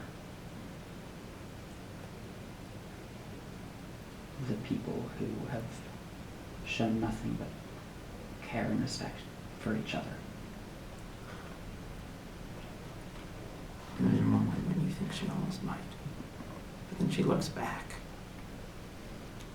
The banners, the torches. I'm sorry, Captain. You ask too much of me. And she and her 2 soldiers turn, and they look. A little crestfallen.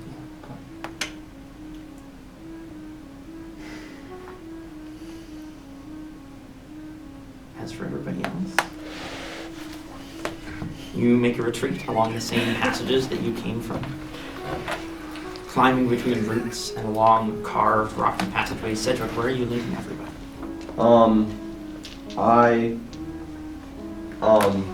But I've had, is there any way for me to get to some, I know I was kind of heading towards that initially and it didn't look like I could get there. Is now that time has passed and kind of this cave-in has happened, are there any other ways to get to the loam, to the acolytes? I mean, some of them were there at the Evensong festival at the top of the rock. You don't know where they've gone. I apologize. I mean, I guess where we lived, like our sanctuary. Yeah. I know that path was kind of towards that. I think if you wanted to make your way, you could, but you saw what that opening became, and you can see that whatever tunnels and passages there seem to be being used by the enemy, which is strange because not even many other Burvalians ever went down there. Yeah. Like that was sort of the domain of the acolytes, where they tended the roots of the tree, made sure it was healthy. It was an honor, a sacred honor, but it was that was a place to be respected, and few people would go there unless they had good cause to.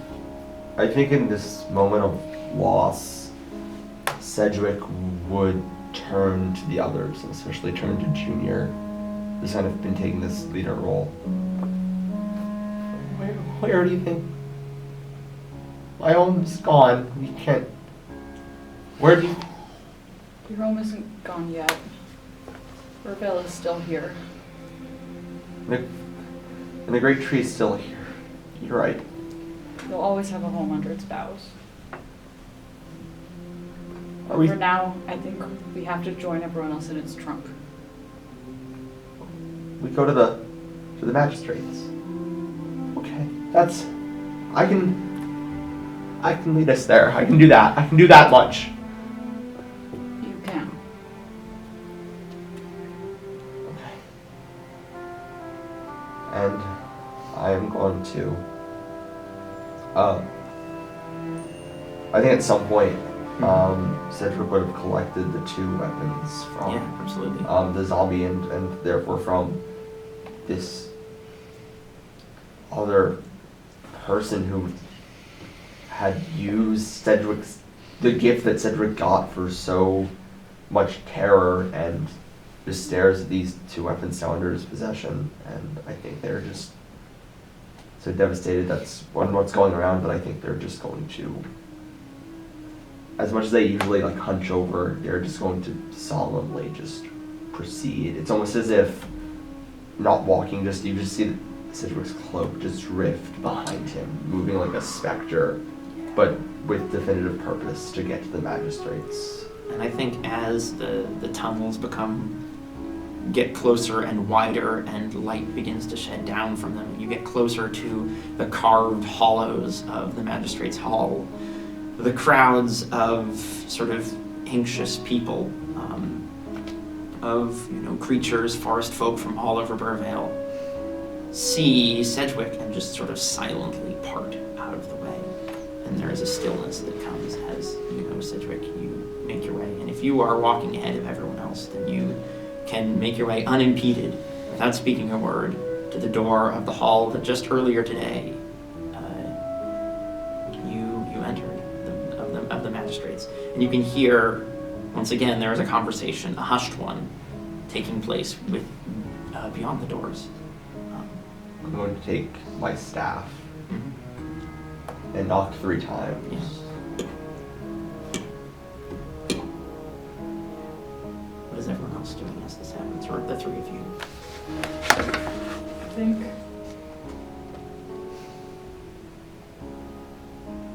Junior can't help but sort of like put like an enormous paw on one of Sedgwick's shoulders. Yeah. Because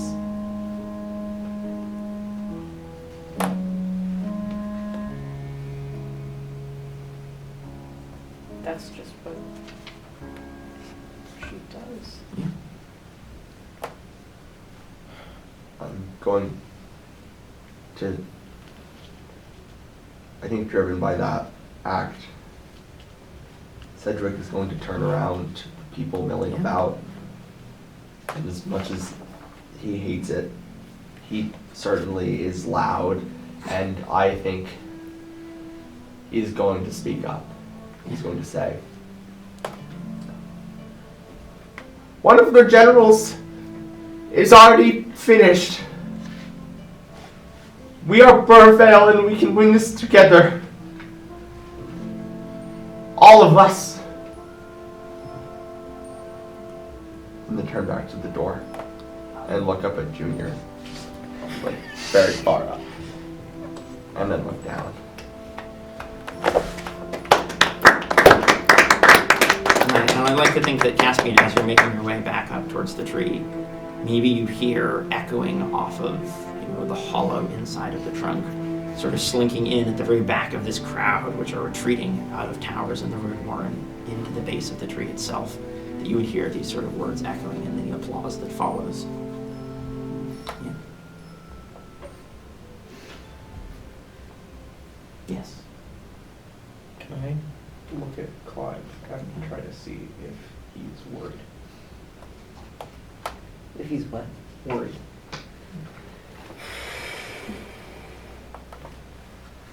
Is that an insight check? I think so. Come on. Nothing's ever easy. I'm gonna make you work for it. Yeah, yeah. yeah. This isn't gonna work. That's an 18. Well,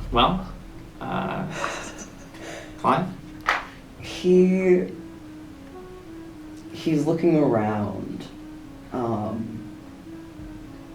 I think he's looking around a lot, and he has fallen pretty silent. Worried is a word you could use, I would say. Mm-hmm. Can I try to look for Caspian? Yeah.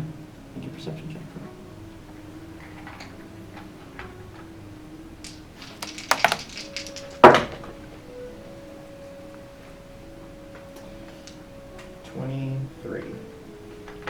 Should I make a stealth check or? Are you trying to be stealthy?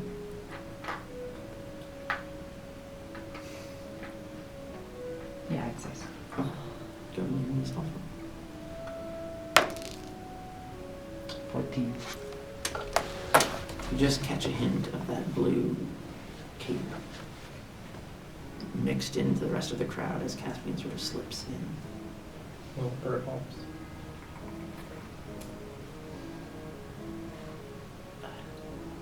He's not far. He's okay. Okay.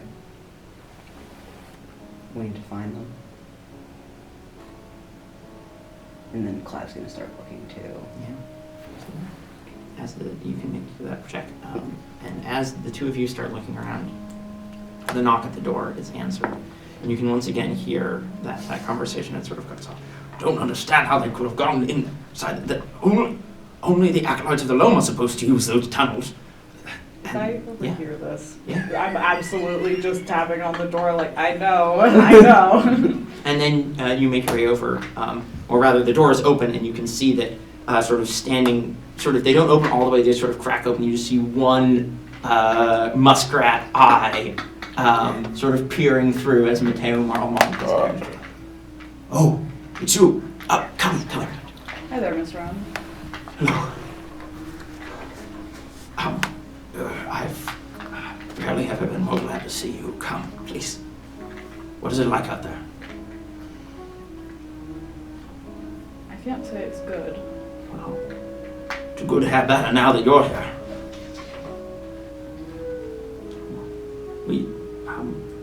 We've been having something of a council of war. And he sort of gestures, and there's like a map of the town rolled out on the table, and you can see that perched on one leg, sort of looking over it, is Archibald. And then... Can I run and give... Yeah, absolutely. And you can see that Stellan Sideris, the little bat, is also sort of hovering over the map, and he has his little moth familiar Orion, like just sort of fluttering around at his shoulder, and he looks very worried, and he's sort of humming and hawing. And you run over to Archie. Oh, Junior! Oh, it's so good to see you. You know what? You're really growing more skilled by the day. You lit that crow up like a beacon. Made it. You know, and anyone could have made that shot. It was wonderful. I know you're a good fighter, but I was so worried anyway. It's all right. It's all right. I'm fine. I'm glad to see that you're fine. Sort of gives you a little heron foot pat on the back. He's probably flying in the air to actually be able to pat your back. It's good to have you. And well, I can here. Here, come in. Where are the others? Where are the other magistrates? And Stellan's like, we don't know. Yashina may have holed up somewhere in towers. We're not certain. We haven't been able to find the Archon anywhere. I don't suppose you were close to her when all the chaos began. Do you know? I didn't see the Archon of Harmony leave the shrine. And I looked in afterwards. I'm not sure if I should have. I'm sorry. Mateo was like the protocol. Yeah. Very quietly under his breath. This is not the time. I didn't find her in there though. She's a way of vanishing and reappearing when she needs to though, so she'll send and save us. I hope so. Yes. Right? I hope so. Okay.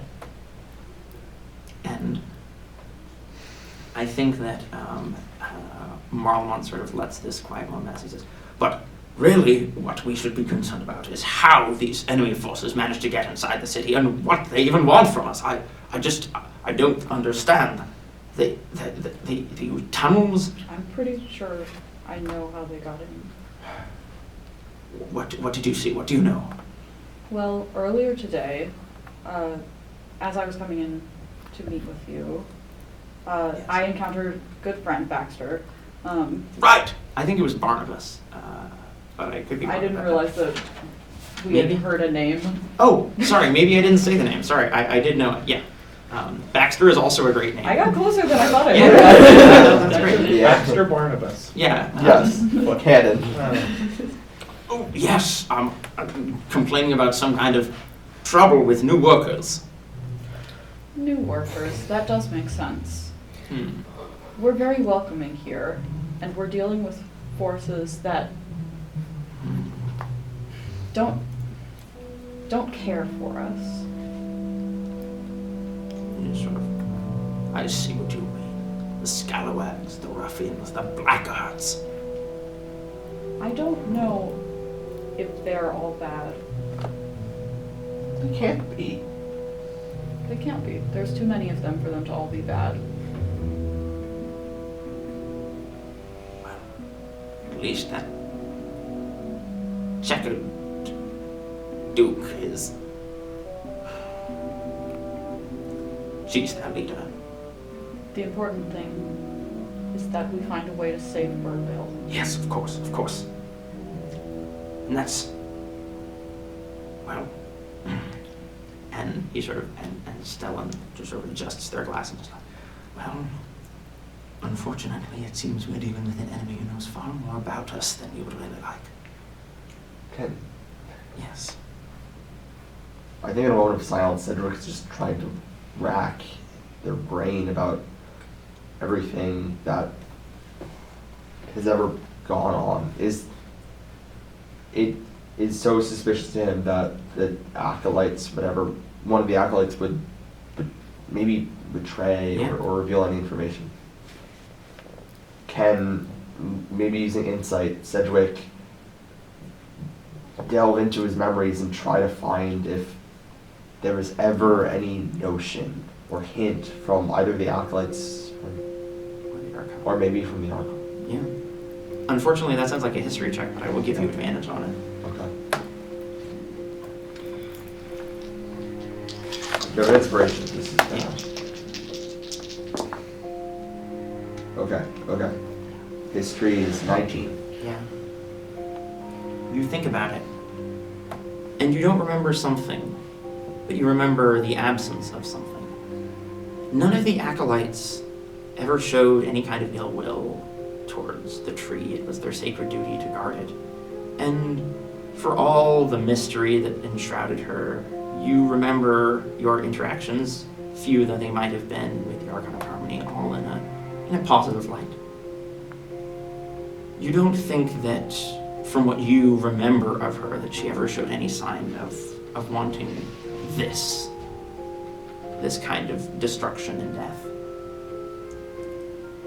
But you do know that maybe in the first years that you really remember after you were healed, that the acolytes seemed different, that they seemed sadder somehow.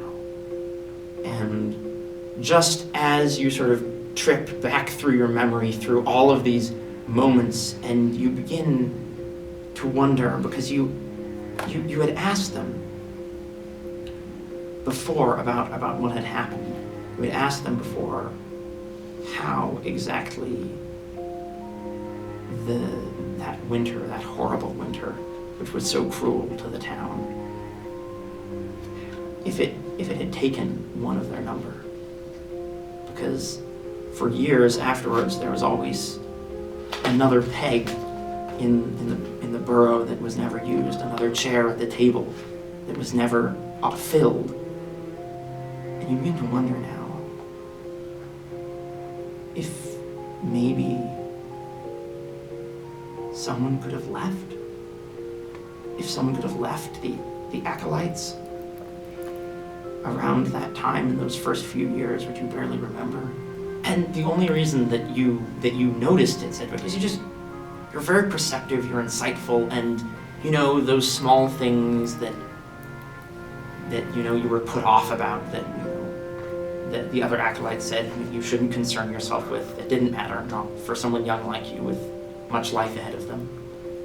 And it wasn't until this moment, sort of looking back, that you wonder if maybe there's something there, just maybe. I'm going to turn to the magistrates.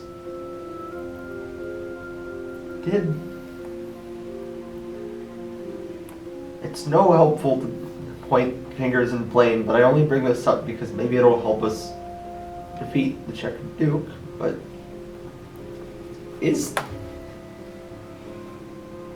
did you know if anyone has ever left the acolytes of the Long? And you immediately see Marlmont goes white as a muskrat with brown fur, can go white, and just and Stellan just sort of adjusts his glasses. Yes, as a matter of fact there was, but I'm not sure how that's relevant. Can you just tell us? You can trust Cedric. It's not well, it might be a painful memory. I know it will be a painful memory. Well, but you have to tell us anyway. very, very well. Cedric, we've always told you that the tree saved you. Yeah. But, well, in a way it did. And in a way, well, Flora Blackthorn did. She was an acolyte of the Loam, a particularly gifted healer and druid, not unlike yourself. And in the wake of that terrible winter, there were many people who were close to death. And some of them, well, she saved some of them. You were one of them. But, well, we didn't always see eye to eye, her and the magistrates. And not long after she performed the ritual that healed you, matters came to a head and she was exiled. What? It was not an easy decision for the council to make. Is that... What was the name? Flora Blackthorn.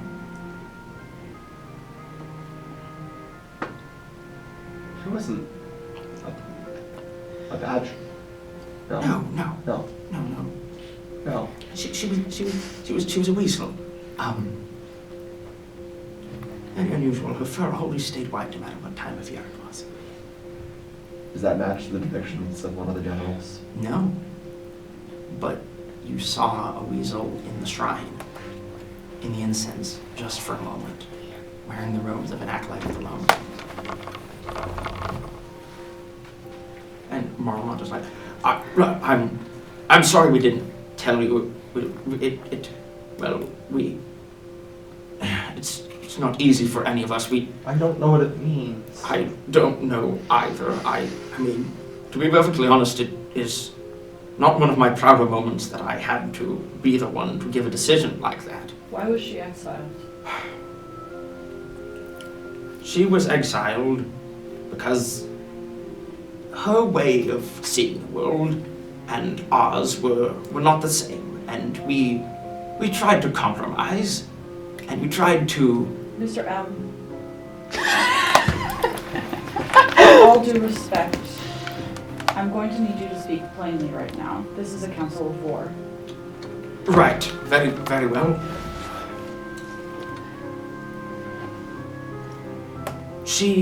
Her magic, well, it may have healed Sedgwick, but it was killing the great tree.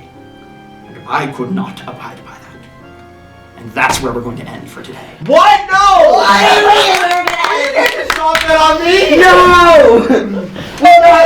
20 more minutes till it Thorin. No, we can keep No, going. I'm sorry, we gotta stop there. No! Oh my god! Just try to think of my last page. He was killing the great tree. Florida Black. Yeah, Mhm. yeah. Yeah. Clive's wife. No.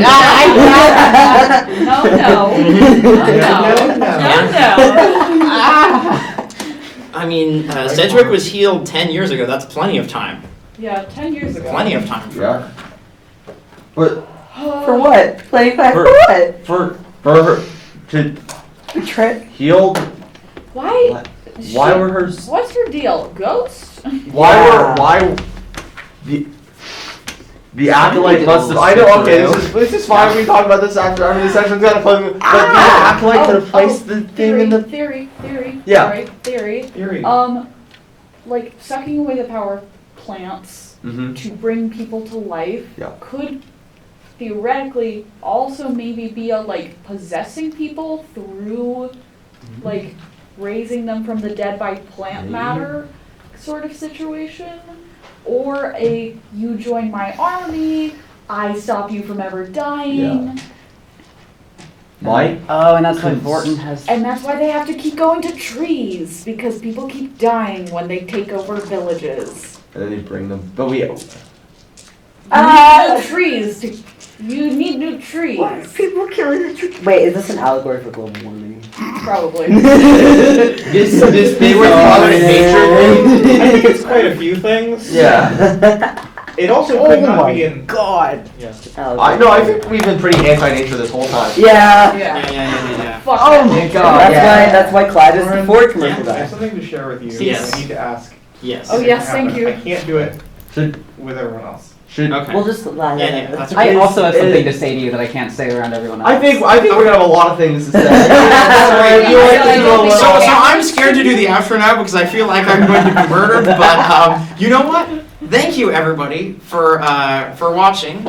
This has been a wonderful time. This has been the second episode of the Siege of Burrvale, and we'll see you all back sometime in the future to pick this story up with episode 3. Until then, happy Evensong.